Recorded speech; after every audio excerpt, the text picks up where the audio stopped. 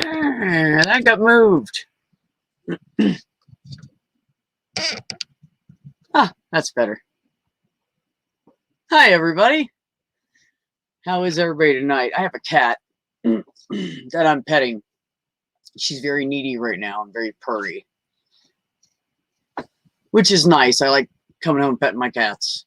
Kind of chills me out after a long, hard day of work, which it's been lately. We have a well, I didn't adjust anything before I came on, did I? Hold on. We have a lady out of the office, so me and the other lady have been like robbing Peter to pay Paul to get stuff done. So that's been fun. So yeah, that's what I've been doing. What's everyone been up to? Oh, Randy's there. Hi, Randy. Hi. What? There's somebody else in here too. Theo. Oh, Theo. Yeah. Theo. Sorry. Got some new stuff. Hi, Leah. How are you?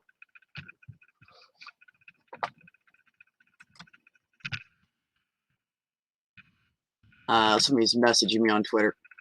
Hold on. This is what happens when I don't have anybody to entertain you. Hold on.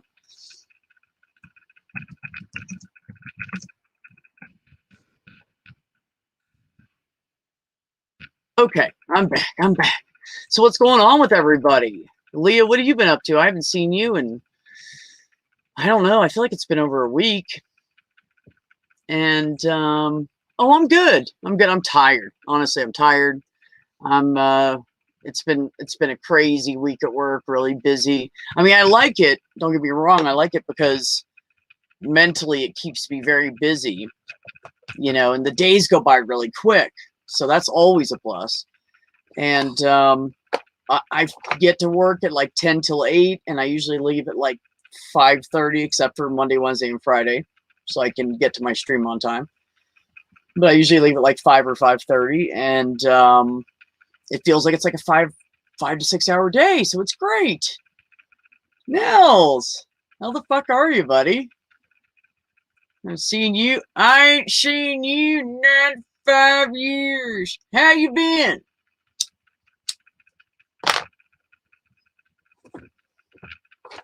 Yeah, so that's my story. I'm sticking to it. It's a good week, though. I'm just ready to kick back and, hang out, have a good conversation. Oh, thanks, Leah. Yeah. I'm working at the front desk in a doctor's office now. And honestly, I have no experience in that. I have lots of like customer service experience, a little bit of phone experience, just from working retail. And they really kind of gave me a chance because they just liked me right away. And I liked them instantly. Well, two of the doctors, I met them first. We did a Zoom meeting. And I was just like, oh my God, they're amazing. They're fucking great. I just knew they were going to be great. And they are truly like really good doctors. Hey, OA, you can come in if you want. Is there a link up there? Yeah, there's a link above you guys. If OA or Leah or whoever wants to come in. So then, I knew I liked him right away. And then when I met him in person, we just all instantly loved each other. And we were just instant buddies. And so that's great. So, Santi. I know, Leah. And also, they said they encourage people to further their education. In other words, like if I needed like help or I need to learn some stuff or whatever, and I went back to school, I think that, they'd kind of mentor me. So that's good. Maybe I'll get into something. Who knows? Maybe I won't. SPM. How is you? Yeah, I mean, it's mentally tiring because you're doing like 3 to 4 things constantly. All right. There's Santi. Sorry, I was connecting my headphone. I didn't meant to stop you. What? Oh, I was connected my headphones. I didn't mean to interrupt you. I'm sorry. Oh no, you're fine. You're fine, Are you buddy. You good? ain't interrupted me. I don't care. I'm chilled.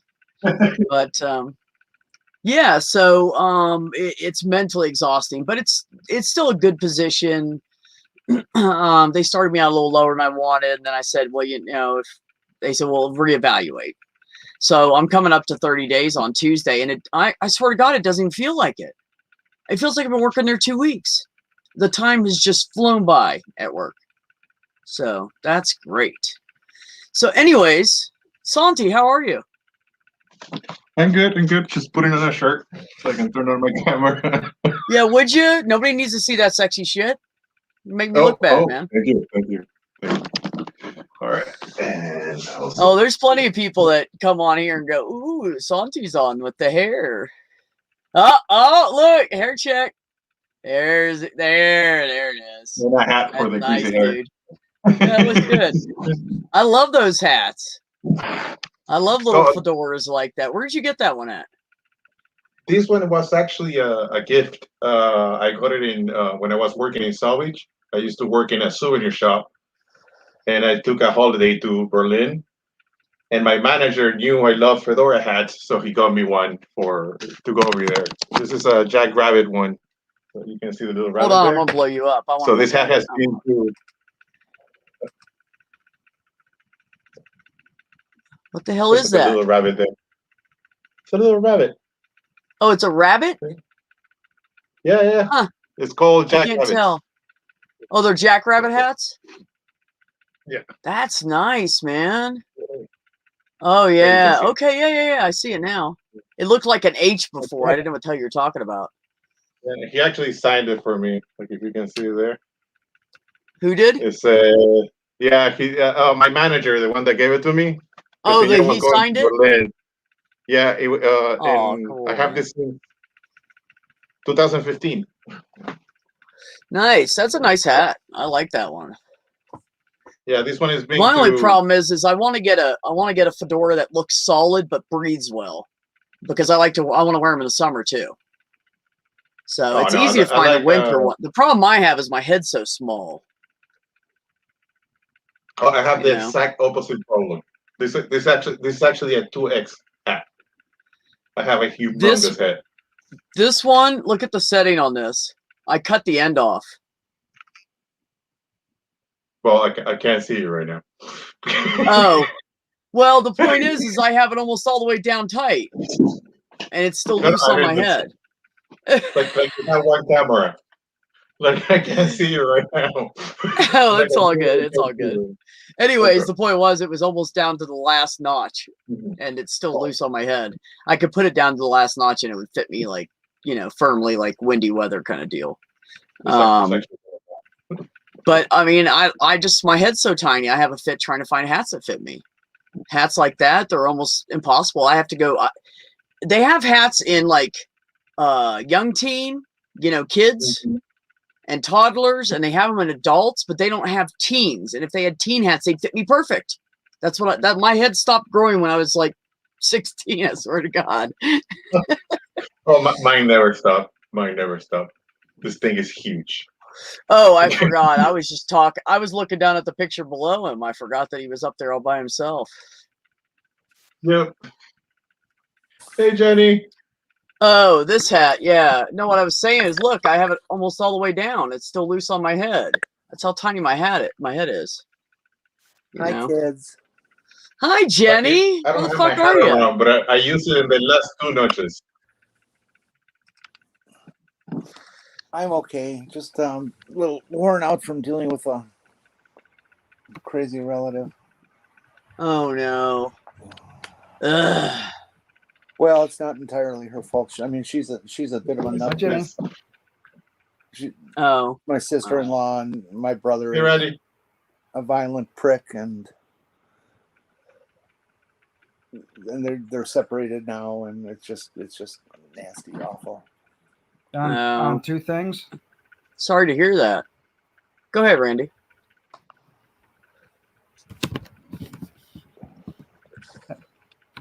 Hey. Go ahead, Randy. What's going We're on? waiting on you, buddy. Yes. Wait, you're speaking about hats and everything. There's a place where I got my fedora. It's called Diversions, and it's right in Traverse City, right downtown, next to the bay.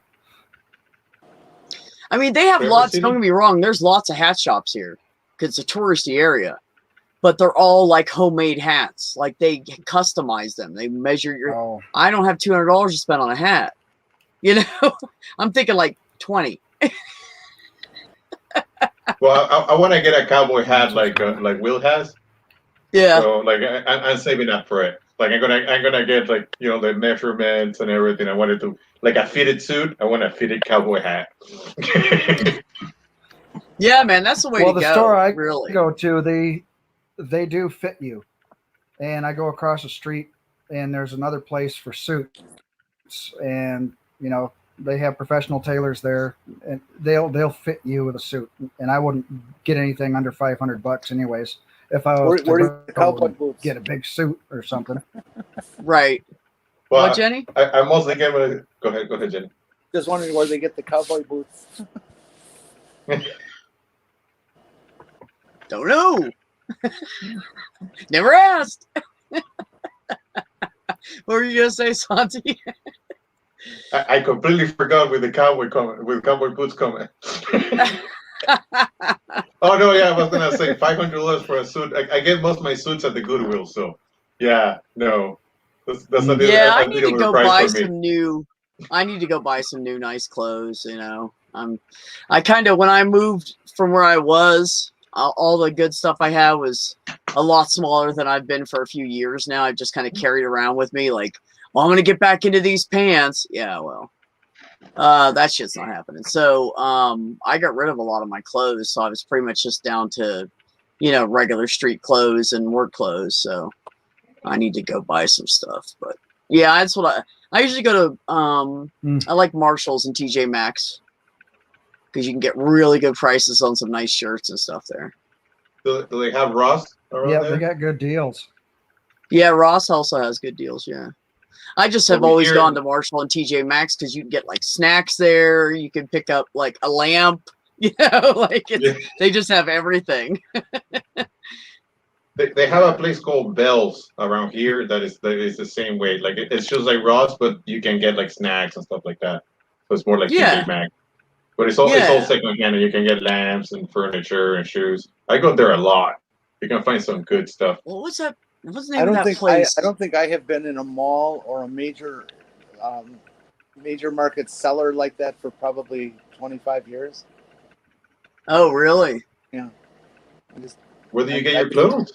I either by mail order or from individual small shops. See, I don't mind ordering some stuff mail order, but when it comes to like clothes and hats and shoes I'll order like underwear because I know I've bought those underwear before. I know exactly what size I need, Socks, you don't cool. really I know try out exactly what underwear, size that's I why. need. Yeah, but when it comes to the other stuff, it's just, I have to try it on. I'm too picky. And actually, honestly, what I usually end up doing is I end up going to the store, grabbing something, hold it up against me and going, yeah, that looks pretty good. I think this will fit. And I'll take it all home and I'll try it on. And if something doesn't fit, I'll go return it. Because I hate I hate dressing rooms. I would rather make the extra trip. Yeah. I love it. I will take like as many clothes as they let me take into the fitting room, and I will try everything before I go. Because I had too many bad experiences thinking this will fit, and then I go home and I look like a freaking burrito on those shirts. I don't know what happened. Burrito. Well, that's my problem is I got this middle thing going on right now. And, I could see my face is a little fatter and everything that I'm used to being. But it doesn't matter what I do. Like I was every day at work on my last job. And I was working on the side with Richard 2 to 3 days a week. So I was working an average of like 5.5 days a week, basically. And I was putting in 14,000 steps easy every day. And I'm still gaining weight. It's not like I was sitting on my ass all day, So I don't know. Stop eating. Yeah. Yeah, I've Too been much eating sugar. salads at work. I've been taking salads to work no and eating fucking- for lunch. Like I've been trying to eat healthy and everything. Hmm. Hi, Julie. Hi, Julie. Hey, So Julie. yeah, I don't know. Hi, Ox. I don't know. But when I get my insurance, I'm going to find out because I work in an office with 3 doctors. Nice. I'm going to get the best care in the world. I mean, How's the they're job awesome going? with their patients anyways. So I know, like, anybody that works there, they take extra special care of them. You know what I mean? So they're really great people. What were you going to say, something? I'm sorry. How's the job going? I got a little late. Oh, on it's that going conversation. good, man. It's going good. I'm glad. Yeah, I mean, glad. it's- I know you were I, looking a lot. yeah. I was go ahead. Don't keep doing that to me. He still does that. He'll I'm pause and sorry. then start talking again. And I'm like, I'm "Eh, sorry. no, you're fine. You're fine. Yeah. So, oh, I was saying as right while you were getting ready to come in, that it's going really good and it's mentally exhausting because you're doing 3 or 4 things constantly all day long. And I eat at my desk and I don't take a lunch because it's too busy for any of us to take a lunch. And just bust ass all day doing stuff. And it's a lot of like thinking too. It's not just, you know, multitasking, but it's, yeah, I have to think and I have to like keep track of names and doctors and date of births and blah, blah, blah. And people are calling and it just keeps going. And so it's mentally exhausting, but my 9-hour days and sometimes like 9.5, they really feel like 5 to 6 hours. And I can't believe that this coming Tuesday, I've already been there a month. It's just flown by. Wow. So, Yeah. yeah. Like my dad always used I usually to say, get bored of jobs might as really well- easily. might as Go well ahead, Randy. bust ass. You already got a crack in it. Right? Word. I got plenty of ass for it. Randy's wisdom. Yeah, exactly, Julie. Busy goes fast. That's absolutely the truth. Mm-hmm. No, Yeah, also, it's it's true. really Yeah, not it like really that. matters. It really matters who your I'm bosses sorry. are. It's absolutely true. Like our bosses will come over and they're like, "You guys are doing a great job. I know you're really busy." And like Heather will come over and say something, and or she'll high five us or something, or just thank us. And Dr. Warenko will come over and like rub our back and go, "Thank you. You're doing so good." You know, like they're very sweet people. You know. So, anyways, it's nice. Sexual abuse. Oh, I do either one of them. No, I'm just, that's horrible to say, but I mean they're like classy, beautiful women, you know, like you have to, and they are. I'm sitting there going, I don't know if I want How either one could of you them to see not me totally be naked. attracted? So no, it's, I mean, it's all good. I make jokes, but they're extremely straight, but they're great women. They really are. They just care about people and they take on too much work and work crazy hours trying to see more patients to help more people, you know, and people think that doctors like that are getting greedy. And I think some of them do, but I know that this group, they truly care and they are trying to help everybody they can, and they take on too much, you know. They come there, they get in at 8:30 in the morning. Sometimes they don't leave till 7 p.m. and we're gone. Like we finish up our stuff for the day, we leave, and they're still working for like 2 hours. So Yeah, that's still pretty rare these days, even in doctors. whatever, Julie, lay off the wine. No, I'm kidding. Which is it. I'm sorry, Randy. Say that again. I'll be right back. Okay, I Jenny. said that's very rare. You know, even in doctors and everything, you know, you don't find too many people with businesses actually staying there, you know, getting there way before everybody else and then staying there after everybody else. You know, Well, we that- beat you know, them that's there the by key like to- 30, 40 minutes, but they will, there's Oh, always one of still. them in the office when we leave, if not 2 of them. Mhm. And they'll come in on their days off and they come in on the weekend and do paperwork because they want to catch up, because they want everybody to be taken care of and get their labs done and have their medications and, you know, and so, I mean, they don't, My VA you know, doctor does it's that not too. it's not like they work 9 to 4 and, you know, golf in the afternoon and then like go on vacation every weekend. It's not like that. Like they're exhausted. That's what Yeah, they're there to help.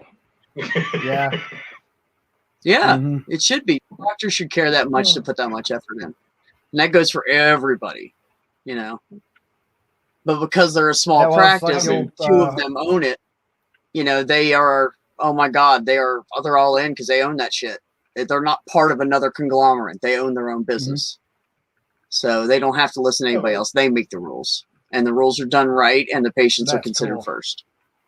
And really that's the Yeah, only reason work they hired ethic. me, because I'm a customer service champ. And they get compliments all the time, and they will say, tell B that I really appreciate her. She was wonderful, and I called and I was upset and she made me laugh, and you know, and I'm not trying to brag, but it's just like that's why they hired me, you know, had nothing to do with anything else. They just took a chance on me because of my customer service. Randolph, No, Hey. it's a look at that Sounds shit the getting same. closed in. And That is the harmonica man. biggest outhouse I have ever. No, I'm kidding. Hey. How are you, buddy? I've never enjoyed those jokes. I tell you, that particular kind. Oh, I'm Yeah. sorry. No problem. No problem. I It's fine. apologize. It will not Okay, happen okay. again. No problem. Okay. Yeah, this is important to me because this is a future studio. No, I know it is. I know it is. I would never. I'm not trying to like I know you're not. I know you. It's downplay just what the you're kind of comedy doing that or goes around. anything. I know great, you're. Randall. First of all, you're busting your ass on it, and you're Yeah. working like a full time job and doing this, and you have a family. Yep. And not only Just that, but it does look great. And I've been in construction since I was like 22, you know, and it looks really Oh, good, wow. man. It really does. So I just finished putting the roof framing up the other day. That looks great. So Is now, that another window over there yeah, there's on the left? Yes. Oh, see, I didn't even see that you had that in. Oh yeah, I've had that in for a Nice. while before I did Well, the it's roof. going to be framing. some good light coming in, man. That's the idea, and they're windows that can be yeah. opened. And they're windows that can open, so we can let the air through as well. So I still have this other half here that I have to get taken care of because I need to rip the roof out. It's made with OSB wood that is water damaged, and when the guy installed it, he didn't leave a gap between the different boards, so they Oh, too. It's OSB cannot handle water damage. It's better than sawdust board like what they No. make IKEA furniture Junk. out of, but yeah, proper plywood is what I'll be putting up at the top after this. So have to change OSB the roof is there anyway. used. OSB should only be used on sheeting on the sides of the house. That is it. and the even only there, I place that prefer to use stuff plywood. is- But and the high quality builders out here, I see Mm-hmm. them using proper plywood, no OSB at all. Yeah, which is how it should be done. Absolutely. The sides, But you know are the- that extra That's $4 when a, they say a board. OSB, and you People say don't wanna spend it. OFU. Yeah, so the other Yeah. Oh. this part of the shed here is done with OSB, but this OSB stuff is okay here. So at the corner, I'm going to have to replace it because the water damage. I'll replace it with proper plywood, but the rest of the OSB there is fine, so I'm going to keep it. And no sense in replacing all that. That's going to save me some time, and it's in good shape and it's properly sealed, so it's okay. They didn't do everything wrong, so. Yeah. I found like this stuff wasn't even bolted into the ground at all. It was just kind of glued there, and What? yeah. Man, it's a good thing you don't have the winds like we do. That shit would have been gone. We do have winds here though, but because of where it's situated, there's some bricks on the other side. Everything was held together okay, so it managed to hold. But it's not good. So I fixed all of that. There's a few more bolts I need to put in, concrete screws I need to put in over there, but I will get to that when I move the stuff away. It's that's a 1 I hour. can't believe you have all those studs up already and the main the start of the all roof this up. stuff- all I this didn't even know you had all that done. That looks great, man. All this, yeah, and that's the west wall there. That's the one me and Neil Yeah. put up originally, but I had to get the vinyl on it first because there's not enough room on the other side because the tree and the shed from the neighbors there. Oh yeah, I remember you saying that. Yeah. Yeah, but the rest of it I'll be able to put the vinyl up now afterwards after the wall's up, which I prefer. It's easier to definitely put the vinyl up afterwards and put all the Tyvek wrap on before that and while it's up. Absolutely. So of course do it that way. But yeah, I've got the gaps in there for those pieces of plywood there. This west wall, it happened to be that the sheets of plywood are exactly the same height that I needed. So I just light them all up. Less cutting, it's great. Yeah, absolutely, absolutely. But this So other I have a question. How much of a pitch do you have on the roof? I don't know how much of a pitch it is, but it's not enough for using shingles. We have to use a different kind of roofing there. I have a professional coming in to do the roofing for me there, and he'll seal it all Oh, cool. up. So Okay, nice. Yeah, it looks like you have like maybe a 4-inch drop or something, but I'm not sure. Yeah. That's just a Well, guess from. yeah, here. the person I'm bringing in to do it, he's been doing roofing since the 1930s. He knows this stuff really well. So he does high quality. Nice. So it's that'll be good to have everything properly sealed. There's a drain pipe here I need to that I need to remove as well. Question. Oh yeah. Okay. So I'm going to get that out of there and Is just going to redirect it across the roof with a pipe that can lie on the roof. What was that, Randy? Go ahead, Randy. So your roofer is almost 100 years old. Yeah, I think it was his father who started the business, and it's been kind of a family business all this time. So, Randy, you're such an ass. he's he's actually he's in his 80s. I just And he's a sharp guy. yeah. So, Yeah, and before Yeah. stuff didn't. Yeah, we change welcome as people of all fast as it is now. So he technically. Hey, if the would've been- motherfucker can he still do technically- it. well, he's got other people doing the work, but he Yeah. manages the business, right? But he knows his stuff, and he's Yeah. sharp. He's not lost any of his mental faculties, from what I can tell. So, They're doing Randy, better I'm than me sorry, we then. ran right over you. What'd you say? I can't remember. Okay. Okay. Yeah, Ox said Sorry, Randy. in North Carolina. Yeah, Ox. That's typically how they're making homes these days. That's why a lot of time, if you can get a little bit of an older home, but not too old, where it's got a bunch of, damage, or you got to remove like asbestos siding. You got to watch for that shit. But if you go back a few years and buy a house before they started putting OSB all over the fucking thing, including on the floor and the roof, those are decent homes. But that's the shortcut they make. Every sheet of plywood is about $3 cheaper. I mean, more expensive. The OSB is $3 cheaper. So they're going to do that to save a buck, because at the end of the year, they just save a shit ton of money, I think it's hilarious what Ox is saying, that we cover it in maple syrup, then cover it all in Tyvek wrap. That's the Canadian way, damn it. All these Canadian secrets are getting out lately. It's just, I just hope. Hey, did they glue down the one wall with maple syrup? I just don't want to. I just don't want to be the one getting blamed for it, because I could be in serious trouble if too much of this information gets out. Oh, the mounted police are going to come after your ass. The Mounties. Yeah, Like they'll Dudley come on Do-Right kind of horseback. Mountie. Yeah, they come on horseback. Yeah. Yeah. I'm sorry, sir, but I thought that. Sorry, I'm sorry, but. That's I exactly thought how they that- start. Always. And in fact, they talk this way. Yeah. that was my I heard you were nickname when I was abusing a kid. maple syrup. Yeah. Yeah, it's like they pull you over and they say, "Oh, sorry, sir, I had to pull you over because of that, and if you can give me your license and registration, please," and that's how it goes. So Theo say corrugated iron sheet on top, boom, roof finished. No, metal roofs. that would be so cold and so hot. Yeah, In the and the appropriate problem, times a year, it would feel just like the outside. yeah, and my roofing expert, he was telling me that metal roofs are definitely cheaper, but there's the problem is they sweat, is what they call it.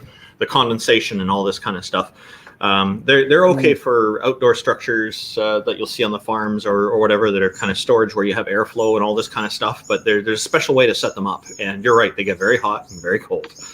Well, they make that stuff called Henry's Tropicool. Have you heard of it? Nope. So it is a kind of like a really thick white paint, but what it does is it reflects the sun back off the roof.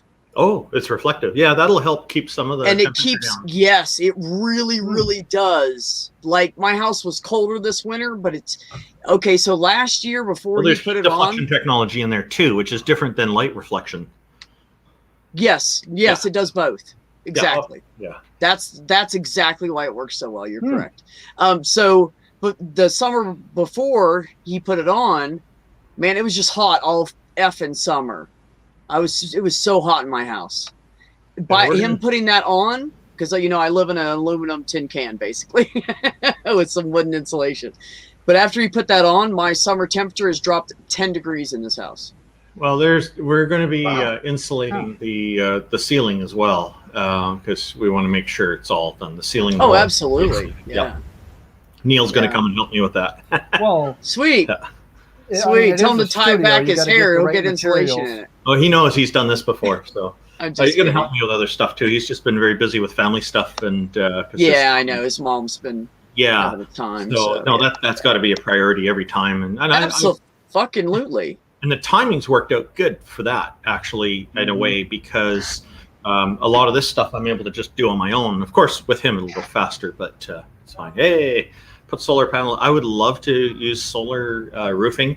I've researched it, and what I found in my research, I'm not saying I'm an authority on this or anything, but what I was able to discern is that the best solar roofing technology is the Tesla one. That one, these roofing tiles are they're like the stone tile roofs, but they're the Tesla panels. And if one of them burns out, you can just replace that one panel. But if you hit that roofing tile, the Tesla solar one, with a sledgehammer, it won't break. Those things are practically indestructible. And the rest of the shit will break, right? Yeah. So Wow. but they're expensive. But that would be what I would want to get for sure. That kind of roofing tile. If I was going to get solar, I'd go for that instead of putting the panels on. The dirt gets underneath and all this other crap. So, you know, it's better that the actual roofing tiles be the solar panels. To me, that's brilliant. That's simple, and because it's all computerized, you can tell which tiles are having trouble and replace them when you need to. But right. They're expected. See, I wouldn't suggest doing the solar tiles. I would suggest putting panels on top of them, and you can get some really good prices on. And they're refurb panels, but they guarantee them, and they're like half the fucking price. Well, there's newer panels that will let light through and still capture the energy, which is I'm sure there is. Yeah. Which is really interesting. So, yeah, I guess it acts like a but filter. Also in the summertime, that would be very hot. Yeah, unless it's filtering UV or something. But I mean, I don't know. I still capturing. I don't know. I have to look into it. I'm guessing here. I have no idea. So, of course, I don't know how hot does it get where you live in the summer? We've had a few Indian summers, but they usually only last a couple of weeks, at most a month. So it's pretty, overall, the climate here is pretty moderate. Our winters are generally pretty short. We don't get snow for very long periods of time. Like the most we'll see is a month, but typically, but like last 2020 to 2021, we had snow that lasted just a couple of days a few times, and that was it. And that's actually a little unusual. We usually see more snow than that. But right. So what's the hottest it gets in the summer? I don't know by temperature. I'm sorry. You'd have to look in the history. But it's like I said, we've had a few Indian summers where it's been unbearably hot. Right. But people from India say, "Oh, this is no big deal." So we know it's not as hot as other places. Okay, and being on the coastline, we get a lot of cool air coming through, so the wind systems are pretty good here. So we're not too far from the coast, so we feel the wind, and it's a nice breeze all the time. Even in the hot summers, it comes through pretty good. Like if we're in central Canada or Central America, Central USA, I mean, then we'd be that you don't have the kind of coastal fresh air that from the ocean there, right? So the heat can kind of go around in circles, stay there. It gets more and more hot, right? So I think it's more moderate here, partly because we're on the coast. But we also get a lot of rain here. So like a lot of people think it's a lot of rain. I don't. I'm used to it. But I'm glad we do. Like a couple nights ago, we had thunder and lightning and a heavy rain. It was coming down more heavy than your shower can do for you. And I was thinking, oh, yeah, I got to water the gardens tomorrow. Nope, don't have to. Nope. I took care of it. But that's check that off the list. That's one of the reasons we have so much wonderful green space here in British Columbia, Canada, is because we have all this rain that keeps things going. Yeah, metal roof is definitely noisy. So you know, Ox? Yeah, now you know one of the reasons I love my house. Yeah, Ox is saying he loves the sound of rain on a metal roof. Yeah, I can. Exactly. I would enjoy that too. Yeah. Mm-hmm. Yep. I get that every time it rains. Unfortunately, it doesn't rain very much here, so because I'm in the high desert. But yeah, that's how it is here, Randolph. We always have a good breeze, and Yeah. it comes from like Are you close to the coast? northern California to Oh, yeah. southern Oregon. So That's a coastal there's spot. that cool spot, Yeah. and it comes over, and sometimes it'll come down from Colorado. Like when we get our really bad snowstorms, the wind's going south. Okay. And we're getting shit from Colorado. But yeah, it'll change direction, and it's really weird here. This is what's interesting. Every time the weather changes, there's a really strong wind.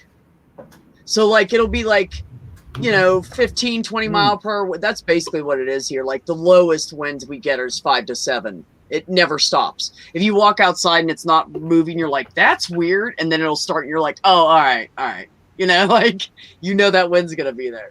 But it's generally like 10, 15 miles per hour, something like that. And then it'll gust up to like 60. Yeah. Like 45 to 60. It gusts really hard. And then you're like, what's going to happen? And you Yeah. wait a little bit, and then you're like, oh, it got hotter. Oh, it got colder. Or it started raining. And so it'll rain.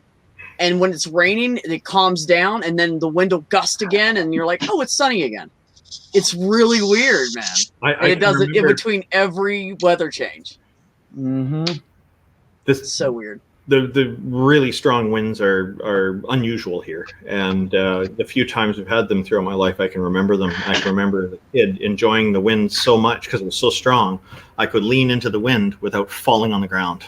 Yes. If I held my jacket just right, Yes, you could do that here. It was a nice feeling. It was really, really neat, and it's only a few times you can get that. And here, it's so rare. But right, like I haven't had this kind of wind for years here. But that's sure a good memory. Yeah, it's very refreshing kind of feeling. So yeah. Mm-hmm. Yep. I got to start lifting up some plywood. So I'm going to mute myself and listen while you're talking, and I'll come and interject once in a while. This is to block the sun from getting in my eyes because sunglasses aren't powerful enough. Nice. But, yeah, it's true. That's why I want a cowboy hat. It's totally cool, Oh, Randolph. We love watching you work. I love work. I can watch it all day. Yeah, I know there's quite a few people in the audience who have taken a great interest in this too, and I greatly it's really cool, man. Kind of follow around. Oh, Randolph's on this channel now. Okay. I think plus part of it is, when you first started, you had to do all that stuff that you can't really see on camera, and now you're doing stuff that's really visible because you're getting the more finished you get, the more people are going to be into it. That's just how it always works. Yeah, and I bet you some people agree with me. Any kind of construction job, at first everybody's like, me. Yep. And then you start getting the walls up for the rooms, and they're like, yeah, that's not too bad. And then you start putting the drywall up, and they're like, ooh, now I'm a little more interested. The closer you get to finish, and at the end, everybody's like, oh my God, this looks great. It's just how it is. It's not plaster. I guess some kind of putty. You put between the plywood, between the gyprock, so that you smooth it out before painting, right? Right. The ones I've got, it's pink when it goes on, and as it dries, it turns white. Yes, I love that shit. I use that kind of spackle when I'm painting. Spackle, that's it. Spackle, thank you. Yeah, I use that for the little holes and stuff when I go to paint.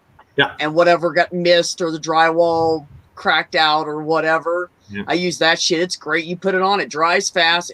It gets really nice and hard. It's easy to sand down and pink to white. As soon as it's pure white, it's good. Yep. Yeah. I love that shit. Yeah, some areas where you've got more take longer to turn white, and so this is good. This is what we want. Yeah, that's right. That's right. Yeah. Oh, thanks for having me on. I'll just be working here. I'll try to interject where I can, but I'm probably going to be busy up there getting this stuff going. That's cool. Okay. Yeah, and then I can move some here and pull this part down. So got some destruction to do soon. Fun. I want to get there. All right, buddy.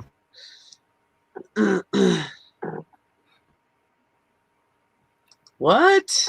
Ox said his video playback was going down to 0.75 and he's like 10 minutes behind us. That explains it because you said something and I was like, man, that was like so 5 minutes ago. It's all good. Yeah. Oh, I love that ladder that he's using. Which kind is it? I missed it. It's so useful. You can throw it.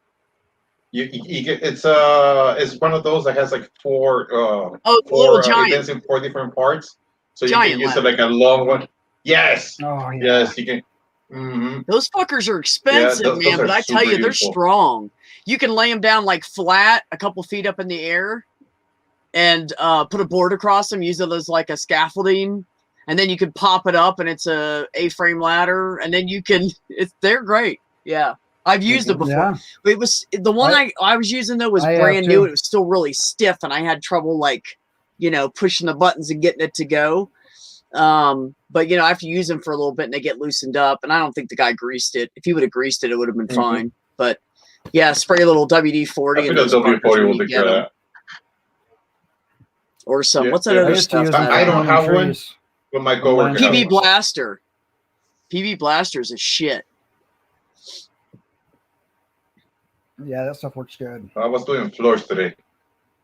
So nothing Floors? for a ladder. I was doing freaking vinyl floors. Like I was trying, those little. They're vinyl. Like you pretty much just talking like about the stack them squares? against each other. No. The they have like long Or- pieces, right? And then you Well, it have to looks hit like them with wood, a rubber, but it's rubber vinyl and hammer. they still snap together. Yeah. Yes. I know exactly what you're talking about. Yep.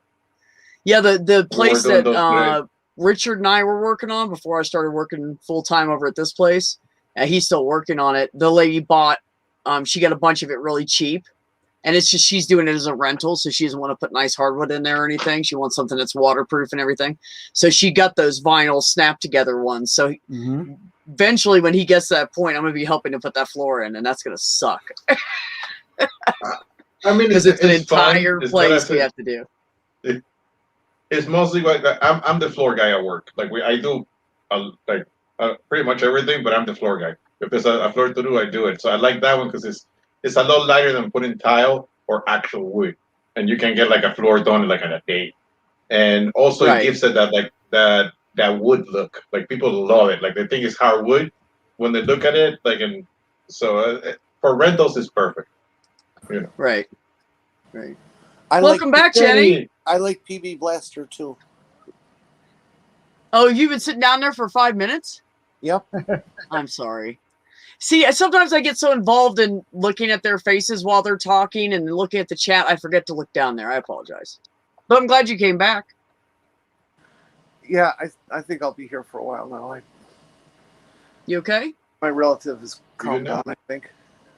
Oh, that's still going on? I thought you meant that was like earlier today. No, That's active. active. Yeah. Oh. For those who are wondering, I have a violent brother and a sister-in-law who do not have the greatest marriage going down right now, and it's not good right now. Right. Yeah. Yeah. So Unfortunately, what that they do, shit they call happens. so what they call the pervert in the family.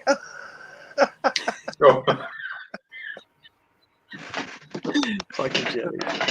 Call the pervert in the family. That should diffuse the situation. Yes. Too much. Well, if anybody would call the pervert in my family, they probably call my brother the gay one. Because him and so we have one that's like gay and super intelligent, and he speaks like this all the time. He's like he makes Richard and I look like we're idiots. No, he's over genius. He's points over genius. So he's very like da da da da da, and he's got this deep voice, and he's like 6'1", and he's muscly and all this shit, and he's all hairy, and then all of a sudden he'll go, "Oh, girl," and I'm like, "What the fuck?" It's just my brother. I grew up with this guy, and then like he gets to, I get to be like 20 something, and all of a sudden It's I see him. I hadn't seen him in years, and all of a sudden he's like, "Oh, honey," and I'm like, wow, that's so weird because he's like this big. His arms are like this, man, like twice the size of mine. He's just muscly, rides a motorcycle. He's got a beard. He shaves his head, and but he's one of the biggest perverts in the family. No stereotypes. Well, then you get the other brother who's like cis het. I'm a man, but he's really like not all that. And he tries to make himself out to be more than what he is. And he's the one I won't speak to anymore because he's such a toxic douchebag. But he's like a womanizer. He used to be an alcoholic. Always with some woman that pays all the bills, and he's like, I don't know, stay-at-home house man. I don't know what to call it. So, there's nothing wrong with being a house husband, as long as you know, there's nothing wrong with it if the bills are being paid and the other person's okay with it. But when the other person is like a waitress, 2 in a row now, waitresses who bust their ass all day and make maybe $10 an hour, and they're like struggling to pay the bills and working overtime, and he's sitting on his ass at home. Not the same thing. Yeah, no. He's not married to a successful lawyer. No. If that was the case, then cool, you guys are well off. You have a situation set up, that's cool. But when this woman, every time I've ever seen her, looks exhausted, and he's all like, well, I was thinking about inventing something today. And I'm like, what the fuck are you, dude? Inventing? Go to work. And now he's like, oh, I finally got disability. And I'm like, oh, shit. And he's like trying to plan out what he's going to do with the money he's going to have every month. And I'm like, how about you pay the bills for a little while and let her keep some of her money for like, I don't know, like, let's do it for half the time you've been together. No shit. Do it for 3.5 years. Because they've been together like 7 or 8 years. And it's been like this the entire time. And and then he goes, I don't know why she won't marry me. And I'm like, seriously? What the fuck? You really don't know? Really? I'm surprised. Have you like sat back and thought about it?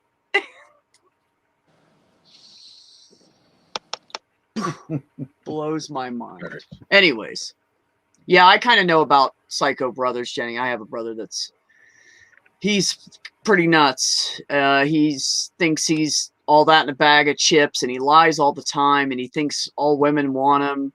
And I think that he's got homosexual tendencies because he's so anti-homo guy. Women, of course, is okay because he's that cishet guy, you know. I mean, he's not so cishet to be like that Trump follower Christian guy. No, he's not like that. He's not. He hasn't gone totally overboard yet. Well, but he is like that one guy that you see or you see online or that you meet in person and you go, what a douchebag. Like that's him. Conservatism is a progressive disease and it only gets worse. What is? Conservatism. Yeah. Nice word play.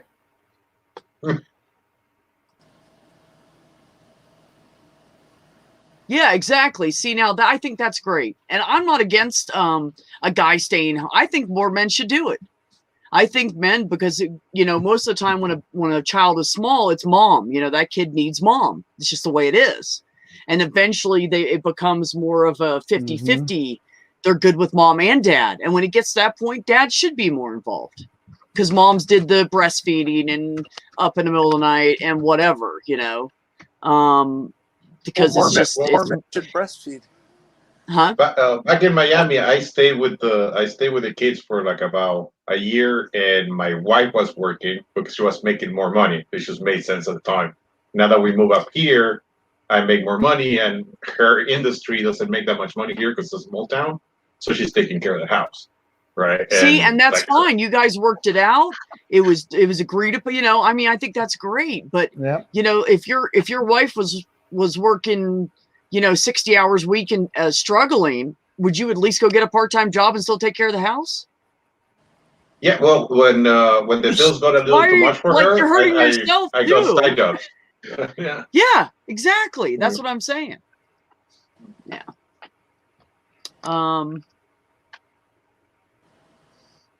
Yeah, OA, that's where the problem lies, is money. And you know, in today's world, today's society, and the way capitalism has fucked us all over, that, you know, the bottom line is that you usually can't do it on one income.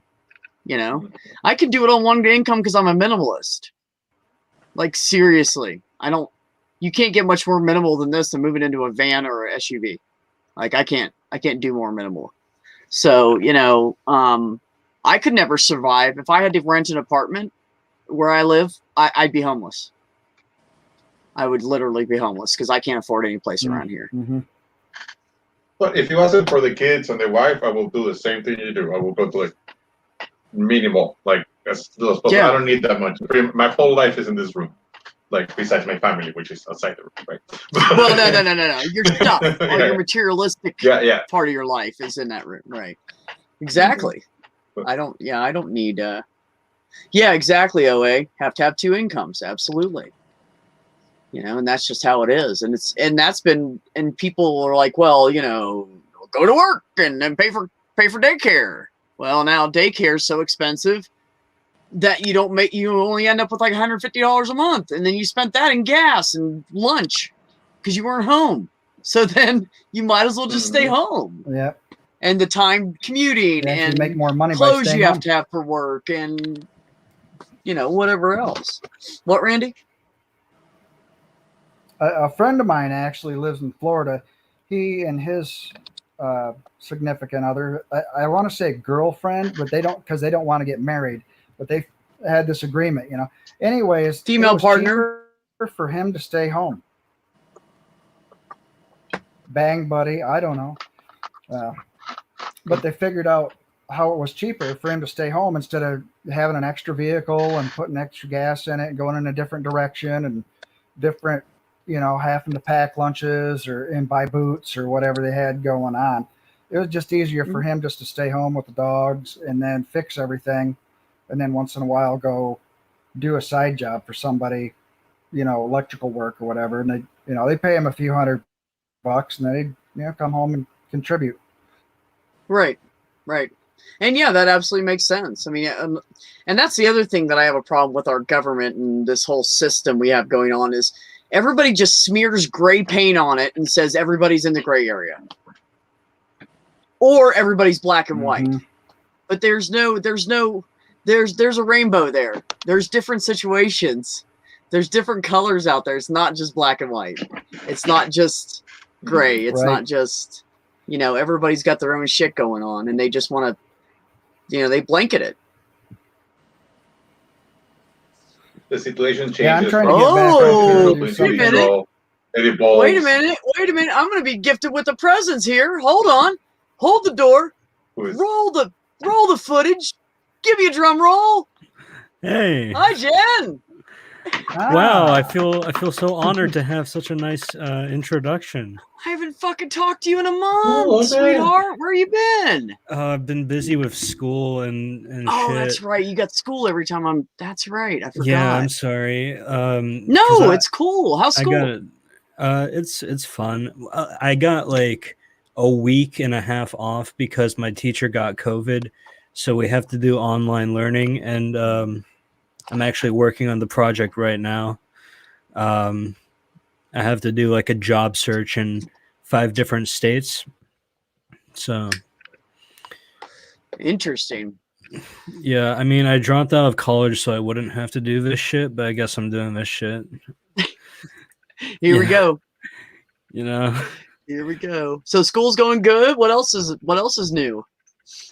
Nothing much. I was gonna start my live streaming thing, my weekly live streaming thing, but I didn't do that because I just don't have time. So I'm probably never gonna launch that. I've kind of given up on YouTube. Like I just join other people's streams now. Well, just think about it like this though. Once you get like the schooling done, you're in a good job. You're gonna be what you're going for. You're gonna end up doing like either overnights or 9 to 5, something like that. You're going to be on a set schedule. You'll probably have weekends off. So you're going to have a set routine, and then you're going to be like, you know what? Now I have this and this and that time to stream. So it'll come around. Yeah. You'll be back at it soon. Just got to get your schedule. I mean, you're doing two or three things right now. It's too hard. Too hard. Okay. I just realized I'm logged out of I think I'm going to. Did you see our big cowboy Canadian over there working on that shit? Howdy, partner. Aw, he tipped his hat at you, lady. Well, get your ass up the ladder and nail that thing down. That whole ceiling. All right, y'all have a good night. Oh, okay. Bye, Randy. Thanks for coming. Bye-bye. Oh, goodness. You been on any streams lately? What you been up to besides all the other shit? I do Neil's stream every now and then when I feel up to it. Rock on. Or if it's still going by the time I get home. Sometimes I get home, smoke my nighttime weed, and then it's over, and I'm like, shit. Missed it. Yeah. Yo, some girl I'm thinking about dating wants me to quit smoking weed, and I don't know how I feel about that because it's kind of like one of the things that ended my last relationship. Well, you could try just CBD.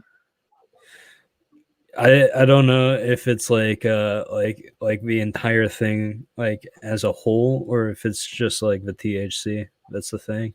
Most people, it's just the THC. Yeah. And I've even dated some women that don't smoke, and I just tell them, I'm like, look, I smoke, and if you get a problem with that, then I don't know what to tell you. I don't sit around and get all fucked up. I just do it because I'm fidgety, and it helps me chill out a lot. So, like, I do it because I have like really bad insomnia.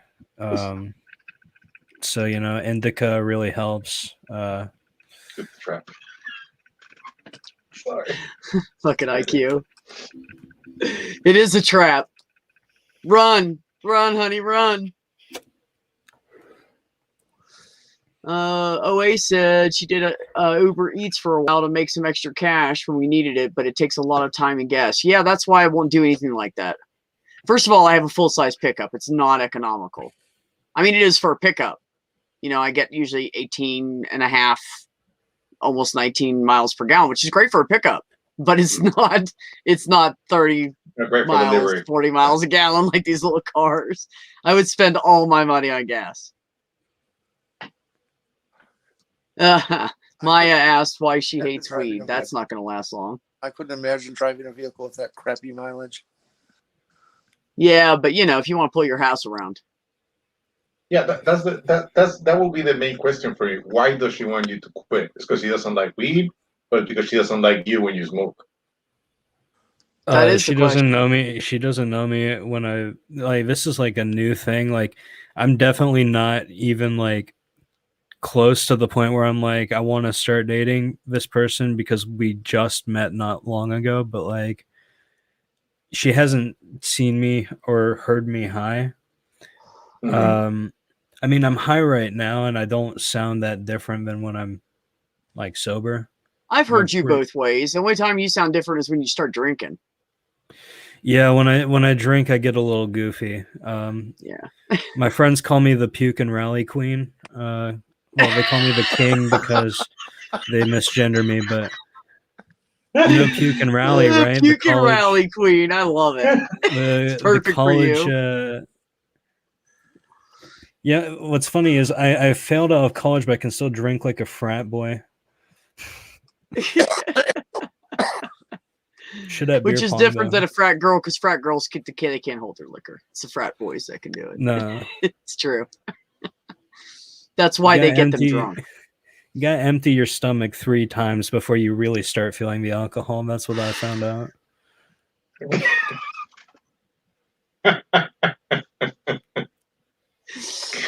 You should see me at parties. I'm a mess. That's fucked up. Oh, I think I'm good. I don't think I want to experience that, Jen. I think I'm good. No. Nah. Like if I threw up, the party's over for me. Like I'm not gonna pick up another drink. Like that's it. If I get to that point, I'm sleeping right next to the toilet. Hey, I had those days though. I remember I used to live with this friend of mine, rented a room off of her because it was cheaper. She had a house. She needed the money. So I rented a room off of her, and we used to have these parties. And dude, I'd be like, I go outside when people started coming in, I'd go, hey, you see that bush over there? Nobody puke over there. That's my puking bush. And that's how it was, because I knew I was going to get fucked up, because we'd have tequila nights. And I knew when I had that tequila night, it was going to get ugly.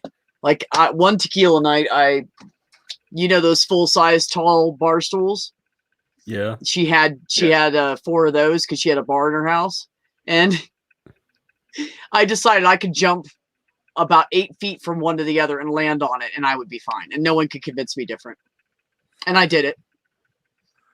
I mean, I touched it with my feet, and it went out from underneath of me, and I fell on my ass on the bar stool, and I had a huge bruise on my ass for like weeks. And I smacked her place was originally like a duplex, and then they opened it up and made it in one place. So it was concrete floors with carpet on it. My head bounced off the floor. Ow. I got up and walked around for a minute, went outside and ralphed, man. And I said, see, I told you that was my bush. Just saying. Oh, man. I hate that. Tequila's my friend most. Yes, I used to mistreat her. Although I had, when I was with one of my exes, we used to go to the bar. We would call about an hour before we got there and said, hey, do you have Patron? Do you have silver Patron? They'd say, yes. You know, they always did. We'd say, set a ball aside for us, we're on our way. And they were like, sweet, you know. So they just serve us, we just buy the bottle. It was cheaper. We'd buy the bottle for like, you know, I think it was like 40, 60 bucks or something from the bar. It was more expensive, of course, but it was cheaper. We were going to drink the whole fucking thing. They were like, we don't care. We made a sale. And they knew we were going to buy food afterwards because they had a little like cafe that they'd open up at the end of the night. Everybody, all the drunks would go out there and fucking eat before they went home. And so they knew we were going to spend money. They didn't care. They just sell us the whole bottle. And her and I would kill it. And we lost Jen. But her and I would kill it. We're down Easy. to 1 gen. Walk home. Huh? We're down to 1 gen. I know. Well, it's a Jenny, though. I don't. Oh, Jenny, sorry. I don't take any pride in getting sick drunk at a party. No. I was really fucked up back then when I did that, honestly. I just don't do that shit. Yeah. I mean, I can Anymore, laugh at or myself never? now because I was so stupid, but no, I wouldn't. I wouldn't recommend it. I mean, I used to do that when I was young. It was, you know, like you Life just I drink know and like Yeah, every time I use StreamYards, like unless I'm plugged into my Ethernet and like I really don't want to get my Ethernet cable out because I have to extend it 100 feet from my room to the router. But like, yeah, StreamYards, my Wi-Fi no likey. No, I'm not laughing at myself. I'm laughing at the chat. But yeah, no, I do crack myself up sometimes. It's true. But see, I don't understand why that's bad because I'm the one that gets my sense of humor the best. So, you know, I think it's fine. Oh, tequila makes your clothes fall off. Yes, I've had that happen. I've also had some women that happened to that I was with. Oh, holy shit! It is an IQ sighting. Yes, sweet, it is. It absolutely is. Let me know if you want to come up, and I'll toss you a link. I don't remember if I sent you one. Why isn't Irish Sweden here? What the fuck? I don't know. What is he? What is he? A loser?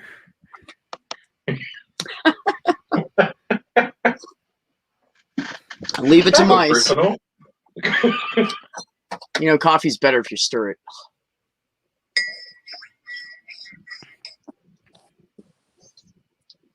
Leave it to mice. You're watching a Husker baseball game. Really? That's more important than me? Fine, sweet. No, I'm kidding. Enjoy the game. Oh, goodness. What's on your brain, Jenny?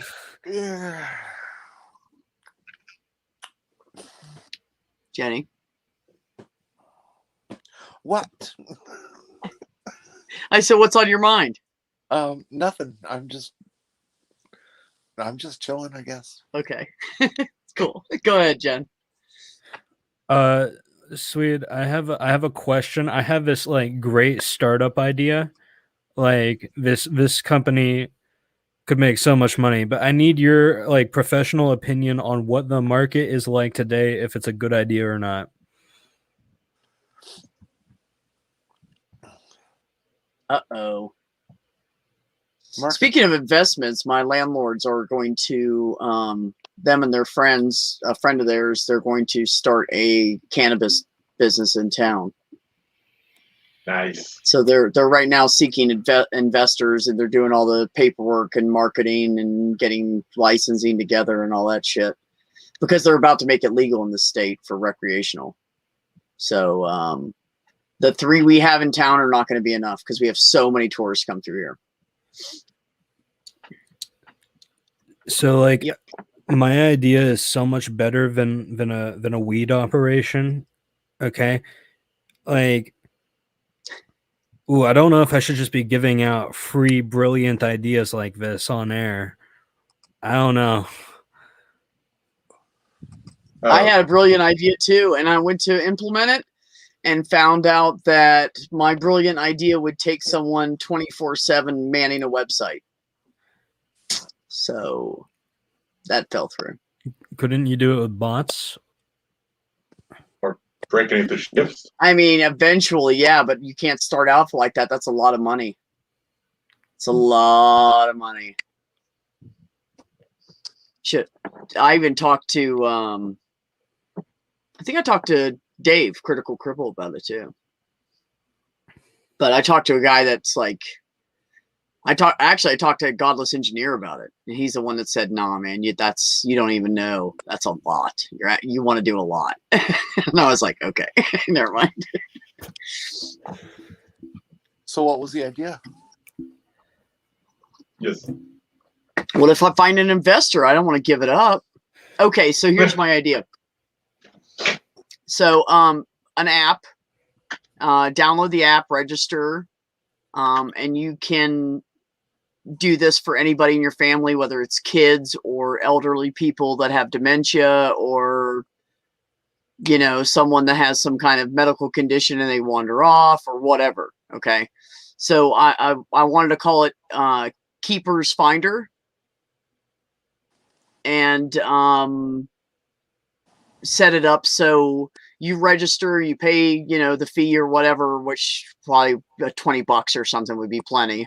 And you get your own personal QR code, and you put the QR code, like you print it out and put it like in their wallet, or you can print it out on cloth and stitch it in the back of their jacket or wherever. So if someone finds somebody, they can look for that. And I also wanted to eventually get into putting it on the back of jewelry. So, you could give like a kid a necklace or a bracelet or something, and it will have it underneath of it. And you can scan it with your phone, and it tells you the name and phone number of the person to contact because you found that person. That was my Kind of like a digital dog tag. Like a what?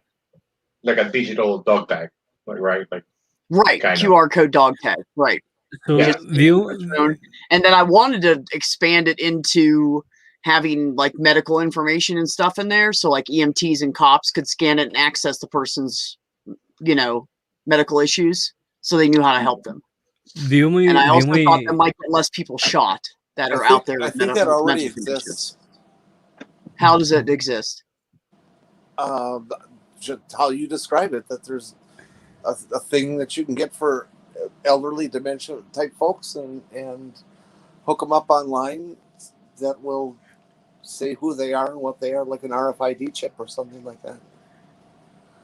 And how do you know who that person is? Is it like a You read out bracelet you or read out their chip, their RFID chip. oh, they put chips in them? Sure.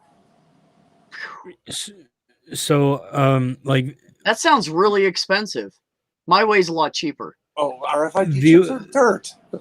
the only Say it again, Jenny. RFID chips are dirt. Oh, are they cheap? Yeah. To get it implanted and everything's cheap. Well, sure. How much do you pay your vet when you have your dog chipped? It's like $20, $30. So mine would only sell to Trump people because they're such conspiracy theorists. Check. Go ahead, Jen. So the only issue I see with this, right, is you would need a lot of infrastructure already set in place, and you would already need like a wide market starting off using this. And like it would be very population specific, and wherever it takes off, it has to really take off. Otherwise, it's worthless. If you only have one user and like within 500 miles, and most people won't get it, right? You'd have to shill out for advertising, and you'd have to like sponsor people. And keep going. So, and then once you've gotten all of those costs out of the way, you still haven't even made a single subscription. So the financial backing behind this, that you'd need to start off with several investors to realize this, like to even get this out of the door. And that's whether it passes or fails, right? Right. Absolutely. And then there's the whole mark of the beast thing. Mark of the Beast thing. Yeah, Yeah, I the, don't get the that. bullshit out of Revelations that so many people would focus on and think that this is just terrible, blasphemic, horrible, satanic bullshit. And Oh, you mean like the apocalypse one, like the mark of Yeah, the beast? Like lunatics. they're gonna mark everybody before the yeah, apocalypse happens or whatever. That only happens if the thing that they're marking them with is not useful. Because like let's say the phones, like cell phones, smartphones, right? Everybody has one. Yet they've never been accused of anything besides just giving people cancer sometimes. But that's about it. Like they never accuse them of being like something from the devil or anything like that because it's useful to everybody. As long as it's useful, they won't accuse it of something like that. Well, Yeah. also, I think like Go ahead. I don't know. More often than not, the mark of a beast is like an argument I hear against tattoos. So, like in my mind, it's always been like a permanent mark, not like a piece of fabric that has a QR code on it. Oh shit. I mean, hey, I actually I'm going have to a hell too 666 because I around my head. actually have the devil on my shoulder.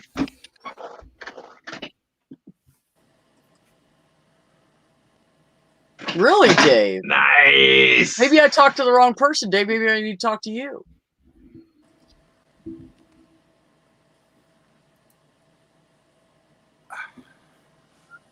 No, Dave. It's not about items. It's about people. It's not about losing items. It's about someone being able to scan something on that person and find out who is supposed to be taking care of them, where they get away from. It's like Kind of one of deal. those Whether bracelets it's that children or someone with a dementia, it's not about finding items. It's about finding people. it's like I one don't of give a those shit about bracelets that materialistic say- things. It's like one of those bracelets that says like if I'm lost, please call, and then it's got the number right for like old people, but it's like a phone QR code. Right. So you scan it and then you could just click on that person's number and call them and say, hey. And also on there, I wanted to put like above the code, which of course Dave's saying a barcode would be easier and cheaper and everything to deal with.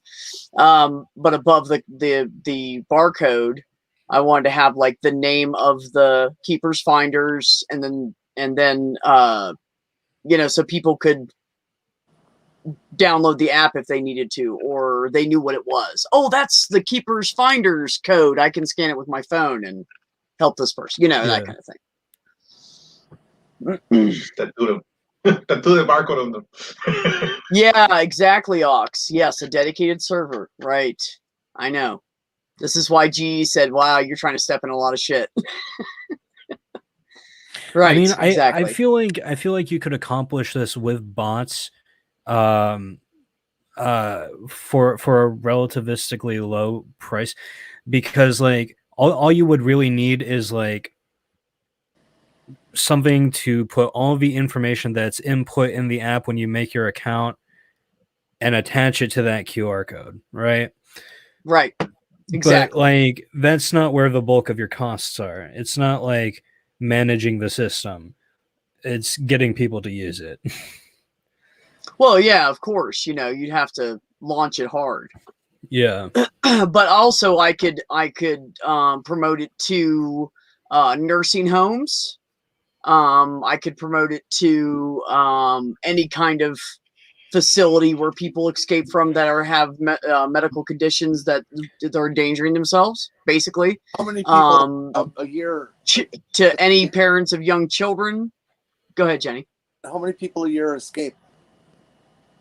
I don't know, but I know there's a lot of like, gray alerts and amber alerts and all these kind of alerts like, oh, this person drove off in this kind of vehicle or they walked down the road and, so I don't know. Well, I mean, so the few times I've been Baker acted, which basically means get sent to the loony bin, one time I was considered a flight risk, and Another time, another person was. So I don't know how often it happens, but it's tried a lot of times. And so I think, it wouldn't be a bad idea, but you'd have to somehow sell them on the idea that this is better than just putting a bracelet on. You'll have to like come up with a selling point to really like set this apart from, because anyone can put contact information on someone, right? Like, what makes your app Right, and that's why I was trying to more- make it diverse by having it in different ways to be, because not every person wants to wear a fucking bracelet, you know. Yeah. So that was my point behind trying to diversify it. Now, after I talked to tattoo GE, I quit in trying to, change it up at all. So I haven't gone anywhere with it. Tattoo recently. the bottom of their feet. I mean, you could. That'll be a fun time scanning them.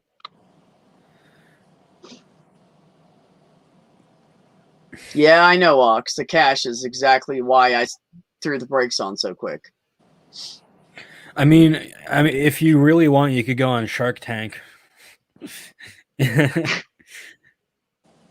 We're here with the sharks. Actually, OA mentioned that earlier. She said, P, you should go on Shark Tank. The sharks aren't biting on this one. Right. God, I Right, hate that show. I hate it too. They're rich assholes. They're everything I stand against. Yep.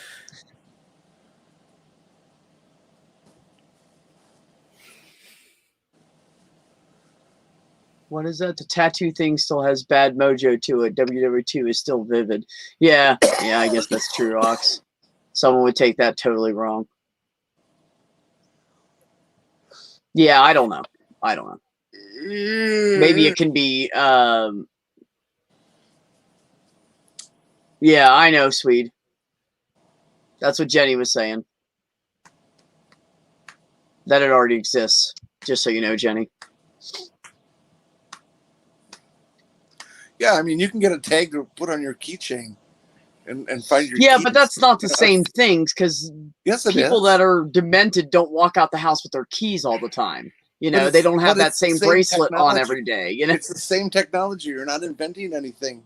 All of what you want to do exists. You just have to put Right. it together into a unit that serves the client that you want to serve. Right. You can get those things for your dog, for your Yeah. keys, for whatever you want. You can have find technology already on people. It's not a big deal. Yeah.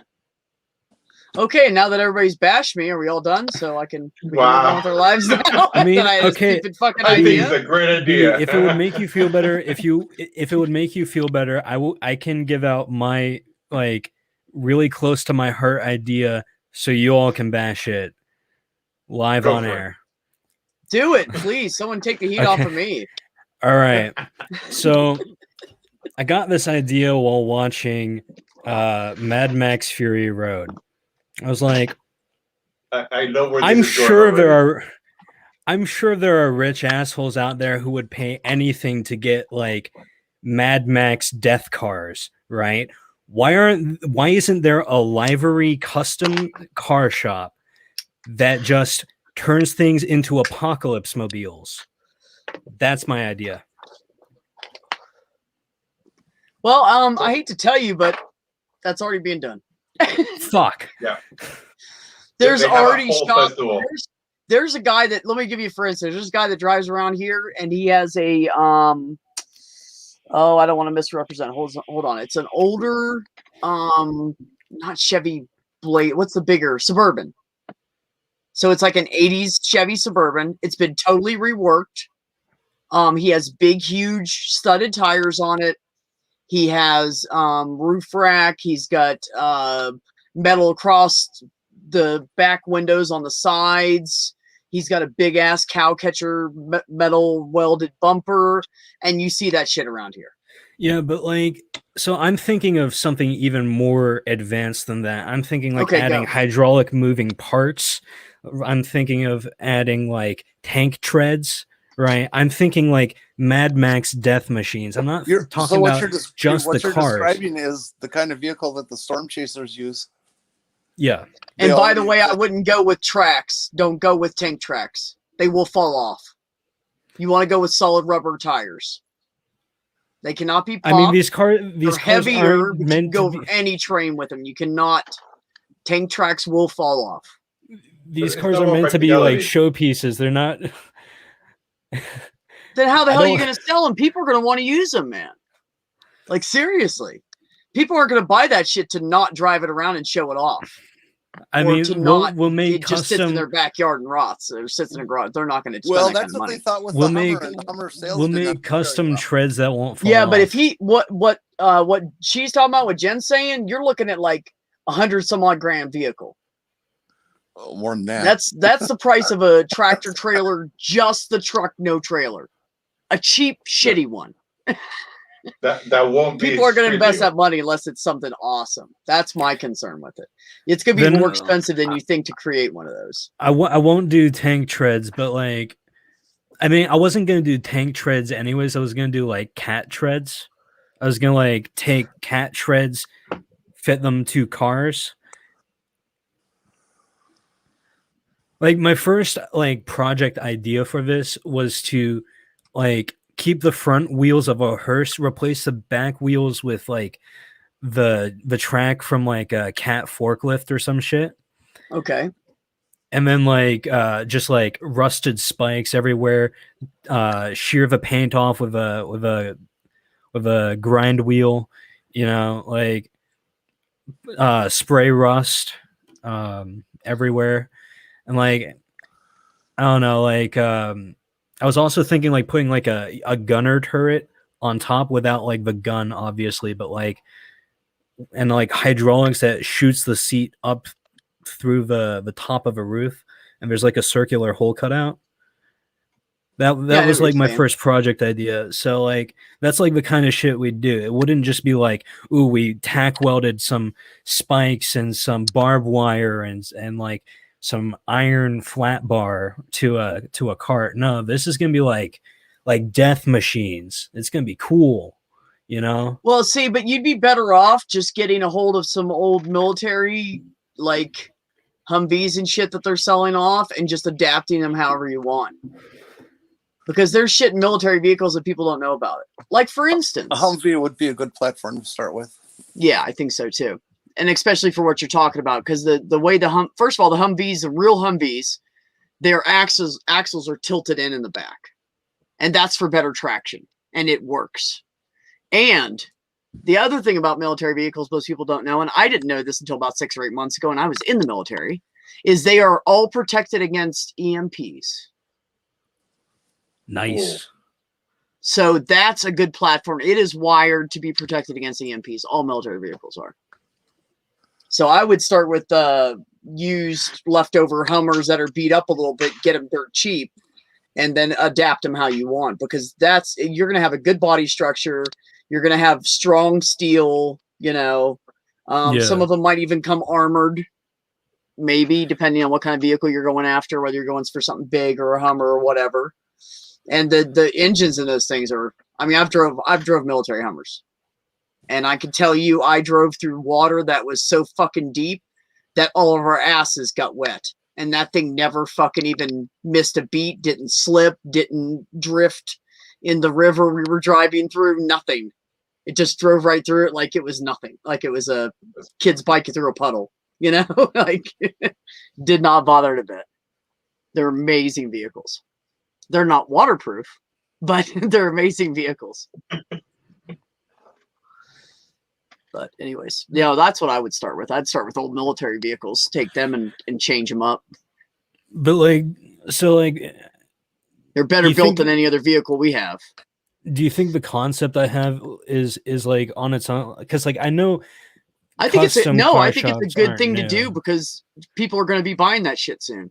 If my brother's right. Yeah, I mean, I know, Right, I know, Salty? like I knew you were going to laugh. I know custom shops aren't new, right? But like, you know, like cars kind of bore me. Like a lot of cars bore me. I want to see the cars in the movies that do cool shit, right? Right. Like one of my favorite cars is Jurassic Park, The Lost World of Jurassic Park, the second movie. Yeah. when the InGen hunters are coming by and the sliding out like hydraulic seat with the guy with the sniper rifle. So fucking cool. I wish I had a seat that like went outside of a truck and then went back in. That looked sick. You know, That is Impractical, but sick. sick. GI, right?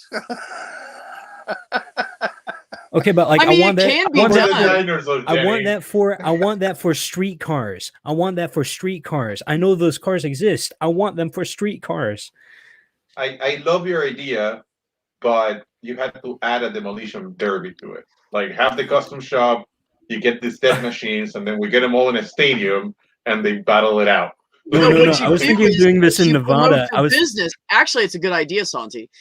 Promote your business through having the beat up vehicles that people can rent, and when they take it out and beat each other up and find out that it's not going to fall apart like other cars, then you're going to have sales because all those fucking stupid rednecks are going to go, "Oh hell yeah, I want one of these, but I want it with this because I have money." That's how you do it. That's a great idea, Santi. So I'm way Put it ahead like of right you out guys back on behind the. your shop. I'm way ahead of you guys on the promotion idea. I was going to do this in Nevada, and I was going to have like death races. I was going to have people like riding through the desert on a track in like custom like Mad Max death machines riding through the desert. It's going to look sick and it's going to be televised. There's going to be drone footage and everything. That's how I'm going to promote it. Yeah, that's called the Baja 1000. I don't care. Stop shitting on my Yeah, but ideas. those they don't have gunners, Jenny. Yeah. Hey, you said you're going to bring your idea up so we could shoot it down. We're shooting it down. I know, I'm It's just a joking. good Like, I'm idea. not. Your market would be so small you'd go bankrupt trying to do it. No, I feel like if I advertise to the right people, like, Advertise on the South, you will make a killing. because like, I mean, Jensla. Should call it Jensla. Death race cars for amateur Mad Maxes. Jesla. Jensla. Hey man, did you see those new Jenslas? It's fucking awesome. Well, I would buy one if they could be electric and environmentally friendly. You know, I mean, I don't see why. Well, I you know, wouldn't be able to ideally do you're going that. to want them electric because when the grid goes down, you're going to want something you can charge by solar power because you're not going to be able to get gasoline eventually. oh god, you know how So, long it would take? not to a bad charge idea. Tesla by solar power. Huh? It would take a month to charge a Tesla by solar power. But how much solar power do you have? I'm You just can't thinking tell me it'll take more than that post-apocalypse. takes to run a house. I'm just thinking post-apocalypse, you might be able to get one 180 watt unit or something like that. Oh no, you just go down. Like I could go down the street here and I could rob 10 houses and have enough to fucking do the whole neighborhood. Because they have them on top of their houses everywhere here because we have so much sun. There's solar panels everywhere. I don't know about where you live, but where I live, they're everywhere. It's like every other house has it on it. And you go into the richer neighborhoods and 3/4 of the houses have them on them.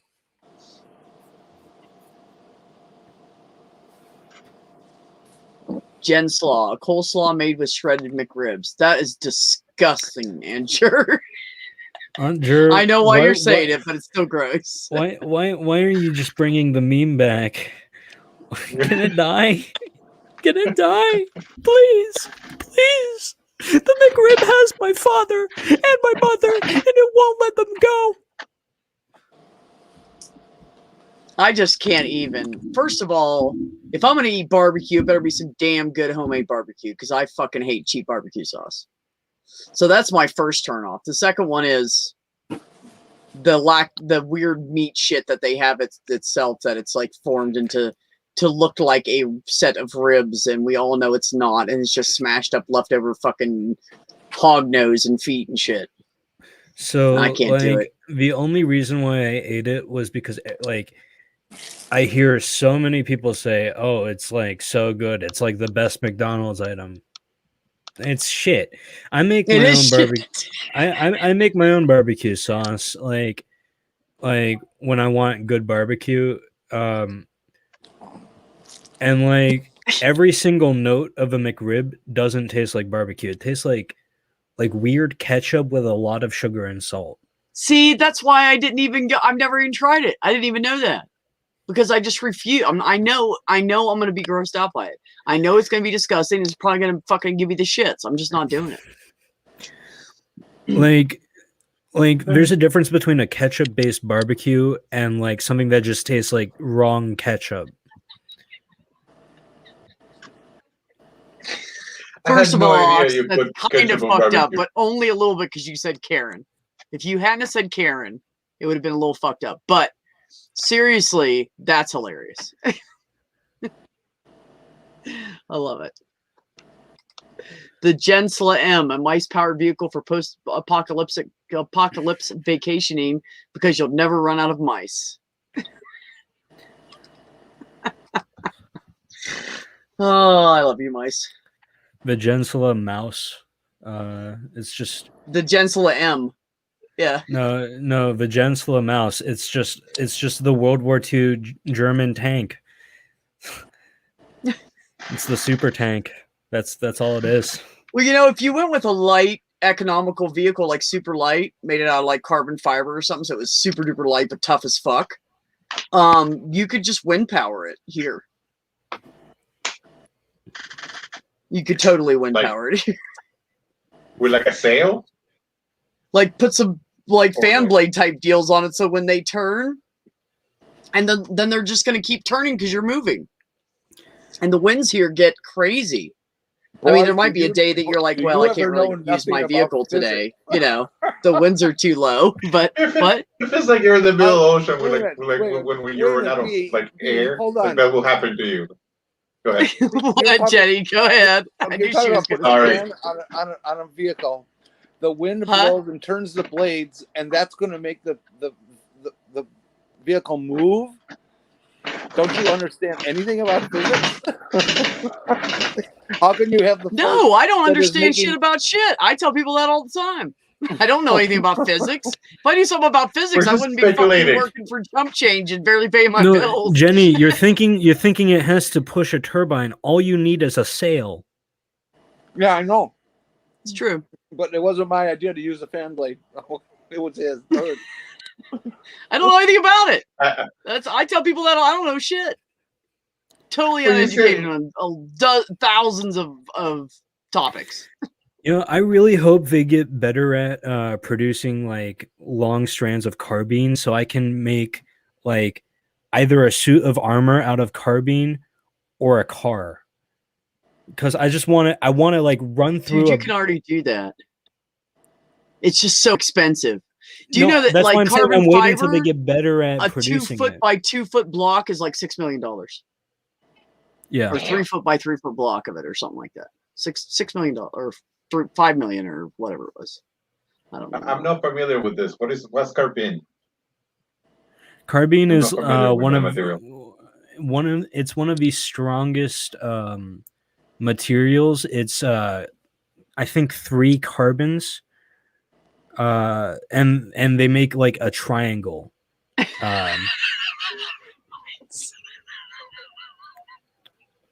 I'm sorry. Go ahead. Like they're electrically bonded in a triangle formation, I think, and like that's what makes them so structurally strong. Right. So it's just like think like really strong carbon. Well, see, that's the thing with like all these different things they're doing with carbon now.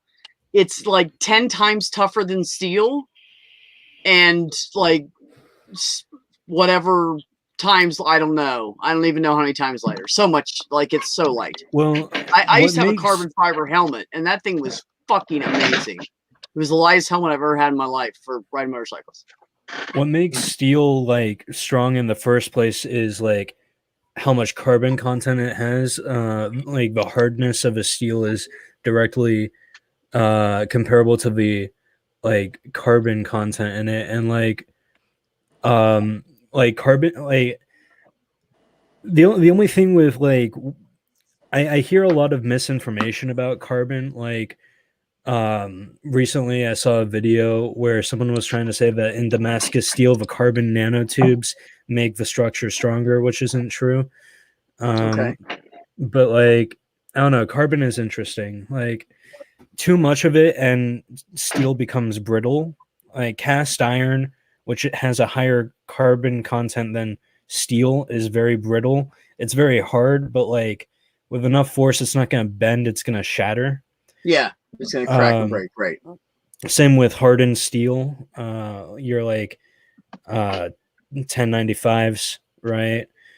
And so like the trick is getting like carbon to a point where it's like structurally hard enough to withstand any amount of pressure before it breaks. And I'm gonna stop talking because like I just realized the weed hit me like 10 seconds ago, or not 10 seconds ago, 10 minutes ago. You were doing fine. Telling me stuff I don't We're know doing about. great. Yeah, I'm telling you We're stuff that you learning. guys don't know because I'm high. It's fine. It's Hey fine. man, it's all good. I appreciate it. Teach me shit. It's fine. See, my problem is I'm so ADD. I can't pick up a book, or I can't. If I read something online, I'll start reading it, and I'll see something that reminds me of something else, and then I'm all the way over there, and I don't even know what I'm reading anymore, and I'll still be going down the page, and I don't absorb any of it. Yeah, And then I have to go back, and I have to start doing it again, and it happens again, and then I just don't even bother. I don't read. Like most of the information I get is from videos.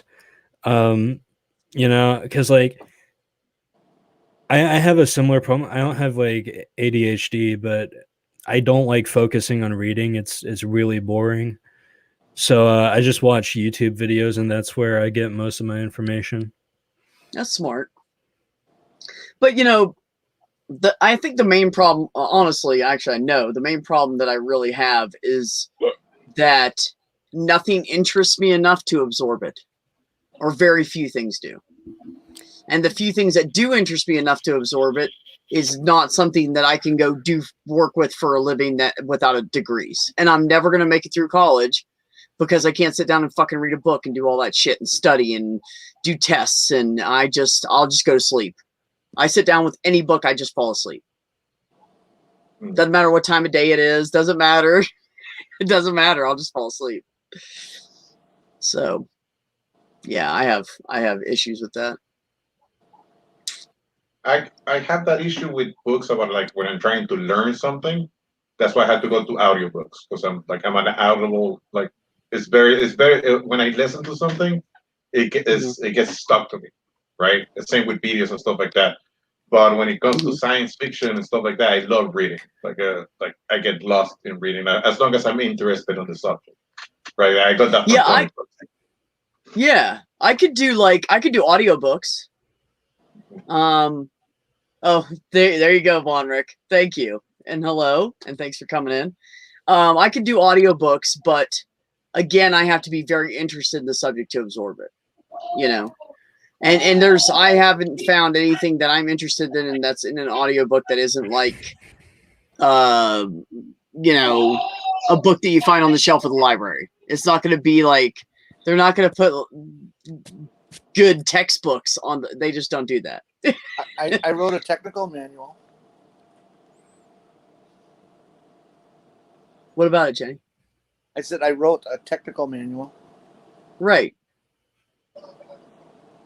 No, I know that you've done about what? Sorry. I couldn't see. I couldn't sit down and read. It was a shop manual, a repair manual for one specific model car and one specific model BMW. I was going to say it was a BMW, wasn't it? Of course. Jenny knows her BMWs. Well, I mean, like, absorbing information is entirely dependent on finding out how you learn, right? So whether you're a visual learner, an auditorial learner, like, I forget what the technical term is, but like the doers, the ones who have to work with their hands on something to figure it out. So like, you know, depending on how your brain absorbs information, like, and it is difficult because really like textbooks are the one way that everyone has collectively decided to give out information, which like doesn't really help for people who aren't the visual types, you know. Right. I think Yeah, it's that's when you my learn thing. with Like, if touches you, tactile. I'll be right back. okay, Jenny, that's my thing. If let's say you're working on a car and I want to learn what you're doing, if you just point and tell me what to do, I'll remember it the first time. But if you give it to me in a book, no. Like, almost everybody in my family, like, there's a couple of us that can do that stuff, that book learning stuff. I guess about half of us, and the other half of us are put it in my hands. I'm my hands-on person. And no, that is not there's no sexual connotation in there. That's not what I meant. No, I just thought of it. No, I get you. But no, I'm just a hands-on person. And I tell people that, like, they're going to train me on something. And they're like, watch what I do. And I'm like, no, I don't learn like that. Give it to me and tell me what to do and explain it to me. And you'll only have to do it once. Sometimes twice if it's really complicated and there's extra details, But yeah, usually, yeah. That's why I think trade school is like really good if you like are struggling in college, or like you don't know what to do after high school but you want to like do something but you don't want a desk job. Like, go into trade school, because like it's all working with your hands. I thought I was an auditory learner, but like, I'm learning a lot faster in the welding shop. So, but see, that is part auditory. They're still communicating with you and how to do it. They're still guiding you. They're just not. You're not. It's just not all auditory. Yeah. So that's benefiting you to absorb what they're saying too. Because some people can't do that. Some people can't multitask, and they'll do, like, let's say they're welding and someone says something, they don't hear it because they're into that welding, And some people can do 3 or 4 things at once. It just depends on who you are.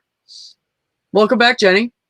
I sent you on Twitter 3 images of my book.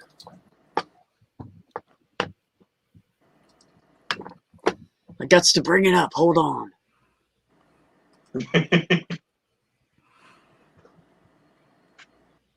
That's pretty crazy, Jenny. You did that. I don't know how. That's like, Julie, she'll write up tech manuals and all that crap. Mm-hmm. They give her all the information, but she'll say, I don't know what the hell that stuff is, but I can write it. I can make it sound good and put it into a manual.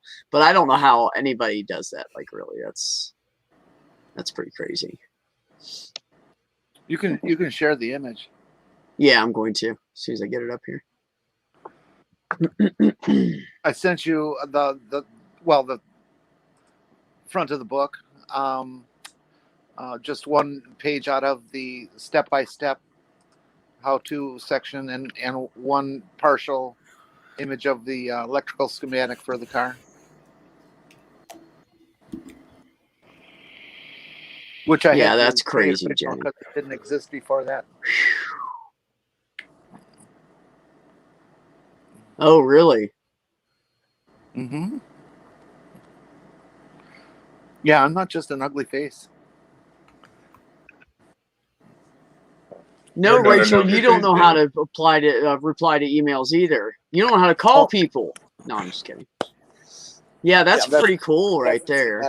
It was not. It's going to be used by amateurs, and so instead of using the traditional IEEE symbology for various components, I actually drew pictures of each component that look exactly like they do on the actual car. Nice. And so it's unmistakable. Jesus, look at that. And so I do all the writing, all the photography, all the layout, all the illustrations, every bit of it. Wow. That's crazy. And most people that write stuff don't do all of it. It's like 3 or 4 people doing their own part, But for you to have done all of it, that's pretty crazy. Oh my God, look at this. Wow. Show the cover. It's pretty. It is pretty. I am. That's awesome. Wow. Good work. Yeah, okay, that's pretty fucking cool. Part number lists and images and other rights throughout. And who and who in the chat can That's great. tell us what an Isetta is? What a what is? I have no idea. It's the model BMW, and see if anybody knows how to describe one in the chat. I have no idea. I'm not even trying it. Well, if you know the car, you know how to describe it. Oh, Jeff is here. What's up, Jeff? Sorry. Hi, buddy. No, I was It's about to say hi to him too. It's the car with one door that opens in the front. It opens in the front?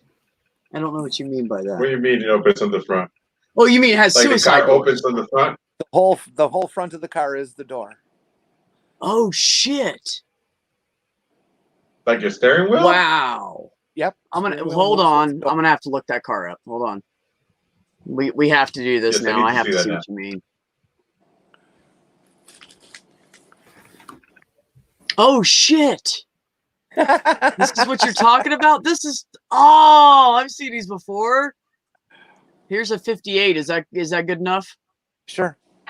to show? Please share it. I'm going to. 57 and 58 were their big years for sales. That's crazy. That's so cool. Check this shit out.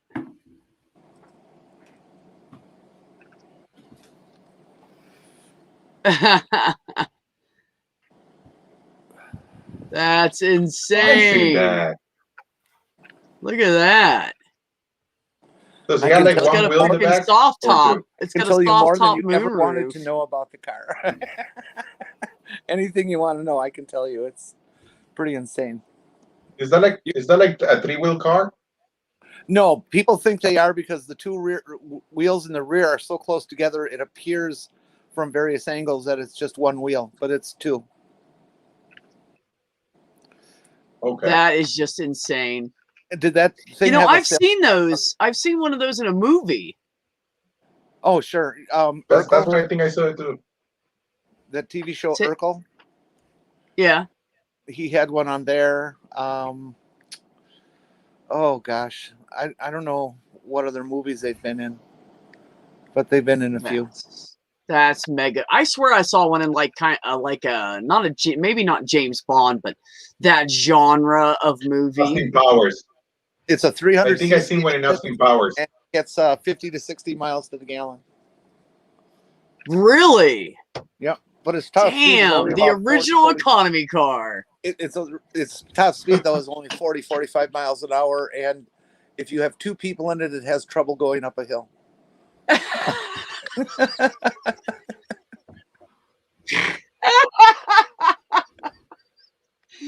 It looks like a Mini Cooper designed by Picasso, says Aunt Jur. Ox said, didn't Pee Wee Herman have one? I don't know. And Maya said, I've never seen one of those before. It was actually designed. Answer is not too far off. It was actually designed by an Italian company. ISO Revolta was their name, and they sold the copyright to various companies to build the rights to build them. And BMW was the biggest manufacturer of them. They built 166,000 from 55 to 62. Really? There was a manufacturer in Canada, Britain, South America, I forget which country. And of course the originals in Italy. Oh, I'm sorry. Maya says she has seen one before. I apologize, Maya. I misread that. BMW completely redesigned the entire drivetrain, the engine, the transmission, the final drive unit, and the braking system, and it really, the BMWs are unique to the rest of them and lead the pack by far. Hey, Interesting. I gotta go because I got someone else I need to talk to. Yeah. Okay. Thanks, Jen, for coming by. It's Yeah. nice Nice seeing you. talking to you. Bye All bye. right, I'll try to come on like your next stream. If well, no, I probably won't be. Well, home in if you time. want, I'll just send you a link every time. You can come on whenever you want. You don't even have to respond if you can't come. It's fine. I'll clean up my booth early when I'm at school, and I will stream from out back in the weld shop. Nice. That'd be So, cool. Yeah. Awesome. Peace. You know, I That was nice having Jen now that come you on. I mentioned haven't seen her in they forever. mentioned. Now that Go. Jen mentions welding, my oldest son, he graduated around last year, and right now, the welding company that he's working for, they just got hired to work in some models that they're gonna send to Mars. So like he's welding I think it's for Telsa, for SpaceX. SpaceX gave him a contract to so he's welding for SpaceX now. So like his work is gonna go to Wow. Mars. Now, He's now so proud look, of it. you Like, know I'm you're a good very proud of it. welder. You know you're a good welder. When? That's amazing. Yeah, no, And like, this guy is who? This he guy's who got- to you? He's my oldest son. He's 19. Your oldest son? Yeah. I did not hear you say that. I'm sorry. I got distracted by the chat. It happens. Yeah, no, that, Remember, I no, warned you that's fine. guys. I'm very ADD. proud. That's I'm awesome, very son. I proud had of no him. idea.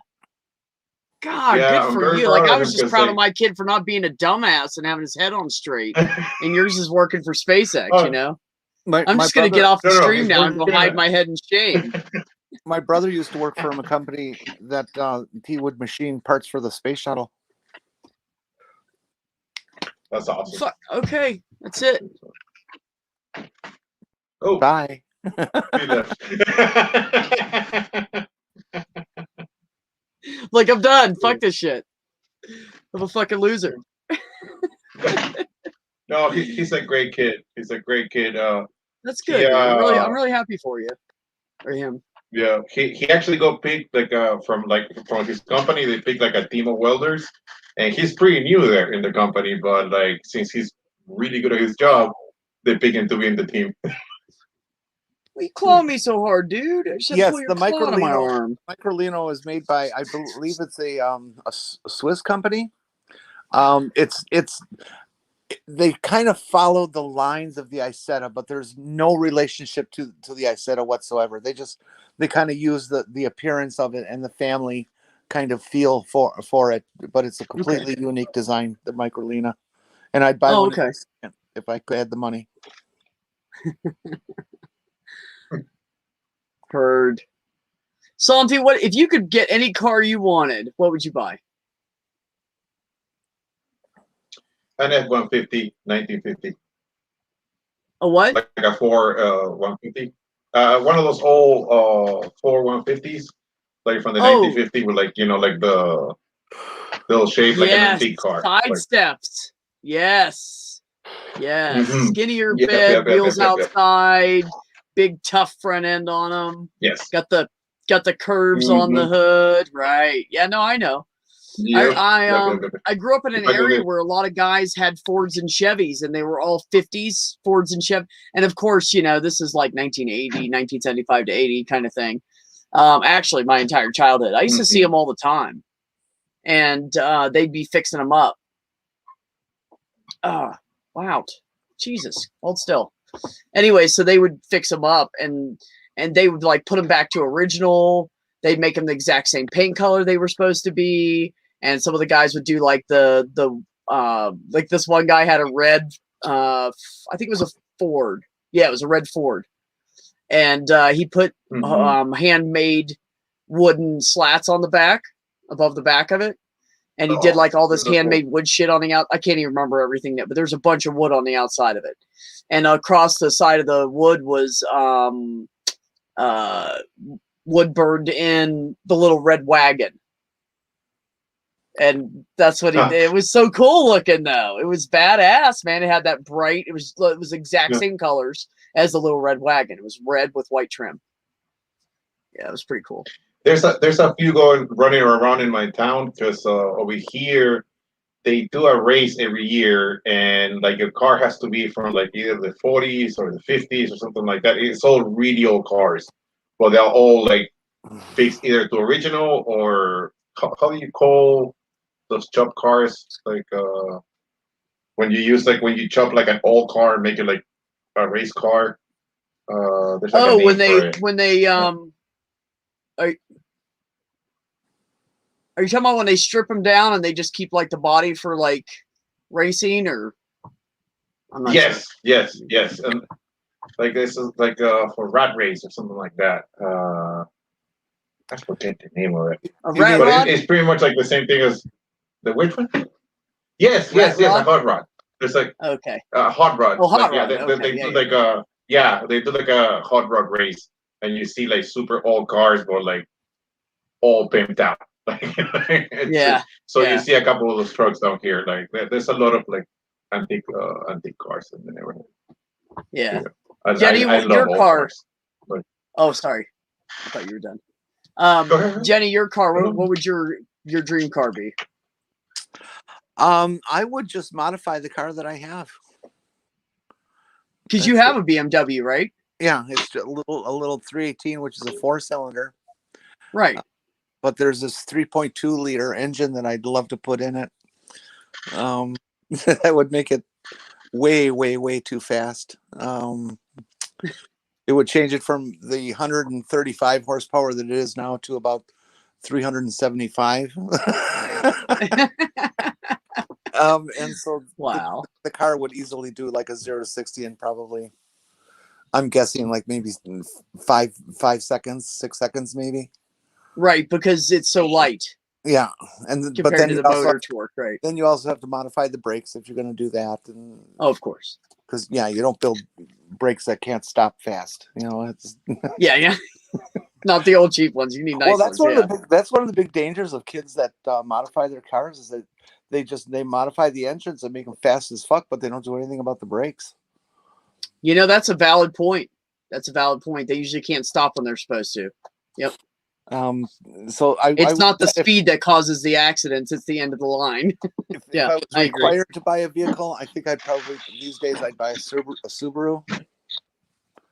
If it was a used Subaru, it'd be a WRX with a turbo. And if it's a new one, I think I'd probably go with a probably an Outback. Okay, yeah. No, Subarus are great. They've been doing all-wheel drive for so long. Like kind of like, not as long as longer than Honda, but Hondas and Subarus are really great for that. They've been doing all-wheel drive on their vehicles for so long that they're just pros at it, With Honda it was always the SUVs, but Subaru does it with everything. Now, as far as I know. Simply Secular Dave says he used to drive an 87 Renault GTA. Those were pretty fucking hot cars. Really? Yeah, it was one of the few things Renault built that was actually any good. I could agree with that because I've seen some Renaults in my time that were like, that's falling apart fast. There's a saying in the car business that the French copy no one, and no one copies the French. Wow. Word. What about you? That's V? fucking What would be your hilarious. perfect car? Right. Well, I would have What to about say you? that for cars, I love 50s pickup trucks. I fucking love them. I've always wanted one. I at one point bought an older Ford camper version F-150, the King Cab, back when the King Cab was huge. It was like a King Cab. Pickup truck, and it was a 74, I think it was a 74, and that fucker, it just ran like a top. It had an oil leak.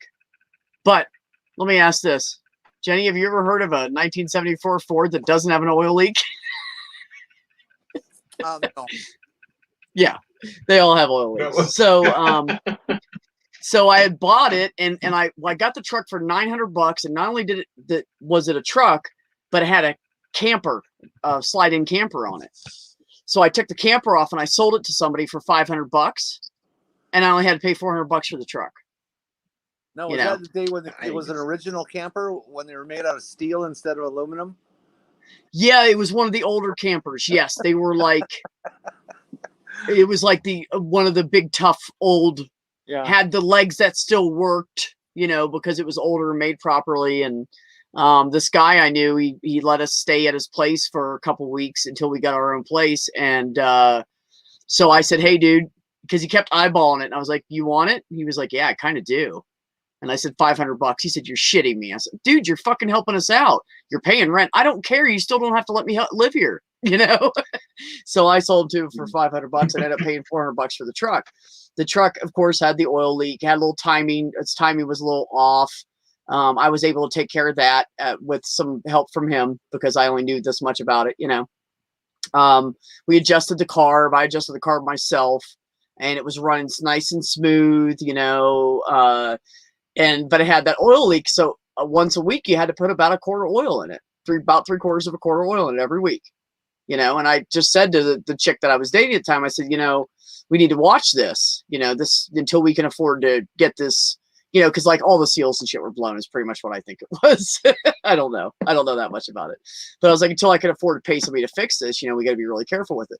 So I came back to the East Coast, and she was supposed to come follow me at some point, and she had the truck. So I flew back to the East Coast, and then like 6 or 8 months, she was going to get shit straightened out with her kid, and she was going to drive the truck over.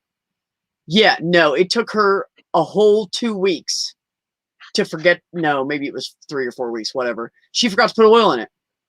She never checked it. Just forgot. And blew the fucking motor. Shot a rod straight out the fucking top of it. Yeah, it really was. It was the original motor that had been just added to, like, oh, this is going bad. Let's put this on it.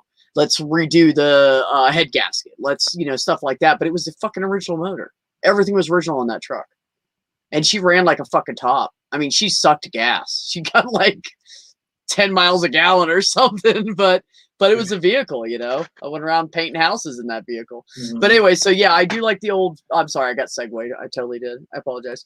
No, I like the old 50s truck, but really my dream car is a 69 Camaro SS with the round headlights and taillights. Huh. If I could afford to buy one, I would, and I don't want someone else to do, I want to do it myself. I want to like fix it up myself and everything as much as I possibly can.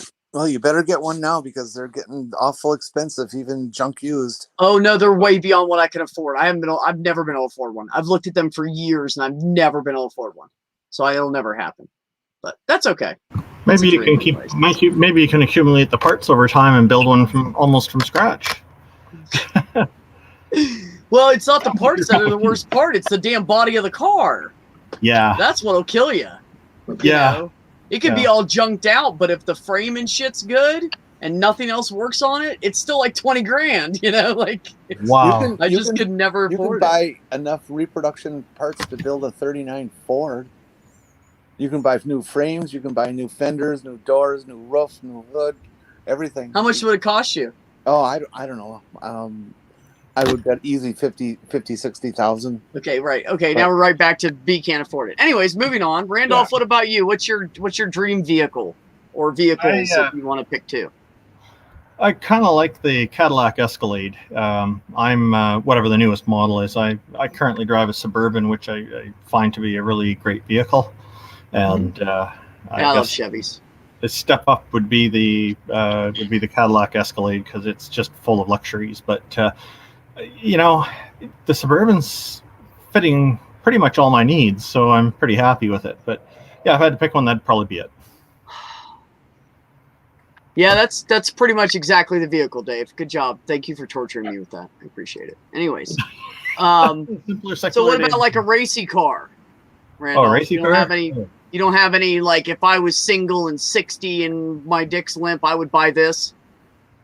No, that's never occurred to me. I guess because I've been married for most of my life. So. Yeah, well, you're a thinking man. You don't worry about shit like that. So you're more thinking of They're fun to luxury drive. mixed with utility. So Yeah, and I they're can fun dig to that. drive, but once in a while. But I think I'd rather just borrow it or rent it for a day or something. I don't think I'd want to own one because maybe Jenny can confirm. I'm going to guess that the maintenance is super expensive on those kind of vehicles. On which vehicle? On those racy, fast cars that are really fancy looking. I mean, like a Ferrari? Sure. Yeah, a Ferrari tune-up is like around $6,000 for a tune-up. Yikes. Wow. Yeah. They're high maintenance and they're Wow. expensive. Yeah. Better to just rent one for a day, I think. And then it's the maintenance is somebody else's problem. Aunt Wait a Jared, minute. Aunt Jared There's just certain one of the best cars ever built, the Ford Fiesta.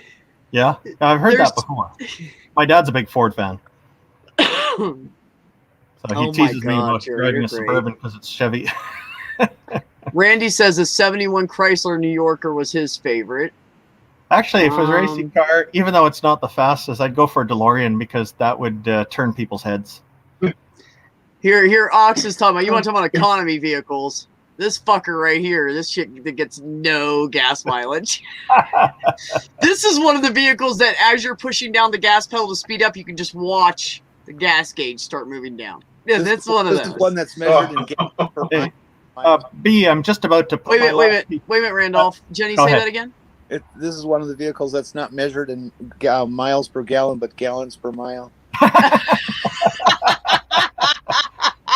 Right. Go ahead, B, I'm Randolph. just about to put the last piece of plywood up. I guess you've seen me tossing the others onto the roof earlier. No, we were ignoring you totally. No, we Oh, were watching okay. you. I was watching you, actually. Distracted me a couple times. Just And put then I those gotta things go up buy there more and nail them plywood. down. What are you screwing with here? I'm building the roof now. That's Yeah, I why know. this is up on the rooftop. You're putting the plywood on and nailing it down. Screwing it. Well, whichever. Oh, the screws last longer. Nails can come loose and pull out. Apparently, Jenny, he's never seen a good Hilti. That shit ain't coming back out. I'll take your word for it. Oh, I don't know, Hilti guns, man. Oh my God. I'm pretty happy with ring I know shape. Hilti has a good reputation. Yeah, well, pass load, all those guns are pretty much the same. They have so much technology for them these days. They're all light and smaller and work great and have a lot of power and less PSI than you used to have to use with them. And Oh, and can pierce a skull in a split Well, I second. have an electric one. do you? Like, I have a battery powered one now. Like, I don't have to like go with the hose. Drag the hose around? compressor anymore. You should tell my brother Yep, about that. yep, He'll yep. own one in a month. Yeah. No, it's Is it just as it's not powerful Ryobi. though? Yeah. Battery Like, powered it depends too? on what you get. Yeah, battery powered too. Battery Which powered which is kind do you really gone recommend? Crazy. They're just wonderful. Ryobi, but you had to get the 20 instead of the 18 or the 17, you had to get the 20 Get the 20. power. Yeah. Yeah, Yeah, 20 yeah. volt battery. Yeah, okay. Like, I mean, like, this more powerful one, but we use this one for doing roofing and stuff like that, and it really saves a lot of time. And it's about the same power. You just gotta have like 2 batteries because you will go through the batteries quick. Right. That's awesome, man. And Ryobi makes those? That's Yep. great. Ryobi, remember when they just started out with like a weed eater? Does everybody remember that? Yeah, they used to have very. Ryobi yeah, just they used had to the have weed very eater and they crappy made the different attachments on the end, and that's all they did for like a couple of years.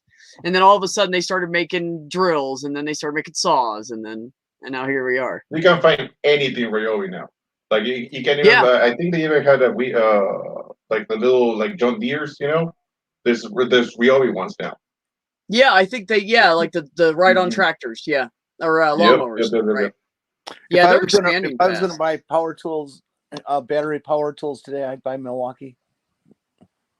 Yeah, I'm gonna I- tell you. I have a Milwaukee set that my brother bought me for Christmas, and he bought me sockets with it and all the different bits and a drill bit set, the full set, and just a case, and it came with a drill and an impact, and they're 18 volts. And everybody says to me, "Oh, I don't like the ones with batteries because they die too soon." Not these fuckers. Those 18 No. volts, they're like 2000 mAh, and I think the most I've ever done is switch it out once in a day, and they charge in like an hour or something. They don't take long, less than 2 hours. So before you I can have even the- wear that one battery out, the other one's already charged anyways. I have the impact drill and the hammer drill, but I have them Makita, and they're 20 volts. Yeah. Again, like the battery will But I last you have the for smaller days. ones. He got me the smaller set because when the first time I ever used I said, "Oh my god, this fits in my hand. This isn't 6'4", a 250-pound man size. This wasn't built for ox. This was built for someone my size, and it's great, and it's lightweight, and it's compact, and it's fucking powerful, and the battery lasts forever. And I mean, I played with his, and next thing I know, he's like, here's your Christmas present. He hands me this bag, and it's facing him, so I couldn't see what it was. And I turned around and said Milwaukee, and I went, "Oh no, you didn't." And he just grinned at me. And I opened that sucker up, and I swear to God, I pulled out that impact, and I said, and he took these little gold charms. They're supposed to go on like on a bracelet or something, and they say B. They just have a letter B on them, and he glued them to the back of the two drills and my case, so him and I wouldn't mix, because he bought me the same set he had, so he didn't want us to get mixed up. So he labeled my shit. Yeah, and he's like, that way I won't use your stuff. And I said, "You're just doing that so I won't take yours home." And he said, "Yeah, pretty much." You should get that battery powered Milwaukee Sawzall. You can go around stealing catalytic converters. Well, I don't know about that, Jenny. That's not my plan with it. But no, I already plan on buying I'm going to buy a battery powered Sawzall, because I saw the plumbers came into work with them, and it was the first time I'd seen them. And I was like, dude, let me see that. Now, my brother did say, as far as Milwaukee goes, the Fuel red brand of Milwaukee that says Fuel on it, and they take some kind of like packs. He said the fucking batteries are shit on them. Don't buy them. He said every time he's used one, the batteries ran out really fast, and it's crappy, and they're expensive to replace. And you know, you have to buy like extra batteries, and then you're spending $300 on 2 batteries. You know, they're really ridiculous. So he's like, don't get the Fuel brand, but the regular Makitas, man, I love them. There's nothing I've ever touched from Makita I was disappointed in. So, except for those. Yeah, most of my tools are Makitas, because like the first thing that I got was the drills, and so I already had the batteries, so I kept on adding. You know, like I had the Yeah, multi-tool, exactly.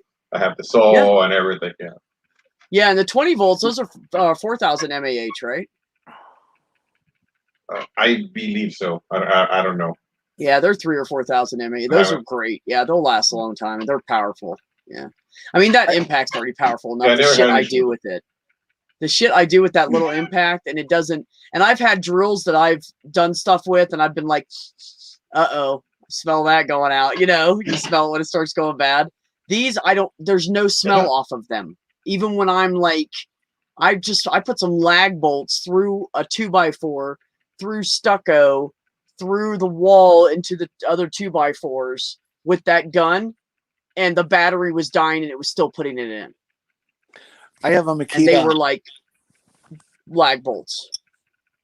I have one of the early Makita impact screwdrivers. It's shaped like a regular screwdriver, except that it's electric, Okay, not the gun type. right. And that thing's about I'm forgetting the voltage. I think it's 3.2 volts. You know, it's just a screwdriver. It's not a drill or anything like that. Right. But it's really nice. I like it. The handle will bend in the middle to gun shape, and so you can Yes. get it places and Yes, seen I that. have seen those. Yes. nice. There's a couple different companies that make those now. But yeah, they're great, man. If you're putting it together like furniture and shit, and you're trying to get into tight spaces or whatever, or you're just like, I don't know, doing little stuff around your house that you need to get in tight space. Yeah, they're great. They are.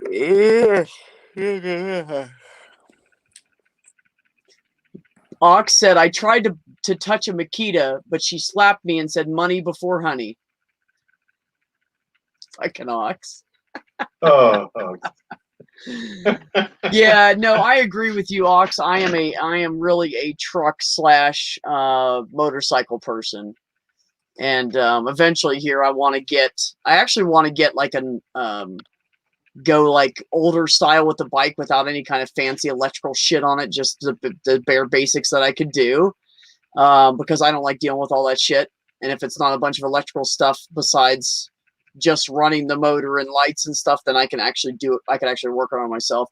But I want to get a trike, so that way when I'm older, I can drive that around and not have to worry about holding it up or taking the weight, you know.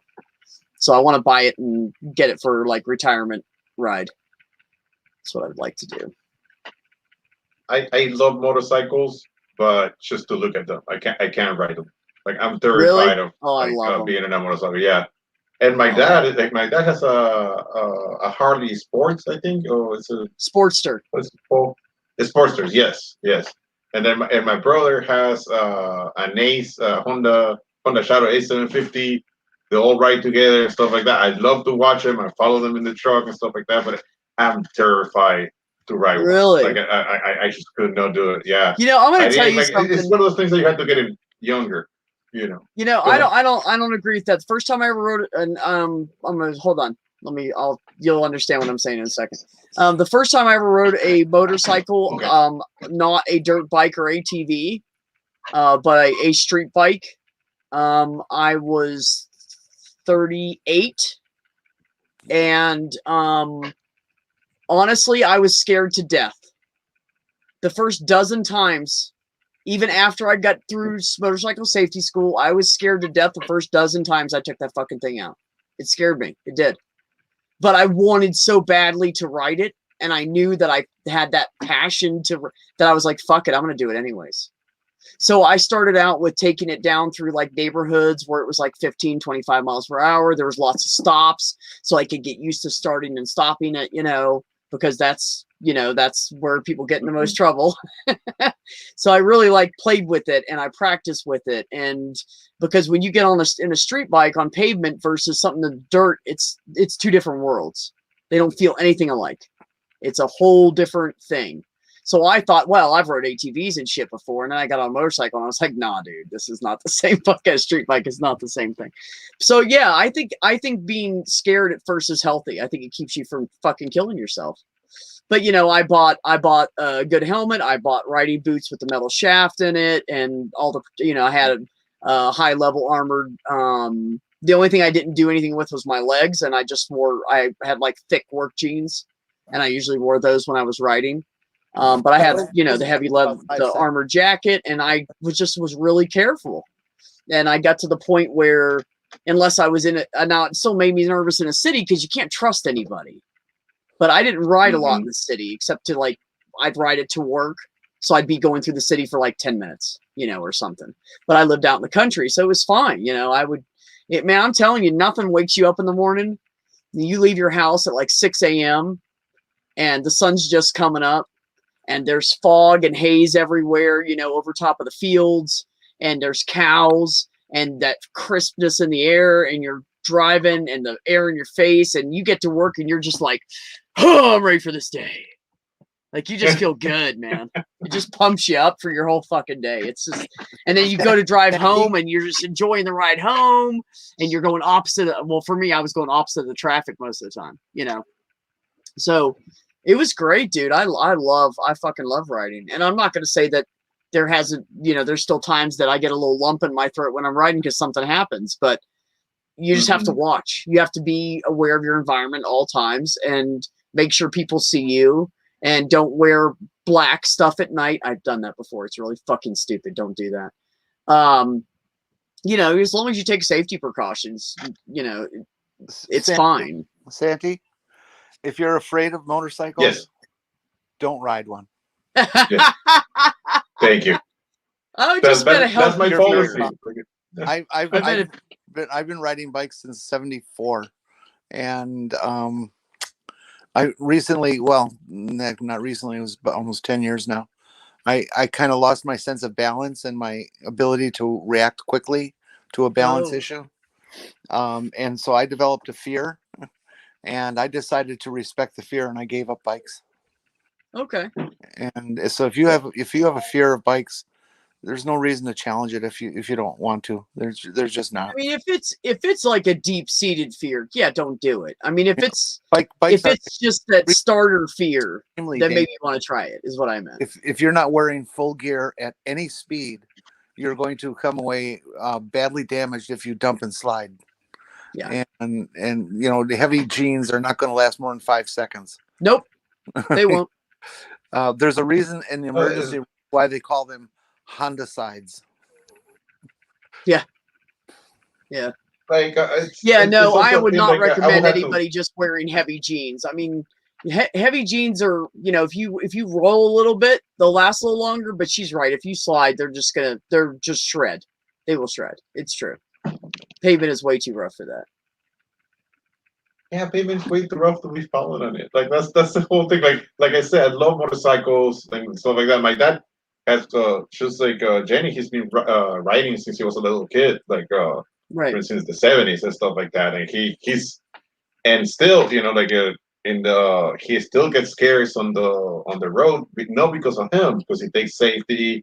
He takes all the steps that you're supposed to take. He goes on a helmet and stuff.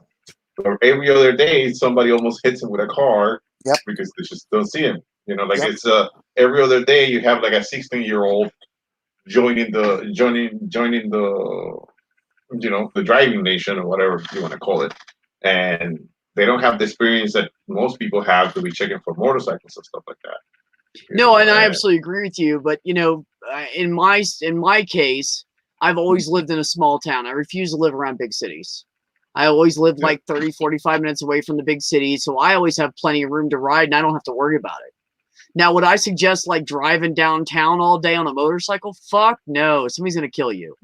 But where I've always been, it's always been, you know, light traffic, you know, a thick, like I've lived in towns that heavy traffic, not as quite as small as Jenny's. No, she's totally wins on that one. And then there's gravel on a turn. Yes. Yes. Yeah. You know what? I laid down a bike. I was almost holding still. I was almost totally stopped when I laid it down. Me too. Yep. I've done that. Yep. That's I not took scary. my hand. I took my hand off of it and popped the clutch and let it stall, and just set it down. And then I got up and crawled out underneath of it halfway, and then I stood it back up and I restarted it. And I was really careful pulling out of parking lots after that. I didn't even get to the road. You know how when you got it neutral and the engine's running and you have your feet on the ground and you're moving it with your feet? Yeah. I was doing that once, and a stick, not bigger than, not even a 1/4 inch thick, a couple of them, it was fall, so shit was falling from the trees, got under the wheels, and I slid out at crawling speed. I dumped the bike Wow. just because of the loss of traction from sticks. You know, it's kind of like the pallet jacks at the warehouses. You can pick up thousands of pounds with these pallet jacks and you can move them around. But if they hit a little fucking zip tie on the floor, they're done. Yes.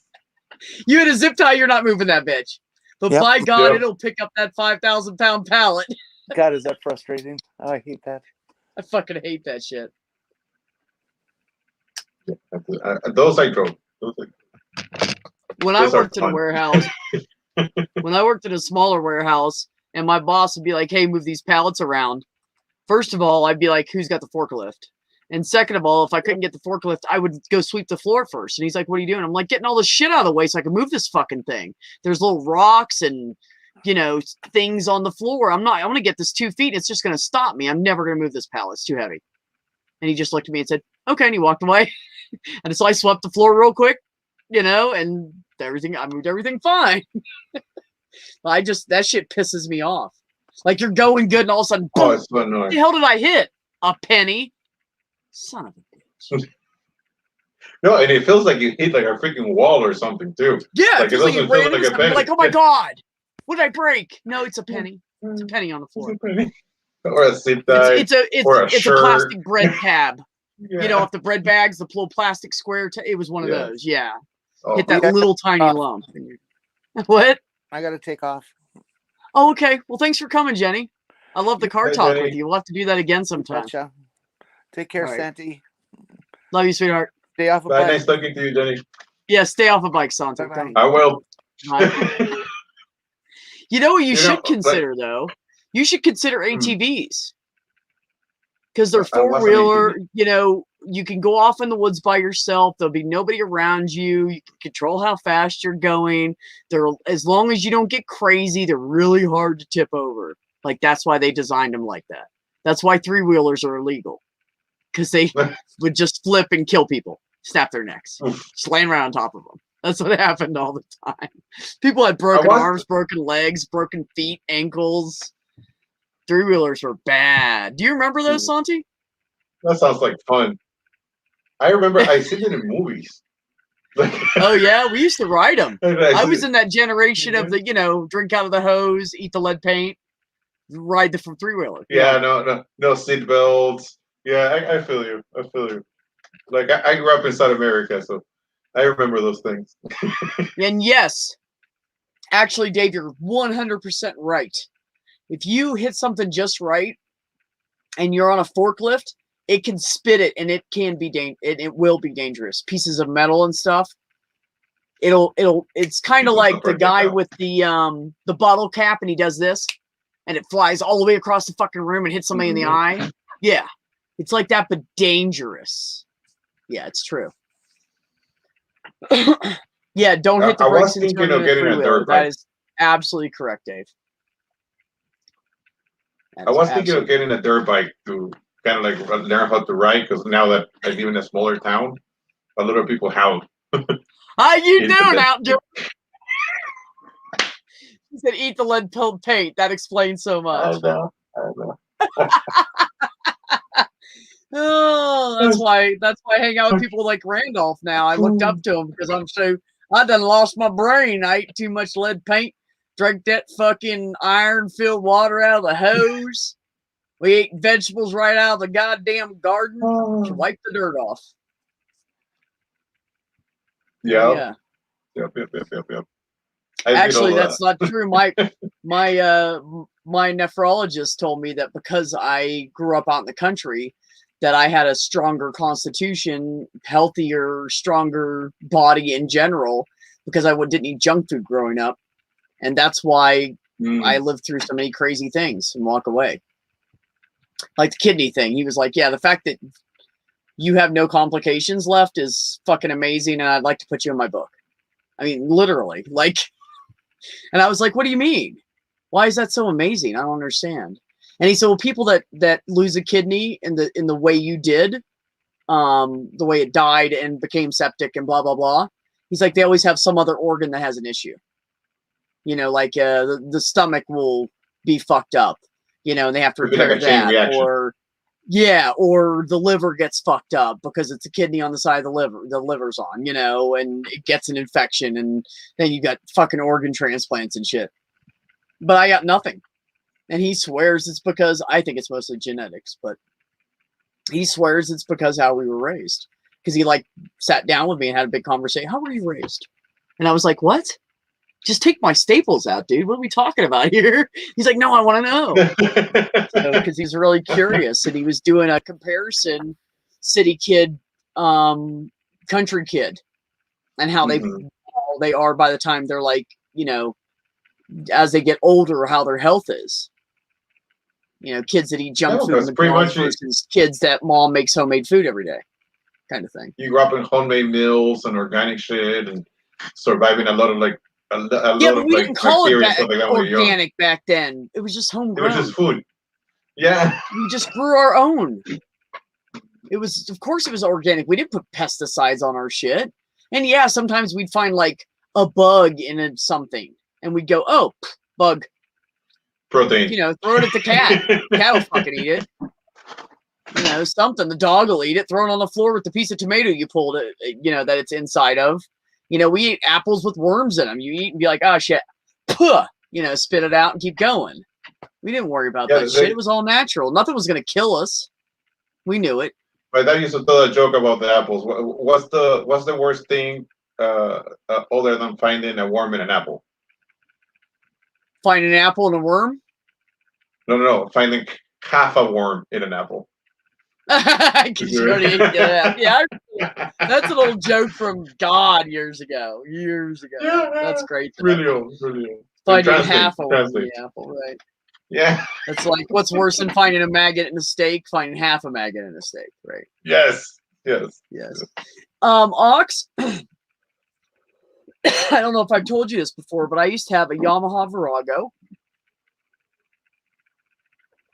It was a 92. It was a 750, and the guy messed with the injectors and did something to upgrade the injectors. And it ran like an 800, and she was heavy and older, and she was fucking awesome, man. That was the one bike I've owned in my life. And I wish if I had the pictures on my phone or on my computer, I'd show you guys, but I don't need pictures right now. But she was that burgundy with the gold. Or was it white? Oh, damn. Now I can't remember. No, it was gold. It had like gold trim on the tank, and Yamaha was in gold on the tank, and had the Yamaha on the battery covers, and I put some leather saddlebags on her, and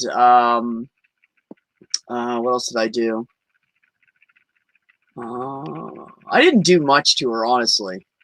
I just added a few accessories, really, is all I did. And then my girlfriend at the time gave me a bell, and I said, "What's this bell for?" She said, "Your bike." And I was like, "I don't get it." And she said, "It's good luck. It's supposed to keep people from hitting you. It's like a superstitious good luck thing." And I was like, "Oh, all right." So I tied it on my bike, and it had a leather strap on it, which I still have. And so when I sold my bike, I put it in my car, and now it's in my truck. So I've had that bell since 2008. And every time I move vehicles, I just put it on the next vehicle. So Angel Bell, thank you. That's what it's called. Yes. It was not belt driven. It was a shaft drive. And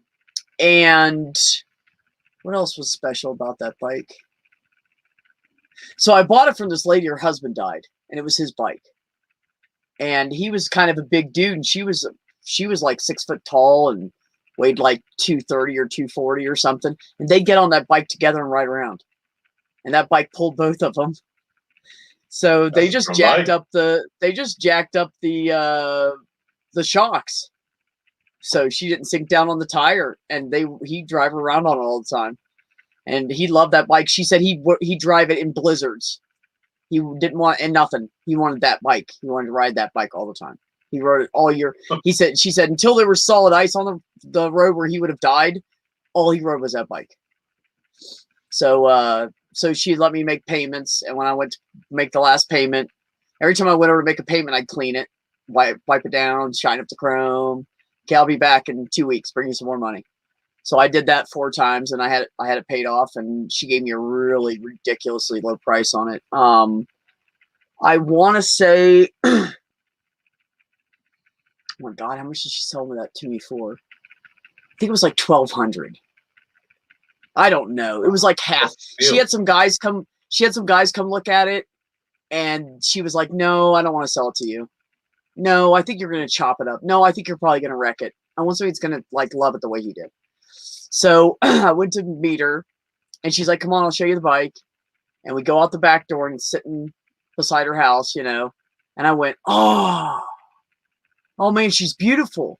And there was nothing wrong with her. There was one little ding on the tank about this big and dented in like an 1/8 of an inch or 1/16 of an inch, where he had I think it came over on him and he ran into something like a wall or something with, like he was trying to pick it back up, but he wasn't driving it. It had never been wrecked. I had to get new tires for it, and that was the only thing wrong with it. And the chrome was still shiny. She was beautiful. He had like a shed he parked her in every night, and he washed her all the time. There was no rust or anything on her. She was just in perfect condition. So she said, "Well, you can sit on it if you want." I said, "Well, do you mind?" She's like, "No." And I sat on it, and I said, I looked at my girlfriend. I said, "Man, this feels good." She goes, "You should buy that bike." And I said, really? And she goes, well, first of all, you should see your face right now sitting on it. Second of all, you look really hot on it. So I bought that bike. But really, it was for me. It was really for me. But she helped me get it home. I had a small shitty car at the time, and she had an SUV with a hitch on it. So we borrowed a trailer off somebody, went and picked it up, and I was so nervous, and I was trying to drive her truck and watch in the mirror and check it, make sure it wasn't falling. And then on the way, it actually did fall over. We hit a hard bump, and it made the shocks compress. And then as it was coming up, it slipped over, and it bent the handle for the clutch. But I was pissed, dude. I was so pissed off. I didn't get to ride it yet. God damn it. So the How first long time do you have first it couple for? times How long do you have it for? Like after you bought it? Oh, I had it for I sold it in 2012, so I had it for 4 years. And there was a time I was driving, like it was like a 50 some odd minute drive to work. I rode my bike every morning, rode it home every day. And I was an EMT, so I would just pull it right into the ambulance bay and park it. It was safe. Nobody messed with it.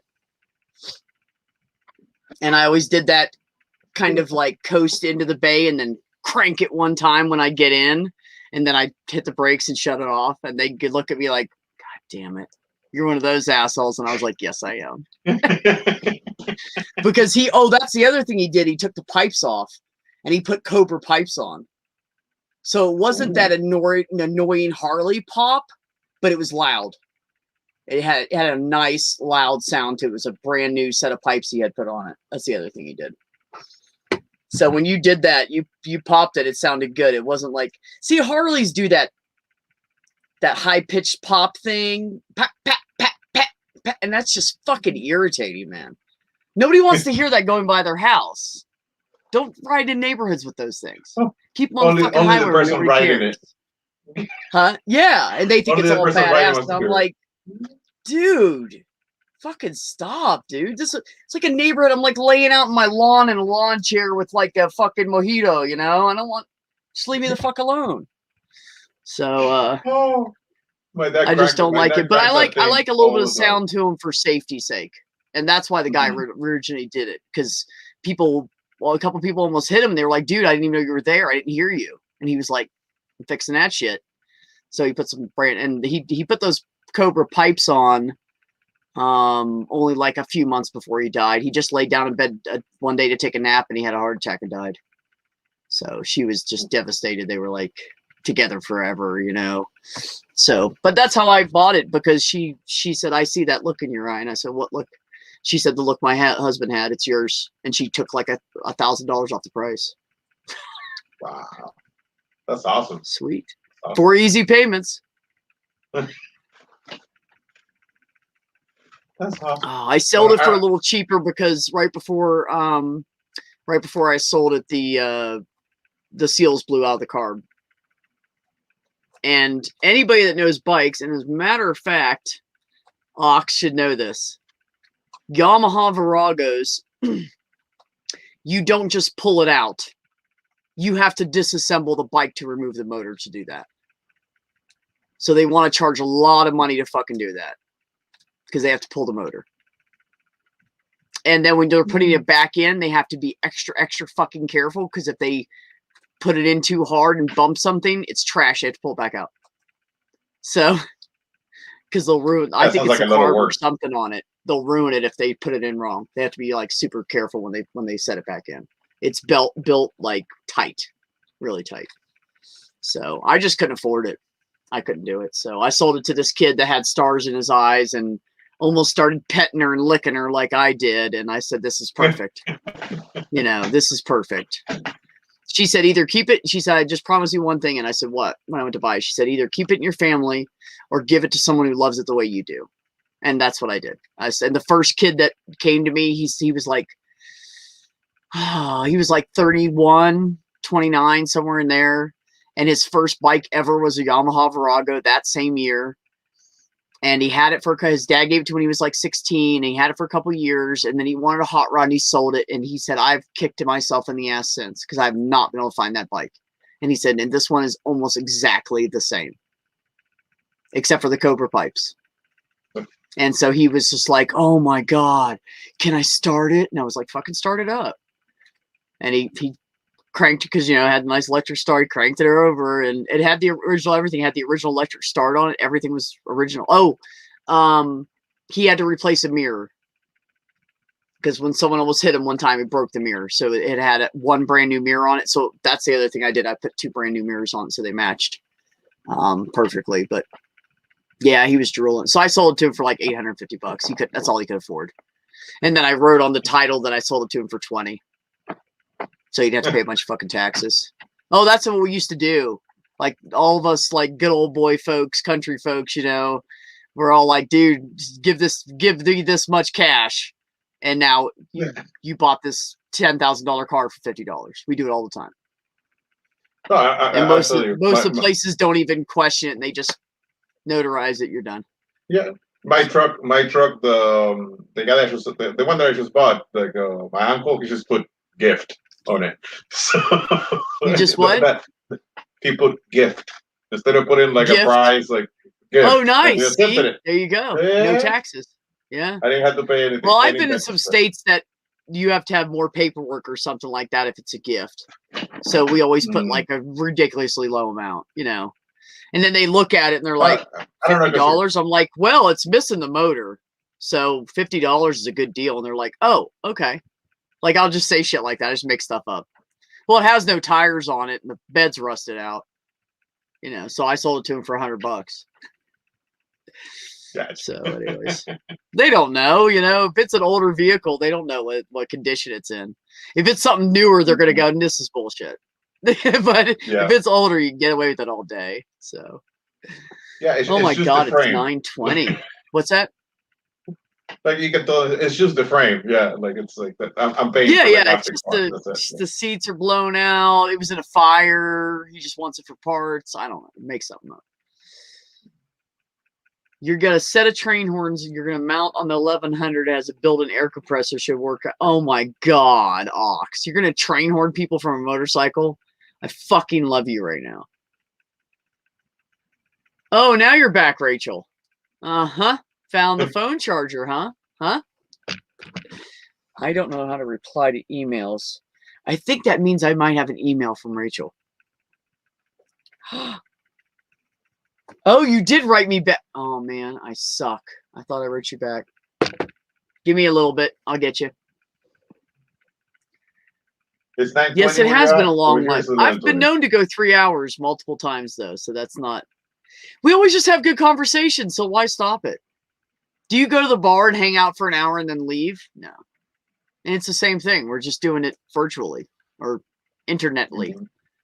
Yeah, I just need a beer. Where the fuck's your beer, dude? What the hell? No.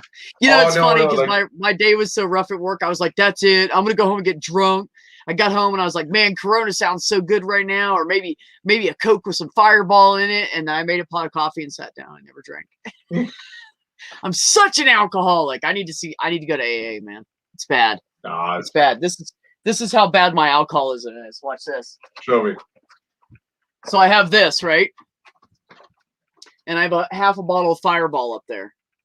And I've had them both for like 3 or 4 months. This beer is going to go bad. I have not drank one out of it. It's completely full. So I have issues. I have problems, and I need to seek some help. And it just sits right here. I mean, I don't even have to go anywhere. I can just reach down and grab it off the floor. It's sitting right next to my fridge. But no. Fucking alcoholics. Rachel, you like Fireball? Yes, I have Corona Ox. And as a matter of fact, to top it off and make it really redneck Corona, I bought the jarred lime to put in it. Because I don't want to fucking cut those damn things up. If I'm drinking, I just squeeze some in and put my thumb over it, tip it. Wow. That's it. I'm done. It's stirred. Rachel, Fireball is my favorite thing to drink, and I will sit and sip it like it's like people sip bourbon. I love Fireball. I'll just drink it straight, and then I'll I have like a hard cider chaser. Oh, well, hold on. I might have a full bottle, Rachel. Hold on. Oh, I love Fireball. Fuck yeah. Do you, Rachel? What do you drink with it, like on the side? Because I don't know. I like the hard apple ciders with it. Matter of fact, I've been known to order a shot of Fireball or Washington. What is it called? A Washington apple or something shot, and then pour it into my, apple cider. Yeah, right. Hard apple cider. Right. Or I She can't said, "I'll drink be Fireball. there." Tease. You won't even call me. Just Fireball and Killer Light or Budweiser. Oh, girl. You drink Budweiser around me, I'll make you fucking brush your teeth before you kiss me. Because shit is nasty. I fucking hate beer. I hate regular. Actually, it's not true. In the summertime, if it's really fucking hot and it's a beer I like Corona, I will drink beer. But I can't do. I drank Budweiser and Bud Light and all that shit for so many. I just can't stand the taste of it, man. I can't. I don't like it. I like dark beer. I like like I'm holding you to that, or Rachel. Modelo. Modelo. Yeah. Like Have it has you to done be the early. Which one? Clamato? Clamato? Tomato No, beer. I hate that shit. Oh no, I hate Oh, that that sounds so nasty to me. People are like, that shit sells. They have that sells everywhere here. Bud Light makes it. Modelo makes it. I don't know. There's like 4 companies that make it. No, my And dad I've drinks never that seen it stuff. before in my can't- life till I can't moved here. stand it. It's everywhere. No, here. it's a Mexican thing, and it's just expanded in the Latino community, and now it's all over here. Like it's my dad drinks it. It turns my stomach. Like I just hate it. Yeah. Same as the whole lemon thing. Putting lemon on beer, like that's like a thing over here. Like back in Argentina, you didn't do that stuff. But it tastes good. Like a Corona with lime tastes good. Yeah, I like Corona and lime with, and sometimes I put a little salt in it. Make it taste. No, I a little only better. put salt in tequila. And I will drink mojitos till I'm fucking blue in the face sometimes. Sometimes I'm like, man, you know what sounds good? Because it's just so refreshing. It's like drinking limeade, but with alcohol in it. And I want to say, Have you ever tried that, a Saquito? Salty, hold on. I'm going to show you how to pick up a chick. Are you ready? Okay, go ahead. Girl, I got you. I got extra toothpaste. Yeah. Yeah, I do. That's how you pick up a chick. Oh, anyways. Thank you. I need the pointers. Yeah. Well, you just gotta be. You just have to be like, funny, slightly smart ass, but not so much that it's irritating. And honest. Honesty is good for all you people out there trying to find a date. Honesty is good. Be honest from the very beginning about everything, and your relationship will go smoother and last much longer. Oh, it's got hot sauce in it too. Hillbilly Bloody Mary, Budweiser, tomato juice, salt, and hot sauce. Do Clamatos have hot sauce in them? No. Now, I Like, might you be able put to do this- that if I can't taste the beer. Does the tomato and the hot sauce cover up the taste of beer? Then I might be able to do that. Because I love tomato Maybe. juice and I love hot sauce. And I don't like tomato juice unless it has hot sauce in it. Yeah, But but I don't know if I can mix it with beer. yeah, no, but it's clamato. Like they don't put just tomato on it. Like it's this clam thingy. It's like a seafood. Oh, Yeah, it's clamato. wait a minute. Like, There's clam juice in it? yes, it's not just. It's not just. Dude, I gotta go. juice. I'm done with it's this tomato. conversation. I didn't know It's that's not what beer that with tomato meant, juice. dude. No. It's clamato. It's like this drink that is tomato and clam, right? And that's what they put on beer. That's like that. That's what I hated. If it was just tomato I'll juice, stick with what I will Rachel's got stand it. going on because clam juice, nah, dude, I'm good. I love clams, but I don't want it like in my drink. I don't want to drink it. right? Who the hell wants to drink fish juice? I don't. Does that sound appealing at any level? It does. It does it to me. Like try drinking clamato. Like it's ugh. No. I don't Next like week lesson on dating with B. First kiss. Oh, that's easy, man. That's easy. I give him a hug, and then I just look him in the eye and say, "Can I kiss you?" And I've never had a no, so that's always a plus. So humble. You drink so clam humble, my juice friend. and you're sleeping outside, B. What? Ain't drinking no clam juice, baby.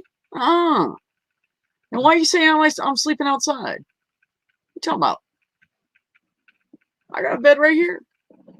$2,700 mattress, queen size. I think you'll fit in it with me. I mean, never mind. I didn't say anything. What did Ox say that's so funny? Oh, yeah, that. Yeah, Ox. Yeah, Ox. No, he's funny. I love that guy. Good. Oxy smells him. Yeah, you'll fit, baby. You can sit on my lap. Anyways, see, you know what's great? Look, this is one advantage of being like a lesbian, right? I can take all the pickup lines that men used to use, and I use them sarcastically, and women like it. That's They think it's so funny. unfair. But when men That's do it, just they're so like, "Shut unfair. up," and they're mad because men mean it sexually demeaning usually, Oh, like you know. Oh, okay. like I thought. mansplaining or something. Huh? Oh, okay. No. I thought you were just gonna use like they use them sexually, and then like before you say demeaning, right? I was Yeah, like, well, you're either not one. using them like for that. Either one or both.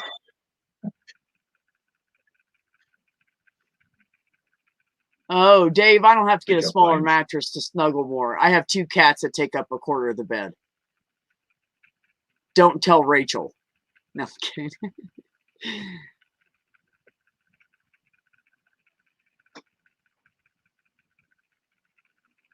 Really, I'm just talking shit because you're in the chat, Rachel. I never talk about this stuff.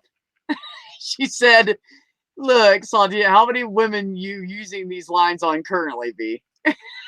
And just you, baby. This doesn't happen on stream I ain't got ever. time for any other women. I'm busy. I got YouTube streaming, and I got to work and friends to hang out with, and I'm busy. I got shit to do. I ain't got time to be. See, that's what people kill me because they're like, "Oh, this motherfucker's cheating." Who has time for that? It's hard enough to chase around one woman and keep her happy. You're trying to do 2? Yeah. Are you into self-torture? Because one of them is probably going to be a bitch. So why are you doing that to yourself? Yeah, chances it's just I chances don't are even you're get getting it. double the bitching. Like, Huh? chances are you're getting double the bitching and a lot less, and it's gonna cost you a lot more money to keep 2 women happy. Like, it sounds like a lot more trouble than it's worth.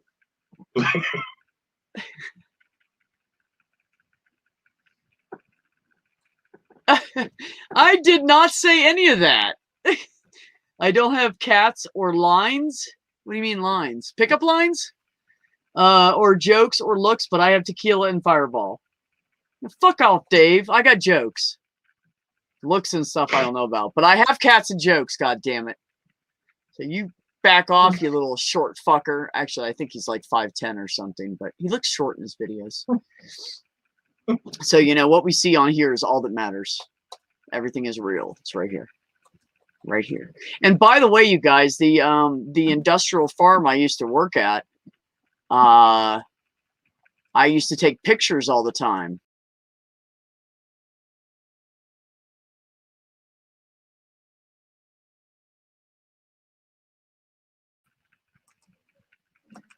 Just so you know, it's one of my hobbies. Love taking pictures. It's a great picture. Aw, thanks, Rachel. But you haven't seen me in person yet. Really, this webcam's cheap, and it makes me look fuzzy and smoothed out. I'm really haggard and old. No, you're not. You have what pic still, Rachel? This one? I gave you that pic? I don't know. I don't remember. ADD. I forget shit. Wife busted my ass, said I was on YouTube looking for women. I said, dear, I'm too old to train a new woman. You ain't broke yet. You know, Ox, that's how you keep a woman right there.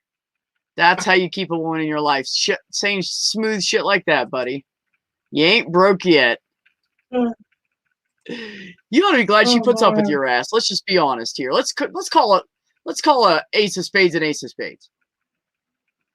It's true. He Ox. must have a Anybody very who can put up comfortable with you, sofa. she's got to be an amazing woman.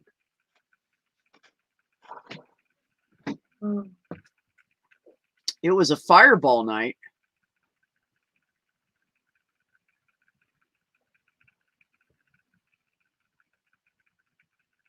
Yes, he is 5'10". See? I remember numbers. It's the only skill I have. Really. It's only like raw talent. I shouldn't say skill. That's not true. It's the only raw talent I have that I was born with was numbers. And Like remembering them or good at math? yes. No, just remember. Well, simple math. Yeah, I can do it in my head like that. But remembering numbers. I had a chick go, you're not that good at it. And I was like, I don't know, I'm pretty good at it. And my ex-girlfriend, the chick I was with at the time, was like, no, really, she's really good at it. And so this chick Hannah goes, all right, I'm going to give you a phone number to remember. And then I'm going to give you 3 sets of 3-digit numbers to add together. And I want you to add those together. Give me the number, give me the total, and then tell me the phone number. And I did it. And she was like, are you fucking kidding me right now? Because all I have to do is picture it in my head. If I picture the number in my head or if I see it, she told me the number and I said, okay, tell me the number 3 times. And she said it twice. And so I closed my eyes. I pictured the number in my head. Said, all right, give me the math problem. She gave me the math problem. The whole time I'm picturing that number in my head still. So it's just numbers with me. I don't know why. I'm awful with numbers. Like even with Rachel, dates, like, you are 5'2". And you are 38. I don't remember that one. So we pulled that one out of my ass. maybe. Actually, I think Rachel is 36. I'm not sure. I'm bad with ages. It's not that kind of. It's not like that. It's not like that. I do remember heights. So that kind of usually, though, number. I usually remember heights within an inch. Say my number. Yes, yes, yes, yes, Dave. That's exactly how it is. Say my number, baby. But usually the numbers, never mind. Never mind. You're not getting me into that shit. You can get me in trouble. I ain't going there. I ain't saying it. I ain't fucking saying it. Rachel, I'm going to warn you. I said earlier on the stream, and I think you were gone, I was saying that I'm chubby right now. Got to lose my winter weight, so. Okay, 36 was the second number I came up with after I thought about it. 38 I just really threw out there because I didn't think I could remember. 5'5". 5'5" is so perfect. Fit right under my chin. Well, if my head's up like this.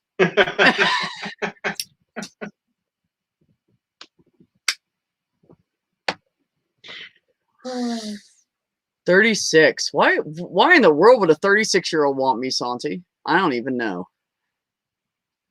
She know I'm old and hard-headed and stuck in my ways. B. No. I'm just regular old, normal, sarcastic. Yes, me. you are. You know what it is, Santi? It's the arms. It's the arms. It's the guns. It's the guns. It's the guns. Yeah. That's what good. it is. Are you selling tickets? No, baby, it's a free gun show. I ain't gonna take people's money. I'll let them give them to me afterwards. For the view. How far you want me to spread this shit, man? Oh, I can talk shit. I can talk shit all day. You give me one action that you did today, and I can make it into a sexual fucking connotation. Give me something. Give me an action that you performed today. Well, you know what? I was laying down the floor. Wait a minute. I can show you how to lay some floor tile. Yeah. I had a chick say to me, I just went and got my tires rotated on my car. And I said, I'll rotate your tires, baby. And she died laughing. And my girlfriend was standing next to me and busted up laughing. And the other person standing there looked at her like, are you mad that she just said that? And my girlfriend just laughed. Like she knew she had me. I'm loyal, so she wasn't worried about it. But yeah, it was pretty funny. I'll rotate your tires, baby. You're killing me. You're killing me. I'll show you how to spin that top on that peanut butter jar. I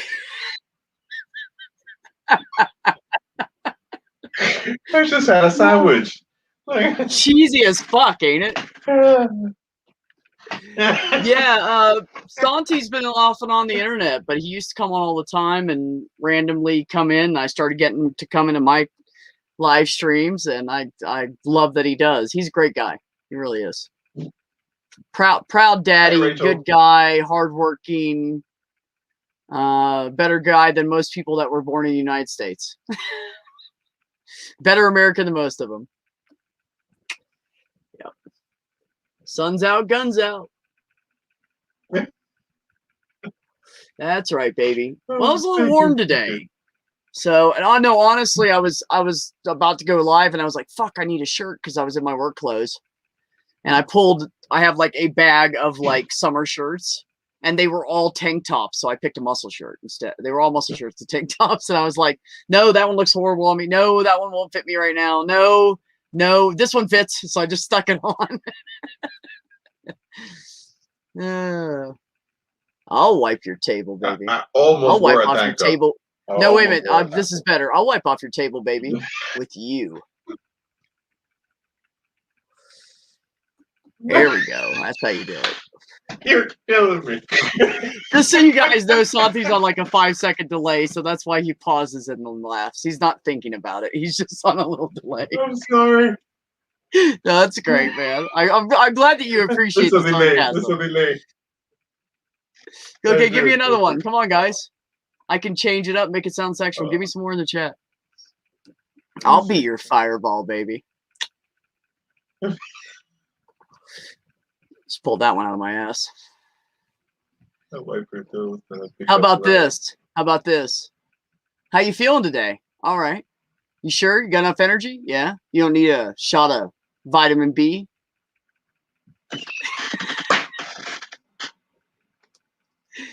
Here's a good one. Here's a good one, Santi. This one will kill you. Go for it. Do you- Go for it. Do you have any Italian in you? No. Would you like some?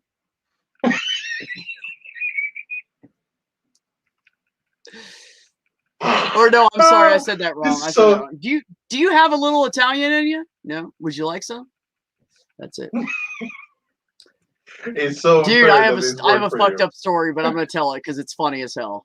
So I was Go with for my it. my ex from back in the motorcycle ex, right? Years ago. And we were like crazy about each other. Her ex-husband hated me. Hated me. He used to go target practice in the backyard with his friends, and his friends told me they were like, dude, you're smacking that target. And he's like, yeah, I'm picturing her face. He hated me.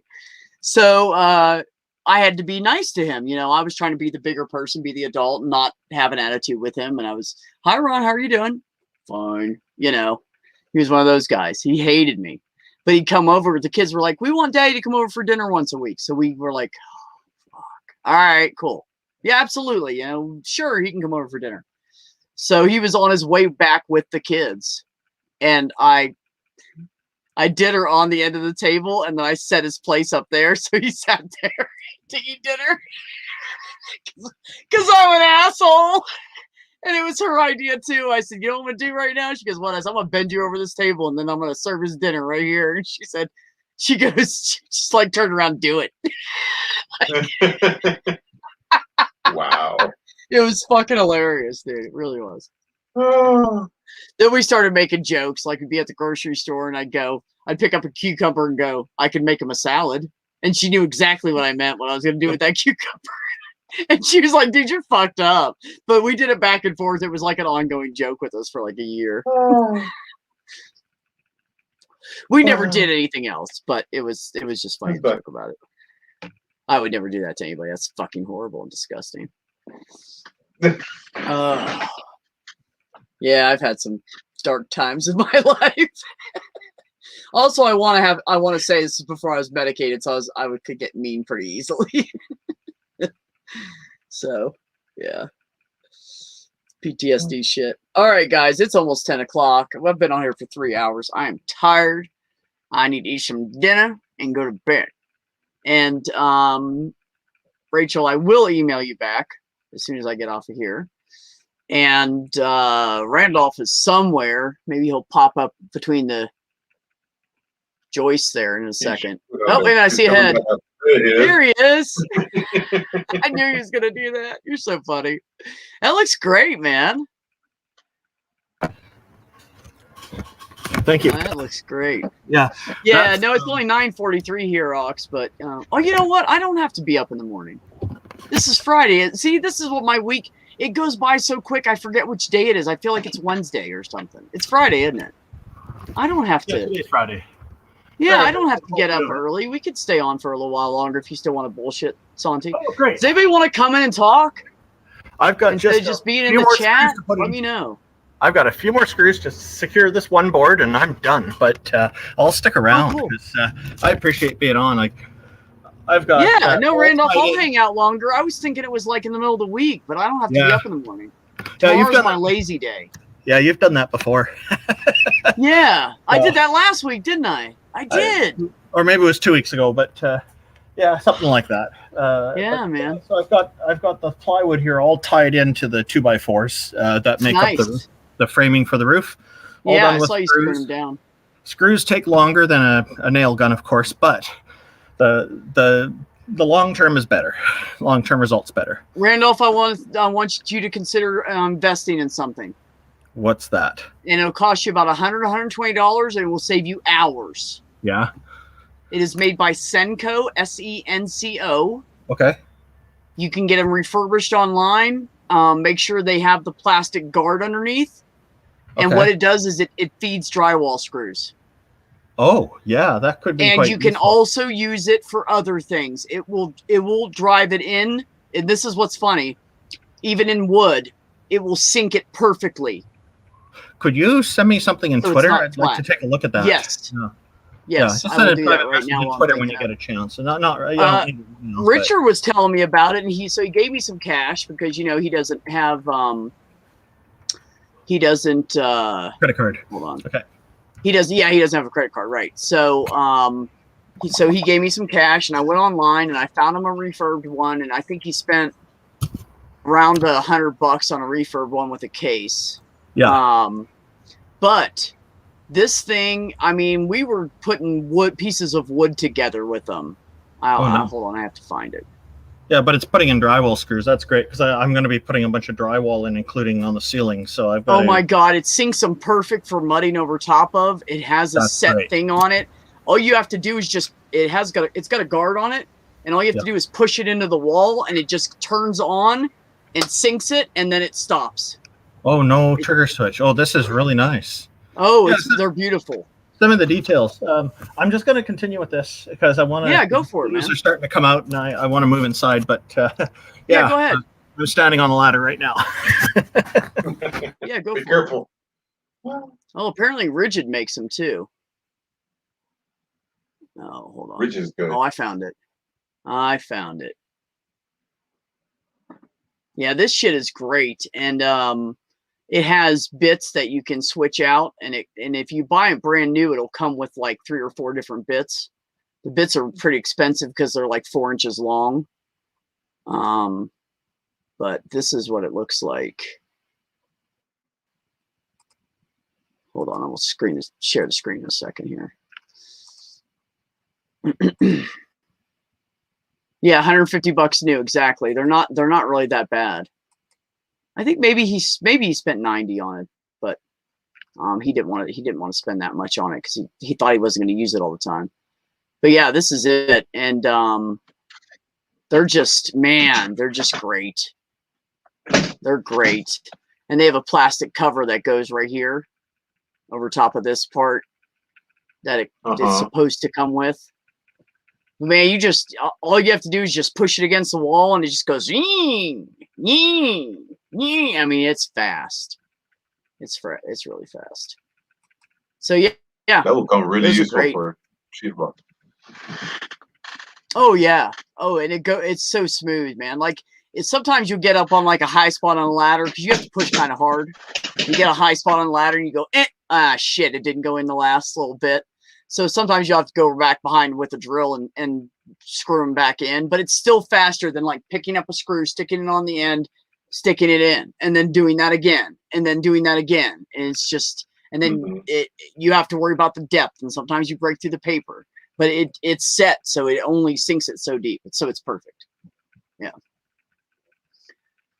They sell them here at Lowe's for $229 Canadian, and Von Rick's husband bought one for $150 brand new. Good, Dave. Enjoy that pizza. I need Randolph to entertain Santi because I have to go to the bathroom. It's fine.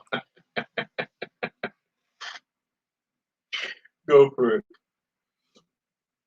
I'll be here. Hi guys. So yeah. Let me look at the chat.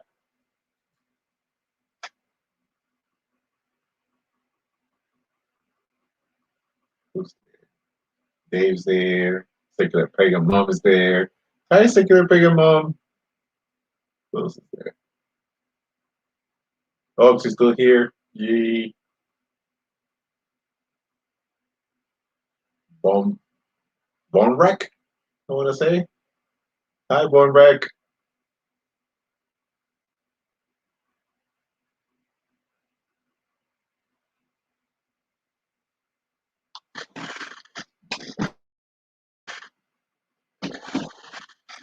Yeah, Santi, Von Rick's really cool. I think I originally met Von Rick through like Shan streams or Revs or something like that. Is that where I met you at, Von Rick?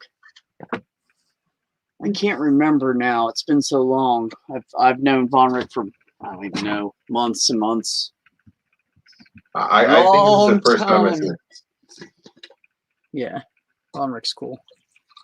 Yeah, actually, I was just afraid I wasn't pronouncing it right. Oh no, you were right. Where's Jenny? She would keep Santi. I was gonna say she would keep Santi sane, but that's just me. That's just me. Take it for what it's worth. I'm making some coffee while I'm up. That's good. That's good. Coffee's good. Well, I got rid of some so now I can drink more. Actually, I may have some Q and coffee in the kitchen. I'll be right back. Your turn. Go ahead. We've been on here forever.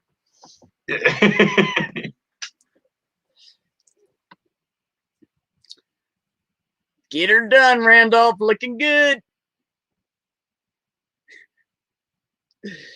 Yeah, so for those of you who don't know, Randolph has never built stuff like this before. So there was a lot of, he had to figure out how to do stuff. And he was kind of, hey, Christian, if you want to come in, we're just kind of bullshitting.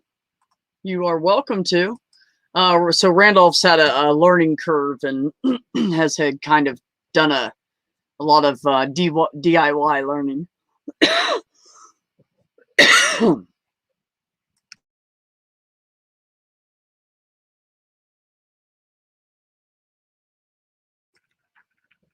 Man, I should really finish swallowing the coffee before you start talking.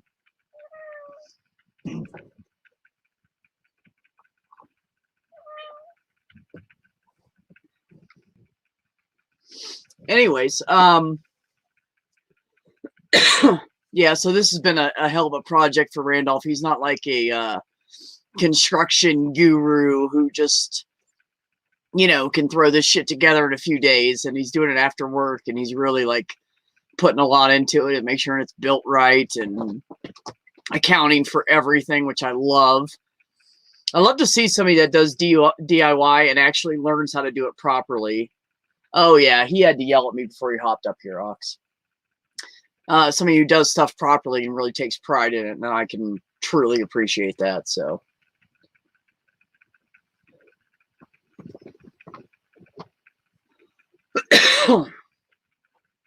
Christian, My goodness, hello. welcome. Hey, How are you? I'm doing well. Hey, Randolph. Hey, B. Hey, Santi. I haven't met you before, but Nice to meet you, Christian. good to meet you too. Alrighty, I think I'm situated here. One of these times I should use my cam. I haven't used that in feels like 6 months. Yes, you should. Let me Good see night, what I can- Rachel. Sleep well, beautiful. Let me see if I Good can night, make Rachel. this open my first camera appearance in 6 months. I would be Ooh. privileged to have you do that. Let's see if I can go ahead and get that webcam set up. Cool. My cat's rubbing on my computer. Stop it. I have to climb up you. I want to. Oh my God. He weighs like 14, 15 pounds.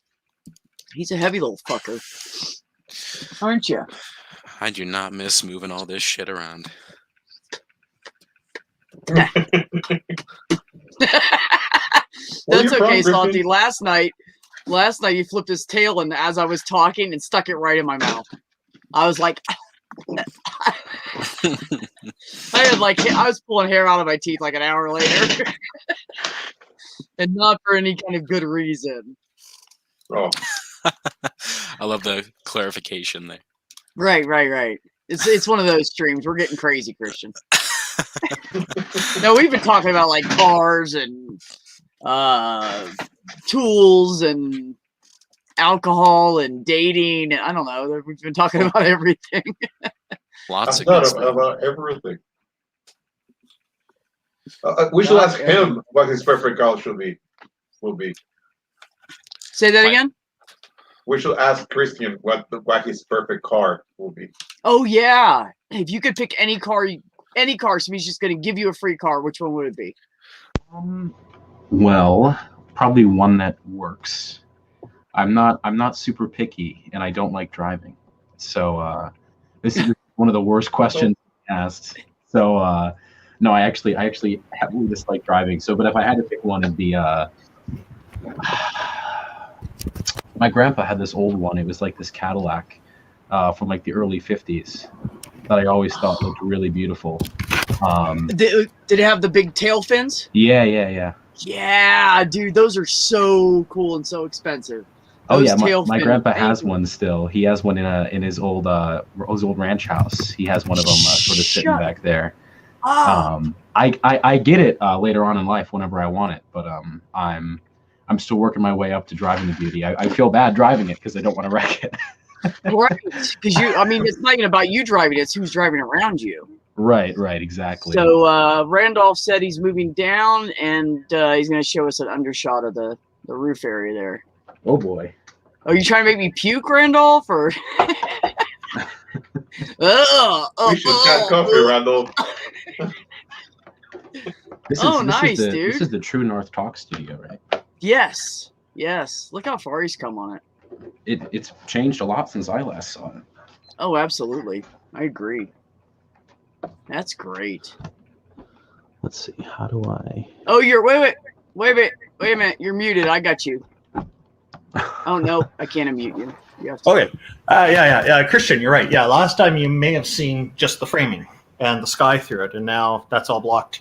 Most of it. I still have a little bit to put along here because stuff on roofing never fits perfectly. So you always have to add a little more. There you can see a gap of some light coming through here because you need to have a gap between the boards so that if they get wet, they'll expand, but then they won't buckle because they have a place to expand to. If you don't do that, they'll buckle and you'll get a big mess on your roof and you'll have to repair it right away. So it's just, mind you, plywood's not likely to do that, but it could still do it a little bit. Yeah, you should leave at least like an 1/8 inch, quarter inch on it. That's what we got there. That's about 2 millimeters. So yeah, it's I guess that's about 1/8 of an inch, isn't it? So we're all on metric here in Canada. So I'm gonna have to put some lighting in here because it's getting kind of dark now. But we have behind me here is the south window, And then we've got the east wall here and east window. The east wall is not completed yet. The west wall was the first thing we got done. And that was a big project because we had to get all the vinyl on before we put it up. And so because there's not enough room to put the vinyl up while it's in place. The rest of the walls are in place. We'll be able to do that. So that's half of it. The other half, I ran out of plywood. That's why it's open. So I got to buy more plywood. But this half is where the studio is going to be, actually. And I need to take the roof off because it's made of OSB and a bunch of it is rotted because it got wet. And OSB is almost as bad as that particle board that you get from IKEA. They make most of their furniture out of. That you get water on it once and it just turns to sawdust, a liquid sawdust, right? So, and that wall at the end, that's the north wall. That window is going to be replaced with one that's twice as wide and can open. And then that way, and I can open the windows on both ends, and we can have a nice breeze going through. So it's always nice to be able to get fresh air going through these places. So, absolutely, this is my electrical work. Awesome. So are you going to have I know you're going to have a door down the other end, right? Or is that just a window going out to the yard? It's just a window. It's just a window. I don't have one door is all we need.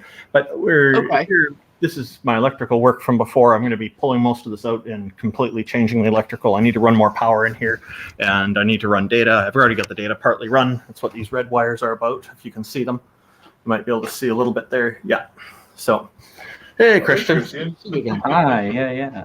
So I have a bit more to do, pulling that off and doing the same with the plywood there. And then I'll be bringing the professional roofer in once I have the plywood all completed. And then he's going to finish the roofing part because that's a specialty that I don't have and I don't have an interest in learning. It's messy work and he's got all the tools for it. I'd have to buy a whole array of new tools and whatnot in order to do the roofing. I just hire him to do it. So. Yeah, so I've got. I'm feeling very satisfied with this because this is a lot of work, and getting this all done. And walking up there, I was walking up there barefoot. You probably noticed when I was working, but yeah. I didn't look at your feet. I'm sorry. It's okay. People. I don't have one of those fetishes. There's a few people in the there's a few people in the audience who send me private messages later about it, and I always thank them. It's always very nice. But it feels solid up there. The boards don't move at all there because they're solid in there, and the framing is solid because there's plenty of it as there needs to be. So yeah, you use clips and everything. Yeah, I mean it looks great. It really does. Use clips where it was needed. Yeah. And I meant for the trusses themselves. Yeah, that's right. Yeah. So yeah, you see the clips there. It's hard to see because we don't have any lighting yet. So that's what I need to do is wire some electrical lighting in here, and I'll just do a temporary job for now. And then once this is all finished, before I put the insulation up, I'm going to start doing a lot of wiring. So you'll be seeing a lot of that as well. So it's just Randolph, when Richard and I were working on this house over here, renovating it next door to me. What we did was we took all the ceiling fixtures down because they were all old. Excuse me, just for a second. Throw them out. Cat alert. All right, carry on. Another cat. No, it's the same one. He just keeps making circles. That's okay. Anyway, so Richard went down and bought just the light bulb outlet that you plug light bulb into with the wires sticking out, and we just hardwired them in, and we had light everywhere. Yep. And then you just some wire nuts. Yeah. Okay. Oh yeah, no, I'm really good way to go once you have the basic wiring in. No, the wire. Some of the lighting I'm putting in are these white LEDs. When they're turned on in the daytime, on full, they make it brighter, even on a nice sunny day. That's how powerful. Wow. Yeah, and I've got 4 or 5 of them to put in here, and I'm going to put each one of them on a separate dimmer switch so we can customize for the studio stuff. Right. Yep. So, because sometimes it might be too bright, so being able to control that will make a big difference at times. So. Absolutely. Yeah. So yeah. So you said, wait, I mean, I got distracted for a second because my cat was yelling. You said you're going to put a dimmer switch in?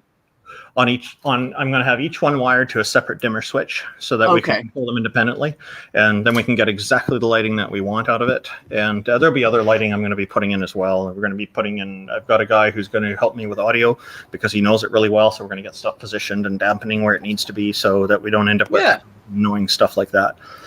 Right. So, yeah. You know, they also make those boxes you can mount up in the ceiling next to your light fixtures and the remotes.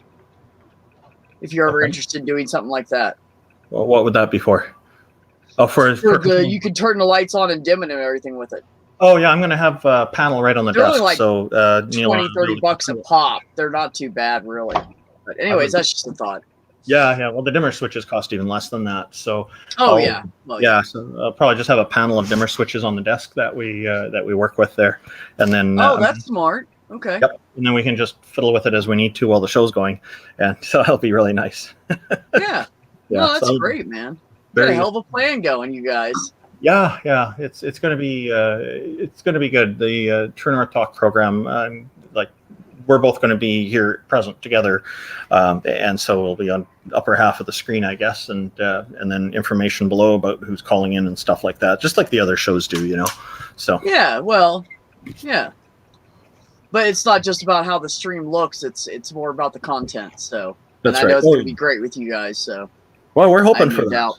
Yeah, a lot Oh, of it yeah. depends on the callers, of course, but yeah, we're really looking forward to it. So Yeah, I'm gonna call in just to screw with you. you're welcome to. I actually plan on migration up north to co-host with you folks. Okay. Ooh, I know that would be a good we had talked vacation, about Christian. that. Oh yeah, I'm excited. Yeah. When this was first announced, I had sort of got right in Randolph's ear. I was like, I gotta try this. Right. Canadian call-in show. It's something brand new. We're in And, I'm British excited. Columbia. We're in British Columbia, the Greater Vancouver area. So that's your target.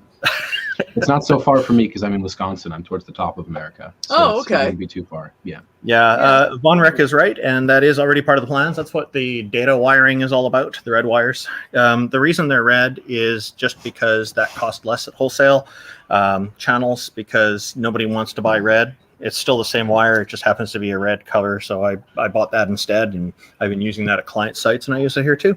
So, Well, because typically red means it's a hot wire.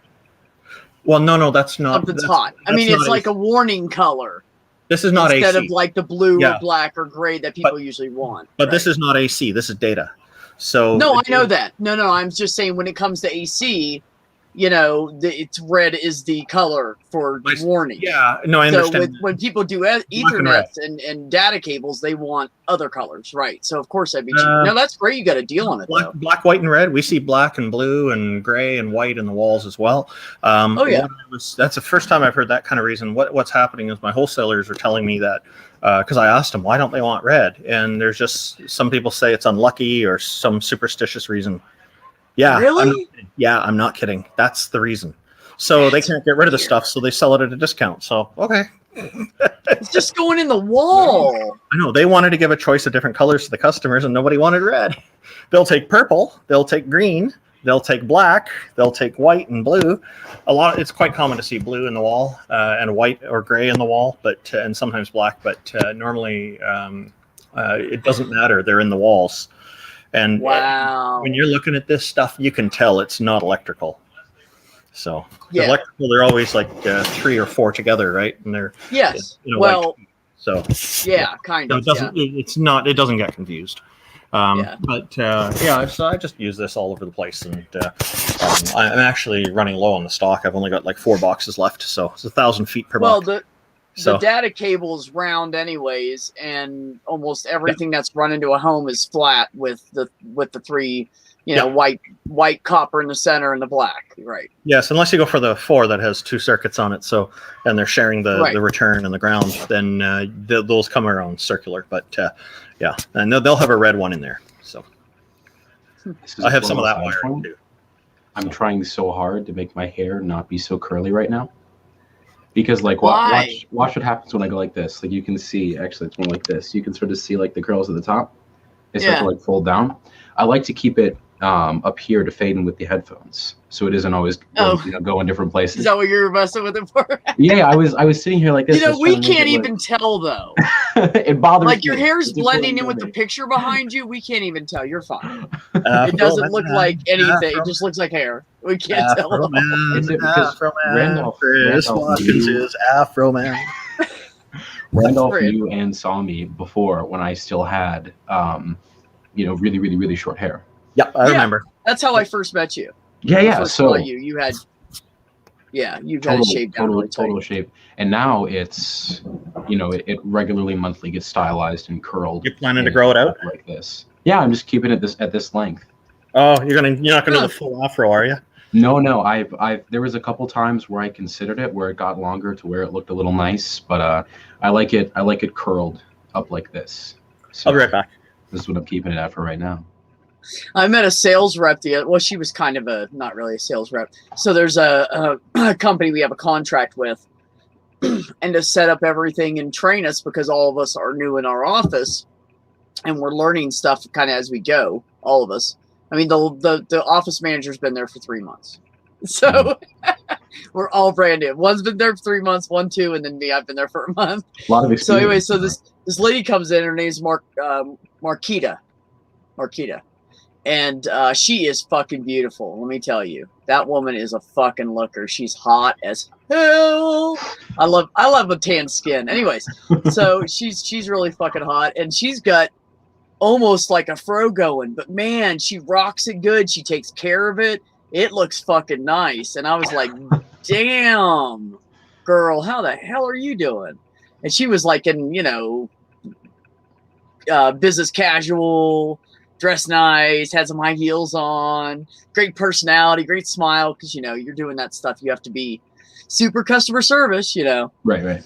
But, yeah, the first time she walked in and Michelle's behind me and she goes, "Hey B, this is Marquita." And I turned around and I went, like, I was wondering if it was visible, like, did I visibly go, wow, But she was just beautiful, man. I couldn't even fucking help but look at her. And she came back like 2 weeks later and she had glasses on and I didn't recognize her at first and I didn't realize it was her. And I looked and thought, damn, that woman's hot. And I was like, oh, that's the same chick. Never mind. Oh, man. What's shaking, Randolph? I'm coming That's off the light. braces, so That's the light on. Oh, that I damn. showed you earlier. Yeah, Yeah. very bright. that creates so much light. Dude, I thought that was a hole in the roof, like a sunroof. I literally thought it was a sunroof when I saw No, it. it's not. It's just an LED light.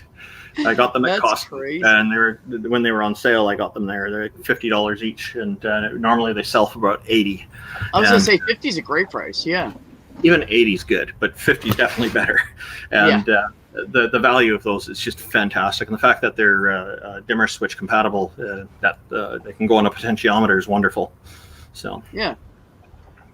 Using Sorry, those that big means- words on this stream, I'll kick you off of here, buddy. No, kidding. okay, you prefer to people say pot rather than potentiometer? Yeah. It's got a more 420. Not really. It doesn't really matter, to doesn't me. it? I'm just, you know me. I'm just at this point of the night where everything's going to be a joke. It's got the pot has the more 420 sound to it. Oh yeah, that's true. That's true. I actually thought of like a pot and pan when you said it. And I was like, okay, sure. yeah. Now come on, get with the times. Right. I had to put some Sorry, stuff. I was too high to think about it. I apologize. I'm just gonna put some stuff away before I move inside. All right, buddy. So, Christian, Yes, B. how the hell you been? Doing better? Yeah, it's a process for sure. Right. You come off like 9 months straight of pretty much a show every night. Working with great organizations like the ACA, doing stuff like that for so long, and then getting burnout from that, starting a new job, starting courses, losing some financial security all at once in like a 2-month period. It kicks your ass. It really, really does. And, I decided to take pretty much from the beginning of December to, I guess it's still going. So until now in May, basically just, fuck it all for just 6 months so I can get my head back on my shoulders. And I am happy. This will be the first, I guess, stream that I sort of announced this on. But I am happy to say that at the very beginning of June 1st, I'm going to officially consider my break over, and consider it as I'm back to activism, not full time, still part time, nothing like I was doing before, but I'm going to be actively looking for shows to go on, doing some own projects of myself, and all that good stuff. So slowly getting back. It's taken time, but I'm glad I took the 6 to get my head back on my shoulders, because I was spiraling out of control for the last couple months. So, well, I'm glad you got a handle on it, first of all, because that's amazing. Some people don't recognize the stuff that's fucking them up in their lives until they're really deep into it, and it's hard to crawl back out. So good for you on that point. And I'm glad to hear that you're gonna be making some content again, because you've always I've always been impressed with your stuff, and I respect you for how everything you hand, even when you're in a conversation with somebody who's being a jerk, you're like the level guy, and I love that. I love that, because all it does is show that you're a step ahead of them constantly. That's what all it does. Is it just makes them look more idiotic because they're blowing up and shit. Right. So I appreciate that part. But no, I've always, from the moment I ever saw you, I want to say you might have been talking to my brother the first time I saw you. That's probably that was a good example of yeah. And then I started seeing you other places, and I was like, oh, this guy's pretty spot on. But the first I ever saw was you in like a tie, and I was like, wow, this guy's like coming fucking real, He's like, let's do some. I'm came for business, motherfucker. Let's do it, And so I was like, damn, this guy ain't playing. And I didn't know anything about you, and I kind of like over the conversation. By the time we got I'd say probably 20, 30 minutes in, I thought, this guy's he's witty, he's smart, he's a smart guy. Yeah. So no, I do appreciate your content, and I look forward to seeing more stuff from you. But yeah, you sometimes you gotta take breaks from shit, Like I took a 2-month break because I didn't want to deal with the world, man. I was just in a bad place with myself, and coming on and talking when you don't want to talk to anybody. It's just I was like, dude, I'm gone. And I told a few people, I was like, oh, I can't right now. I just can't. Right. So, but I go through that. Yeah, it's true. Sometimes you need a break. I'd say I go through that about every 10 months to 14 months, something like that. I'll have like a month or two that and it's usually not, actually, honestly, it's not even that long. It's probably like 3 weeks typically, where I'm just like, fuck this shit, fuck the world. I just want to go to work and go home, and I don't want to talk to anybody. And I just like watched a bunch of series from front to back, and hung out at home and just pet my cats, and, cried here and there when I needed to. And I just had to get it out of my system, because that shit will build up. You get so busy doing stuff, you forget about that self-care where you need to check in with yourself. You're so busy checking in with other people, Right. But you definitely have to check in with yourself. For me, a lot of it was the humility of leaving and seeing the space flourish without me. That really helped me realize, I'm not here to make everything go. Right. I'm here as a part of something much bigger than I'll ever be a part of. And absolutely, that humble pill of, the space, the activism, all of the shows continue to go on, no matter if I'm here to be a part of them or not. And that, humble pie moved me down a few pegs, because I've been open and honest about this. I have horrible, terrible arrogance problems, and I have my entire life. And a lot of it does come from the fact that I do read a lot, and I do have a wide variety of knowledge in a lot of places. And that, it fills your ego for sure. Oh, yeah, it'll pump you up. Absolutely. Oh, yeah, absolutely. And when, you're as young as I am, and you have as much of a, firebranded success that I did in the first couple months, it gets to you. And you have imposter syndrome, you have, all these sorts of things that just make it terrible. And watching everyone, do their shit, despite me not being there, and just watching from the background, made me appreciate the voices that were out there as more than just sort of a side piece to what I was doing. And that it's meant a lot, because I'm coming back at this point not to lead anything, not to come back to be, the one true heir to anybody or anything like that. I'm here because I have a lot of shit to say, and no better place to say it. And that's sort of what I'm coming back to do. And there's no there's no illusions of grandeur anymore.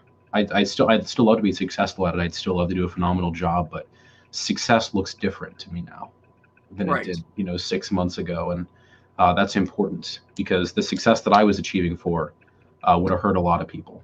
And I'm glad that I stopped before it got too spirally. Right. So No, that's good. That's good that you recognize it. And, it takes, it's very adult to admit your flaws. A lot of younger people have problems doing that. I honestly don't know how old you are, though. How old are you? 18, I'll be 19 in 2 Okay. months. See, I thought you were like 25, 26 because you don't talk like an 18 or 19-year-old. You're a So baby. You look compliments like, to you you. look like a professor. But that it takes a lot to it takes a lot to find your flaws, and then it takes another thing to admit it, to other people. So kudos for that, because that's something everybody struggles with. I think it's I got to the point in my life that I just go and tell people when I do stupid shit because I think it's funny. After I'm done being mad because I did something stupid, and I'm done saying, "What the fuck are you doing, dumbass?" Like I literally say it out loud to myself, and then I go, "Why am I calling myself a dumbass?" Like it's a simple thing, why would I get mad at myself? So then I start laughing about it, So then I go tell everybody, "You look, dude, you won't believe what I did," So I just make fun of it because Finding flaws is easy, although I wonder if I find them all. But it's solving them and correcting them that's the hard part for me. Well, that's where I'm going next, absolutely. But it takes you have to be a mature person to be able to say that shit and say, this is who I am, and now I have to correct it. When I was 37, I realized I didn't like who I was. And I had a revelation at 28 and another one at 37. And my one at 37 really, I did a lot of self-analysis. I sat down with a piece of paper and I wrote pros and cons about myself. And I was honest and I was crying when I did it. And decided I didn't like certain things about myself. So all this stuff that was bad about me, I said, I'm not doing this anymore. I'm never going to lie again. If the truth hurts someone, I'll just try to be tactful. I'm going to be honest. I'm going to be open. I'm not going to hide who I am. I'm not going to act like somebody different. So I just stopped doing all that stuff. And I am so much happier for it. And I was egotistical about stuff when I was younger too. I thought there was things that I was so awesome at it. I'm better than everybody else. And then I got older and I met more people and I thought, I don't know shit. I don't know shit right now. And I'm just getting to the point where I know shit. You know what I mean? Just about life in general. So, kudos to you for being able to do that. Self-analysis is very important. And it's one of the hardest things we'll ever do because we have to be 100% honest with ourselves for it to be effective. I told myself two things that I was going to have to come to terms with before I came back and did anything, which was I had to come to the terms with that I knew enough to know I didn't know enough. That had to be the first realization that I had to come to, because I was getting really tired of putting on the act that nothing surprised me and that I had every argument figured out and that I had every issue, locked down. It made one hell of a show, but the spectacle was fake. And I just got tired of it. And, I came back and I realized that if I was going to do this again, I was going to do this with nothing to hide. No masks, no pretending that I know something when I don't.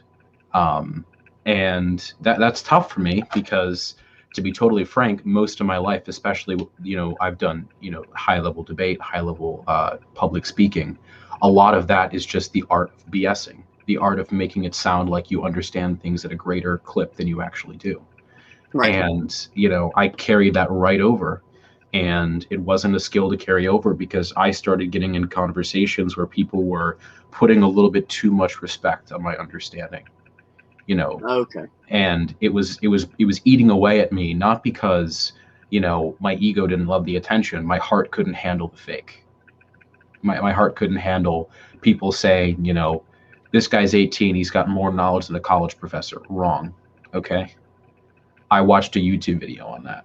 Right. And I'm just saying exactly what that video said, but I'm going to make it sound much nicer because I know how to talk. Right. Right. And that realization, that change, And I even as I sit here right now, before when I'd be on camera, I'd be constantly, looking around and, trying to make myself look like some sort of, stone star-studded intellectual. I just don't give a fuck, right? I know what I know. I don't know what I don't know. And some people will like me, some people won't. Who gives a fuck? Let's move on. Dude, you're maturing so quickly. I would just hug you like Aunt / Uncle B if I could. You're doing so good. No, that's great, really. You're actually starting to realize stuff about 3 or 4 years sooner than people you really start realizing that stuff. So good for you. That's excellent. And you're right, because here's the thing. When we spend our lives worrying about what other people think about us, what we are literally doing is giving those people power over us. Because if someone goes, oh, I'm disappointed in you, or I don't like that, or you're not that smart, or whatever, then it crushes us because we've spent all our life investing in what these people think of us. So you're not hurting them. You're only hurting yourself. Because no one gives a shit. Like at the end of the day, the guy that was an asshole at work, and you're mad at him still, and you're fucking fuming about it, and you go home and you're sitting there and you're running it over and over, because this is what I do because I'm ADD. Run it and then everything else going on. Run it over and over and over in your mind, and you're sitting there stressing out, and you ruined your entire fucking evening. You think that guy's thinking about you? Fuck no.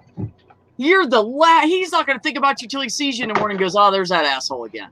Right. That guy doesn't fucking care. So why are we going to ruin ourselves because of someone else's opinion? I quit worrying about that. I don't give a shit. I just don't give a shit. I mean, I'm not going to walk around in public looking like a bum because I have self-respect. Right. But if I'm wearing work clothes and I have some paint on me and some dirt on me and I want to walk in the grocery store, I don't give a shit. I'm walking in there like everybody else gets some goddamn food. I don't give a fuck what you're dressed like. Right. I mean, there's people that dress in, large women or little scrawny women that dress in scantily stuff. And I think I don't like that because I feel like they're not respecting themselves. But otherwise, I don't give a shit what you wear. Right. I think all that doesn't matter. It doesn't matter what you know or what you don't know. I just for instance, earlier I was talking about, we were talking about apocalypse vehicles. And I said, oh, we can get something with maybe, I don't know, like a fan on it that the blade turns and down into converts and runs the vehicle. And I said, you could probably do it here because it's so windy. And, I'm just kind of fucking around anyways. And Jenny goes, do you know anything about physics? And I said, no, I don't. She said, do you understand something? No, I don't even know what the fuck. I don't even know what she said. I can't even remember right now. I don't know. And I just tell people, I don't know shit. I know about life, and I know about walking around the block 500 times. You know what I'm saying? I've been around the block. It's kind of like that Melissa Etheridge song. I've been around the block, so many times, maybe more. That's right. Me. I've lived in nice houses and had some money in the family, and I've been poor as dirt, and I've been homeless, and I grew up in the country, and I've just been kicked in every fucking way I can. But you know what? Fuck it. All it did would make me realize is that all the other little shit, it doesn't fucking matter. I have a friend of mine who has been on my stream so much recently, and I love him to death, and he just came off on me out of nowhere and went off on me in Twitter, and I have pages of him telling me I'm insecure and that I need to grow up and what am I 5, and he's throwing insults at me. And you know what? It kind of bothered me. It hurt my feelings a little bit, And then I kind of just realized, no, I just think he's an asshole. I don't think it's me. So I'm not going to beat myself up about it. You just want to be my friend? Peace out, dude. If you're going to be that kind of an asshole, I don't want to be friends with you anyways. Have a nice life. I cut shit loose. I'm a cleaner. Drama, I clean it, man. I don't even fuck with it. You ask anybody I know. I delete them on Twitter. I block them on Facebook, whatever I got to do. I just get rid of the drama. Kick them out of my chats. I don't rarely block them on my channels. I just kick them out a few times. They don't come back. I just don't do it because we're just hurting ourselves. I try to treat my mind like valuable real estate where nobody's going to live rent free, right? No one's going to stay up there and be like, you're not going to take up my time if you're not worth it. And that mentality, I mean, there's been times in the past, during, that 8 or 9 months that I was doing this constantly, where someone would say something in a chat and it'd bother me for the rest of the night. And it's like, why? They're not paying rent. They haven't earned my time or me caring about them or anything like that. That's right. All they've done is walk on my property and take a shit. And guess what? I'll clean it up. It's called misplaced value.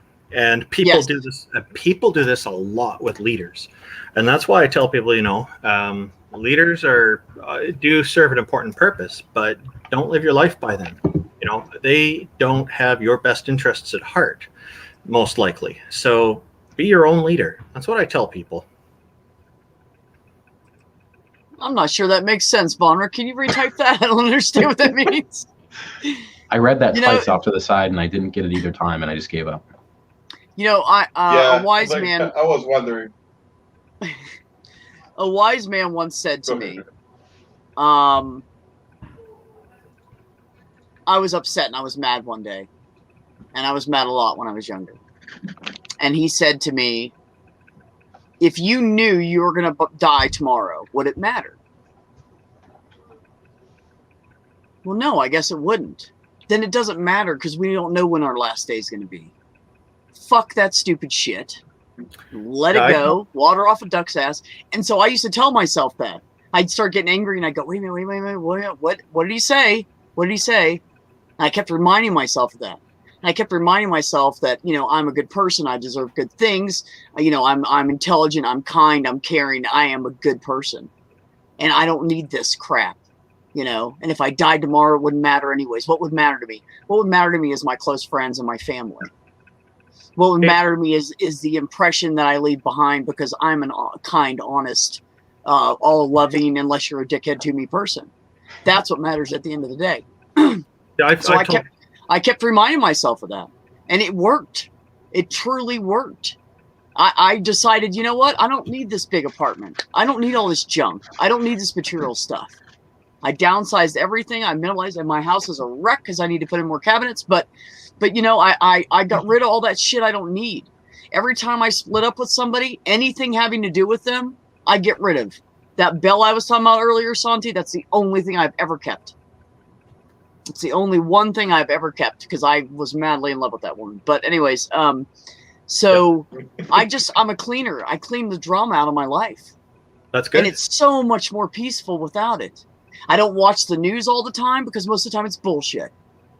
I listen to like NPR because they just say the news.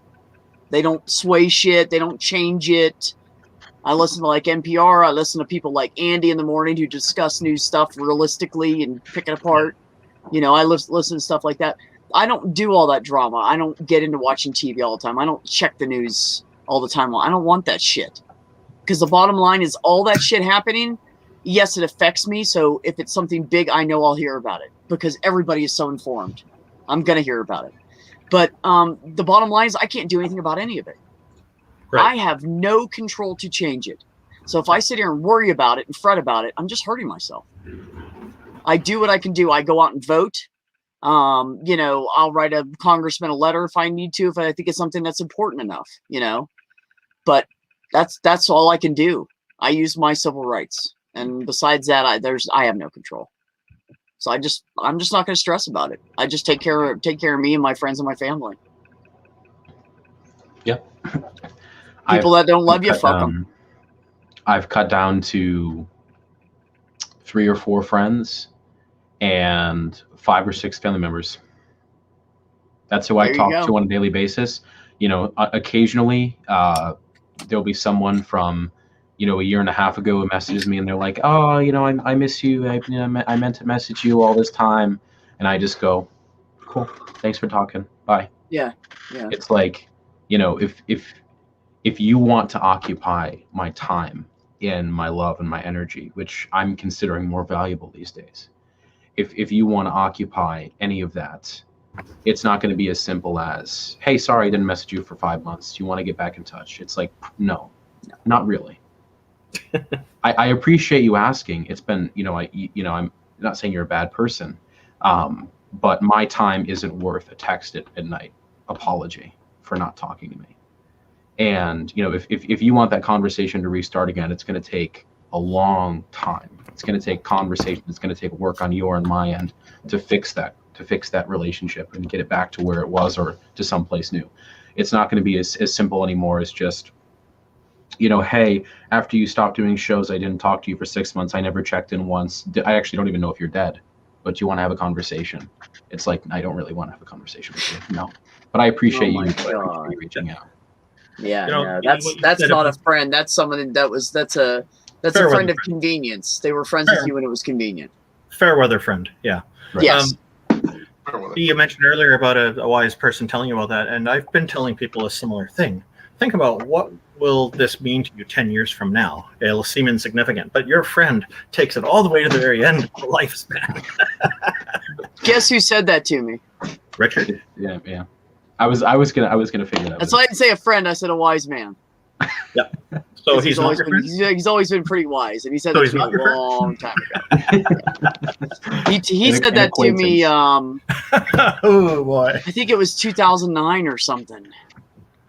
It was Yeah, like he's- 12 years ago or something. He said that to me, but it I'm really did tremendous. help me. I have tremendous respect for Richard Madsen. Yeah, he's firm in his beliefs, but he's honest, and he sometimes people think he's contradicting himself, but there's a lot to interpretation. No, I've noticed that It's just like how he interprets the Bible differently than most people. You know what I mean? He and I have talked, and we've helped each other be more clear in how we express things a few times. Yes. But I can't think of any time where he's contradicted himself. He's very smart. He's got the whole picture figured out. It's really, when people think he's doing it, it's really because he has so much detail to what he says that he never puts out there because it's just too much. Mhm. Like you'd have this much of the Bible and it would take him 3 or 4 hours to talk about it because Yeah. there's so much fucking detail, you know what I mean? Yeah. So he tries to simplify it to get someone an idea and then dig deeper into it. And sometimes when he does that, people think he's contradicting himself because he has trouble. I don't want to say dumbing it down. He has trouble summarizing it. Okay. It's hard for him to summarize things. Yeah. Because he Yeah, wants somebody to on tell the you EA all show. of it. He's got all this going on in his head, I met him through the EA show, and Yeah. that was back in the atheism days, and for that. For that channel, yes. Yeah. So he, I remember somebody. Christian laughs. I remember somebody saying, "Well, We were all like, what the fuck? somebody what was just happened?" saying, somebody Yeah, was but go saying ahead. to the Christian I'm just apologist, laughing because I forgot that he's a Muslim. somebody was saying about on that channel about once Richard gets through with the Christian apologists, some of them go crazy, like insane. He'd probably make them insane. He just fucks with their head so bad. They all just get mad and start yelling at him and say he's stupid and he needs psychological help. That's what they do. They do There it was- every fucking time. You start doing this to him. on the EA Yeah. show, I was on there with Richard, and there was another Christian on there who we were both talking to, and it was literally just imagine like two basketball players at the peak of their powers, like just throwing assists to each other, shooting perfect shots. It was just him and I just dogging on this person who had a terrible interpretation of scripture, and I'd say something and Richard would go, "It's exactly right, and here's more," and I would go, "That's exactly right, and here's another thing," and it was just buried and buried and buried and buried. Oh, I forgot that he was a Interesting. Christian. He forgot that I was an atheist. We were just having fun. You were so focused on the ideas at hand. Yeah. Right. yeah. Because to me, Yeah. it doesn't matter. I just combat things that I think are false and say things that I think are true. Yeah, and Yeah. when No matter where it when we're is. discussing ideas, our All that identities matters. don't have to be part of it. And in fact, most of the time we can discuss ideas without bringing our identities into it. I find that religious people very often bring identity into everything. And so when you critique the ideas, they take it personally. And that creates a lot of interference, runs a lot of foul interference for communicating with people in a reasonable way. Right. I agree. Yeah. I absolutely agree. That's very much true. Yeah. See, I don't know. I don't know. Religion I is don't very know the common. Bible. I don't know the Bible inside and out. I don't know how to debate. I haven't studied logic.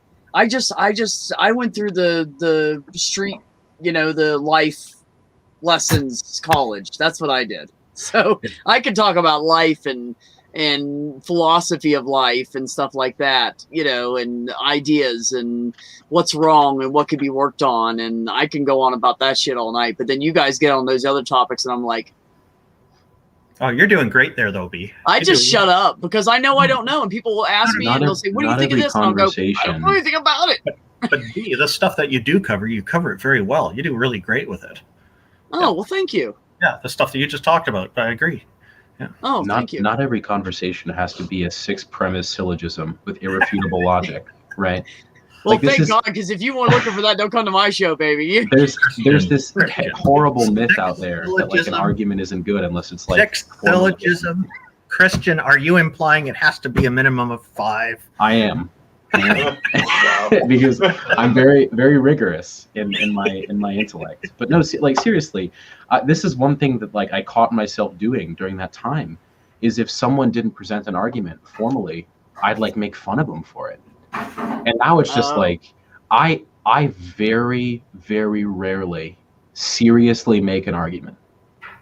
Now I'm just kind of like, this is what I believe. Well, you asked me why. Okay, this is why I believe it. I'm not going to Yeah, give it's you for the 10 debate premises. Yeah, what Right. you're talking about is for the debate stage, and Right. for a normal conversation, it interferes. It doesn't really bring any clarity. I Right. agree with you. Right.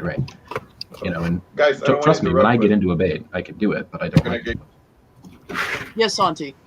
I don't want to interrupt, but I gotta get going. Tomorrow's my anniversary, and it's almost like 1 o'clock. So I was going to I say, gotta it's only have- 20 I gotta- till 1. What's your problem, dude? No, I'm kidding.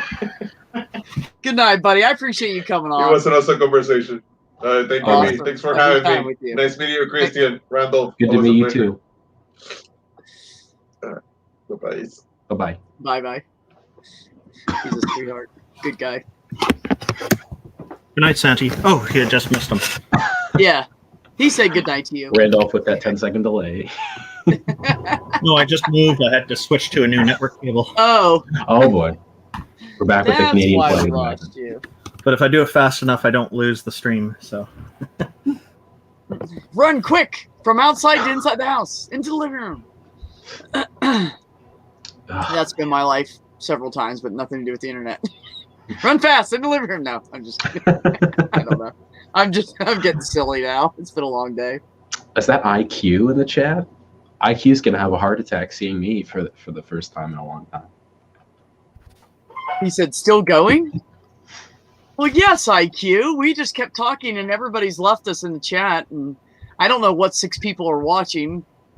2 of them might be Christian and Randolph. I don't know right now. 1's you and 3, I don't know where they are. They might have just left it running and fell asleep because we bored them. I don't know. well, IQ watched my first ever show with Chris Mallard on the Daily Atheist Morning Show. Oh, really? About a year ago. So that was, at least maybe IQ didn't. Maybe I'm just remembering it wrong. But I I think know I that- tuned in live for that one. I think you were there as well. I believe so. There's some people that I know in that first show. I was recording on this just really shitty laptop that I had from like 4 years of school, and I used my shitty school laptop with no lighting, just sort of talking to Chris. I had only been at that point interested in the conversations like this for like 4 months. I jumped on Chris's show at the request of one of my best friends, and I guess the rest is history there. Right. IQ. Right. But that was so nerve-wracking. Oh, that experience was so nerve-wracking. I noticed, I don't know if anyone knows where Chris went. Did the Daily Atheist Morning Show end? I don't know what's happened. I haven't seen his show lately. I look for it in the morning sometimes, and it's not there. And I hope he's just on a short break or something, because I think he was running a pretty good show. I know at the end, though, he was starting to express some views about pro-capital punishment stuff that seemed a little bit, a little on the edgy side. And so maybe he's been taking a break to deal with whatever was going on there. Yeah. So. Oh, for a while there, it felt like the Daily Political Morning Show, and not the Daily Atheist Morning Show, which I think was kind of confusing to a lot of people. And Yeah, I originally subbed to him because of the atheist in it, and I found him, like, people talked about him, whatever. So I sub to him and everything, and then it just, you're right. I just don't want to talk about politics all the time. I like Especially in talking the about morning. different Fuck topics. that in the morning. Yeah, Yeah. and then also I was always working, so I kept missing his shit. So I just unsubbed from him because I just got like I'd get the notifications. I never could watch it anyway, you know. Yeah. Yeah. See, on Turn Our Cool, Talk, we're IQ. going to steer away from politics. We're going to cover other topics because we think politics is not a topic that makes people happy. And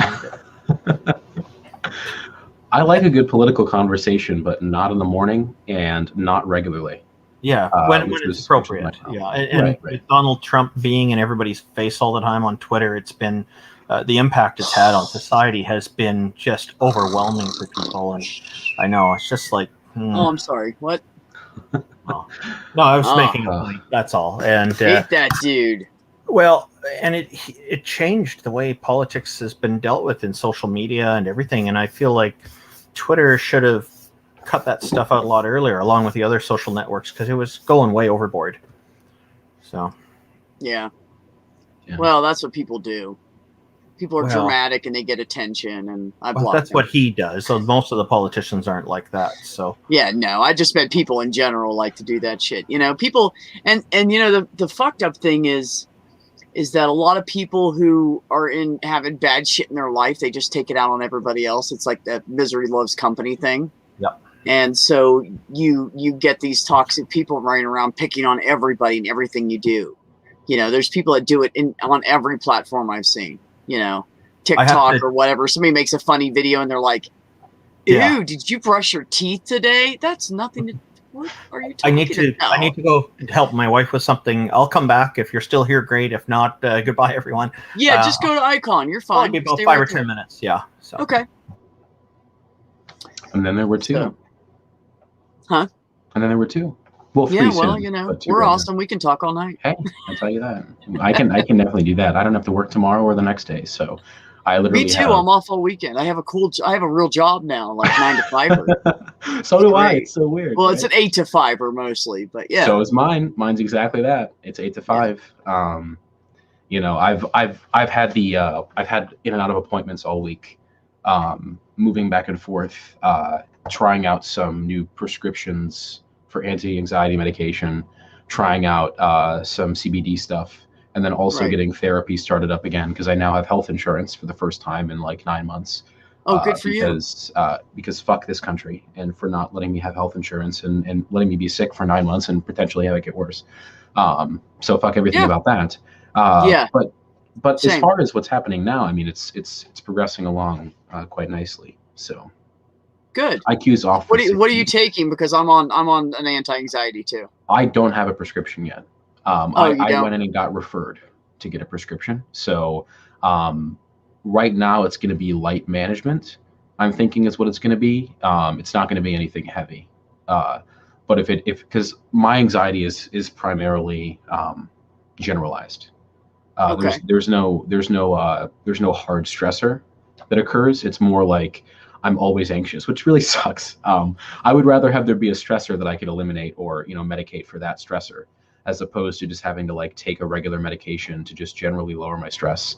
That's my how blood, I am. my I'm blood just pressure is so anxious and high. fidgety, and I used to have panic attacks and get anxiety attacks, which for anybody that doesn't know, those are two different things. Yeah, If you've had them, you know they're two. People think Yeah. they're the same thing. They're not the same thing. they are not. No. No, anxiety attack is a panic attack will lock you up and you think you're having a fucking heart attack. Yep. And an anxiety attack will make you want to run and scream and hide and curl up in a ball and you don't know what to do. So it's Right, two right. different things. Yeah. Yeah. That. So see, I have the GAD. On top of that, I have seasonal depression. So my depression gets really bad in the winter. Yes. Which is just fucking terrible because the winter is already bad enough because you can't go outside. You can't do what I love to do, which is play basketball, football, all those sorts of things. You're sort of locked inside, which makes the depression worse. And then when my depression is bad, my anxiety starts producing panic attacks. And it's so basically from the months of November to January, expect me to be very distant almost every year for the rest of my life. Because Right. no amount of medication can overcome the absolute fuckery that is those 3 months of the year. The other 9, it's possible to moderate it. It still gets bad. Okay. You know, it still gets bad in places, but you know, 90% of the time I'm functional as a human being. In the winter, it goes down to like 50, sometimes less, which is tough. And I'm not looking forward to it. But hey, it's summertime, so theoretically, it should be better. There you go. Moving on up, buddy. He said with caution and extreme optimism. Agreed. But I'm gonna do a lot of Agreed. camping. Get off the grid for a little bit. See if I can't. Basically, I'm sort of. I fear that if while I'm getting back on activism, I want to also not get re-addicted to screen time. Because that's a real issue, and anyone who tells you differently is just a liar. It is absolutely true that if you have too much screen time, you'll drive yourself crazy. So I want to do intermittent trips down to my cabin and just sort of chill out there. No technology, s'mores, fires, walking out in the woods, those kind of things to disconnect myself. So when I come back, I'm fresh and I'm ready to go. Yeah, and I was actually just telling somebody that I'm because we have a 3-day weekend coming up. I said I think I'm going to go camping by myself with just my truck. I love solo just camping. set the cats up for a couple days with food and water. I have an extra litter box for them. I can leave them for like 3 or 4 days and they're fine. I just lay out extra food and water and give them an extra litter box, and they don't give a shit. They don't care that I'm gone. They love to see when I come back. They don't care I'm gone. They're like, see ya. We got a fan, we got windows, we don't care. But I was just saying, I think I'm just gonna like go find a place to hang out somewhere out in the country, and which I'm kind of in the country already, but a little bit farther out with nobody, instead of like a scattered neighborhood like we have here. But I mean, it's pretty, it's stretched out pretty nice. So you don't hear your neighbors doing shit, dog barking, horse whinnying once in a while. But yeah, I just want to go out. I'm just going to sleep in my truck and build a fire and take a chair with me and, take my stuff so I can cook, my camping gear. And I'm not going to set up a tent or anything. Fuck it. I'll just sleep in my vehicle. I got a full size 4-door truck. I can sleep in that. So I think I'm just going to do that and just go get some me time in. There's this cabin that I love to go to. I think it's just like a family property. I don't know. Honestly, I couldn't tell you. I don't really care though. It doesn't really affect me because I can use it, right? But right. I go down there and I have the cabin, which has like a little kitchen area inside, a little living room area, and then a bedroom. Right. And on the just for me, it's just light the fire, have some s'mores, cook some hot dog or maybe a steak if I'm feeling adventurous. Yeah. And then grab a radio, throw on some Johnny Cash if I can, and just sort of sit back and just take the next couple days to remember that life doesn't have to be so hard. Right. Sometimes we just need that break from everything. When I was your age, we didn't have information like we do now, so we weren't inundated with it constantly, and we are inundated. We're just smothered by information and stories and news and memes and GIFs and it's just shit coming at you constantly. It's I like as much bullshit. It's just coming at us faster. Well, no, that's the point. Back in the day it didn't come like this. It was mostly word of mouth or something on the radio or something on the news on TV. And now we got the phones and we got the tablet and we got the 4 monitors and we got Twitter's going over here and I'm scrolling over here on the news channel and look how the world's going to shit and all the bad things that are happening. My farm, I gotta harvest my crops. Let me do that real quick. The world hasn't gotten any crazier. There's just as many terrible people out there. You're just able to hear more about it. That's exactly what I tell people. First of all, the crazies are out there that you didn't know of before because you know where everybody is now. Yeah. And second of all the bad news that you would never have known happened overseas, you know about it now. And IQ, I have a serious question for you. I may have a serious answer. It might be preceded by a joke, but that's just how I roll. Not holding my breath for that. Has that Q on that I always been there? Yep. Well, no. Technically, no. Just because you're a sharp guy, and you could ask me a question like this. No, the Q was not always there. I photoshopped the picture. Before that, the Q was not there. When did that change? So occur? since you've been using it as an icon, the Q has been in the center of the eyeball. Correct. Okay, I think that's what he was going for. Bullshit. I just have to cover all the grounds. There has Yeah, been you several know what's times where I've funny, looked in Christian? chat and not seen that I icon. saw IQ for months everywhere, and then one day I went, "Oh my God, there's a Q in the middle of his eye." I never saw it. I just didn't even notice it. Is it making sense now? IQ. No, No, I don't understand anymore. That's not the confusing part, honey. No, that's That's not the part confusing two. part. The part that's boggling my mind is that I've seen you moderate in almost every chat that has even a slight association with atheism. And I have never once taken a look at your picture and thought, that's a Q. Until this exact moment. And I've never felt dumber. My friend, I'm telling you're you, dude, you just don't underestimating the notice sneaking. it. And I I forgot think to it's put my because name when on people- the ACT. And I have never I think it's felt because dumber. when people are in panels and stuff and they're in the chats, I tend to notice real pictures more.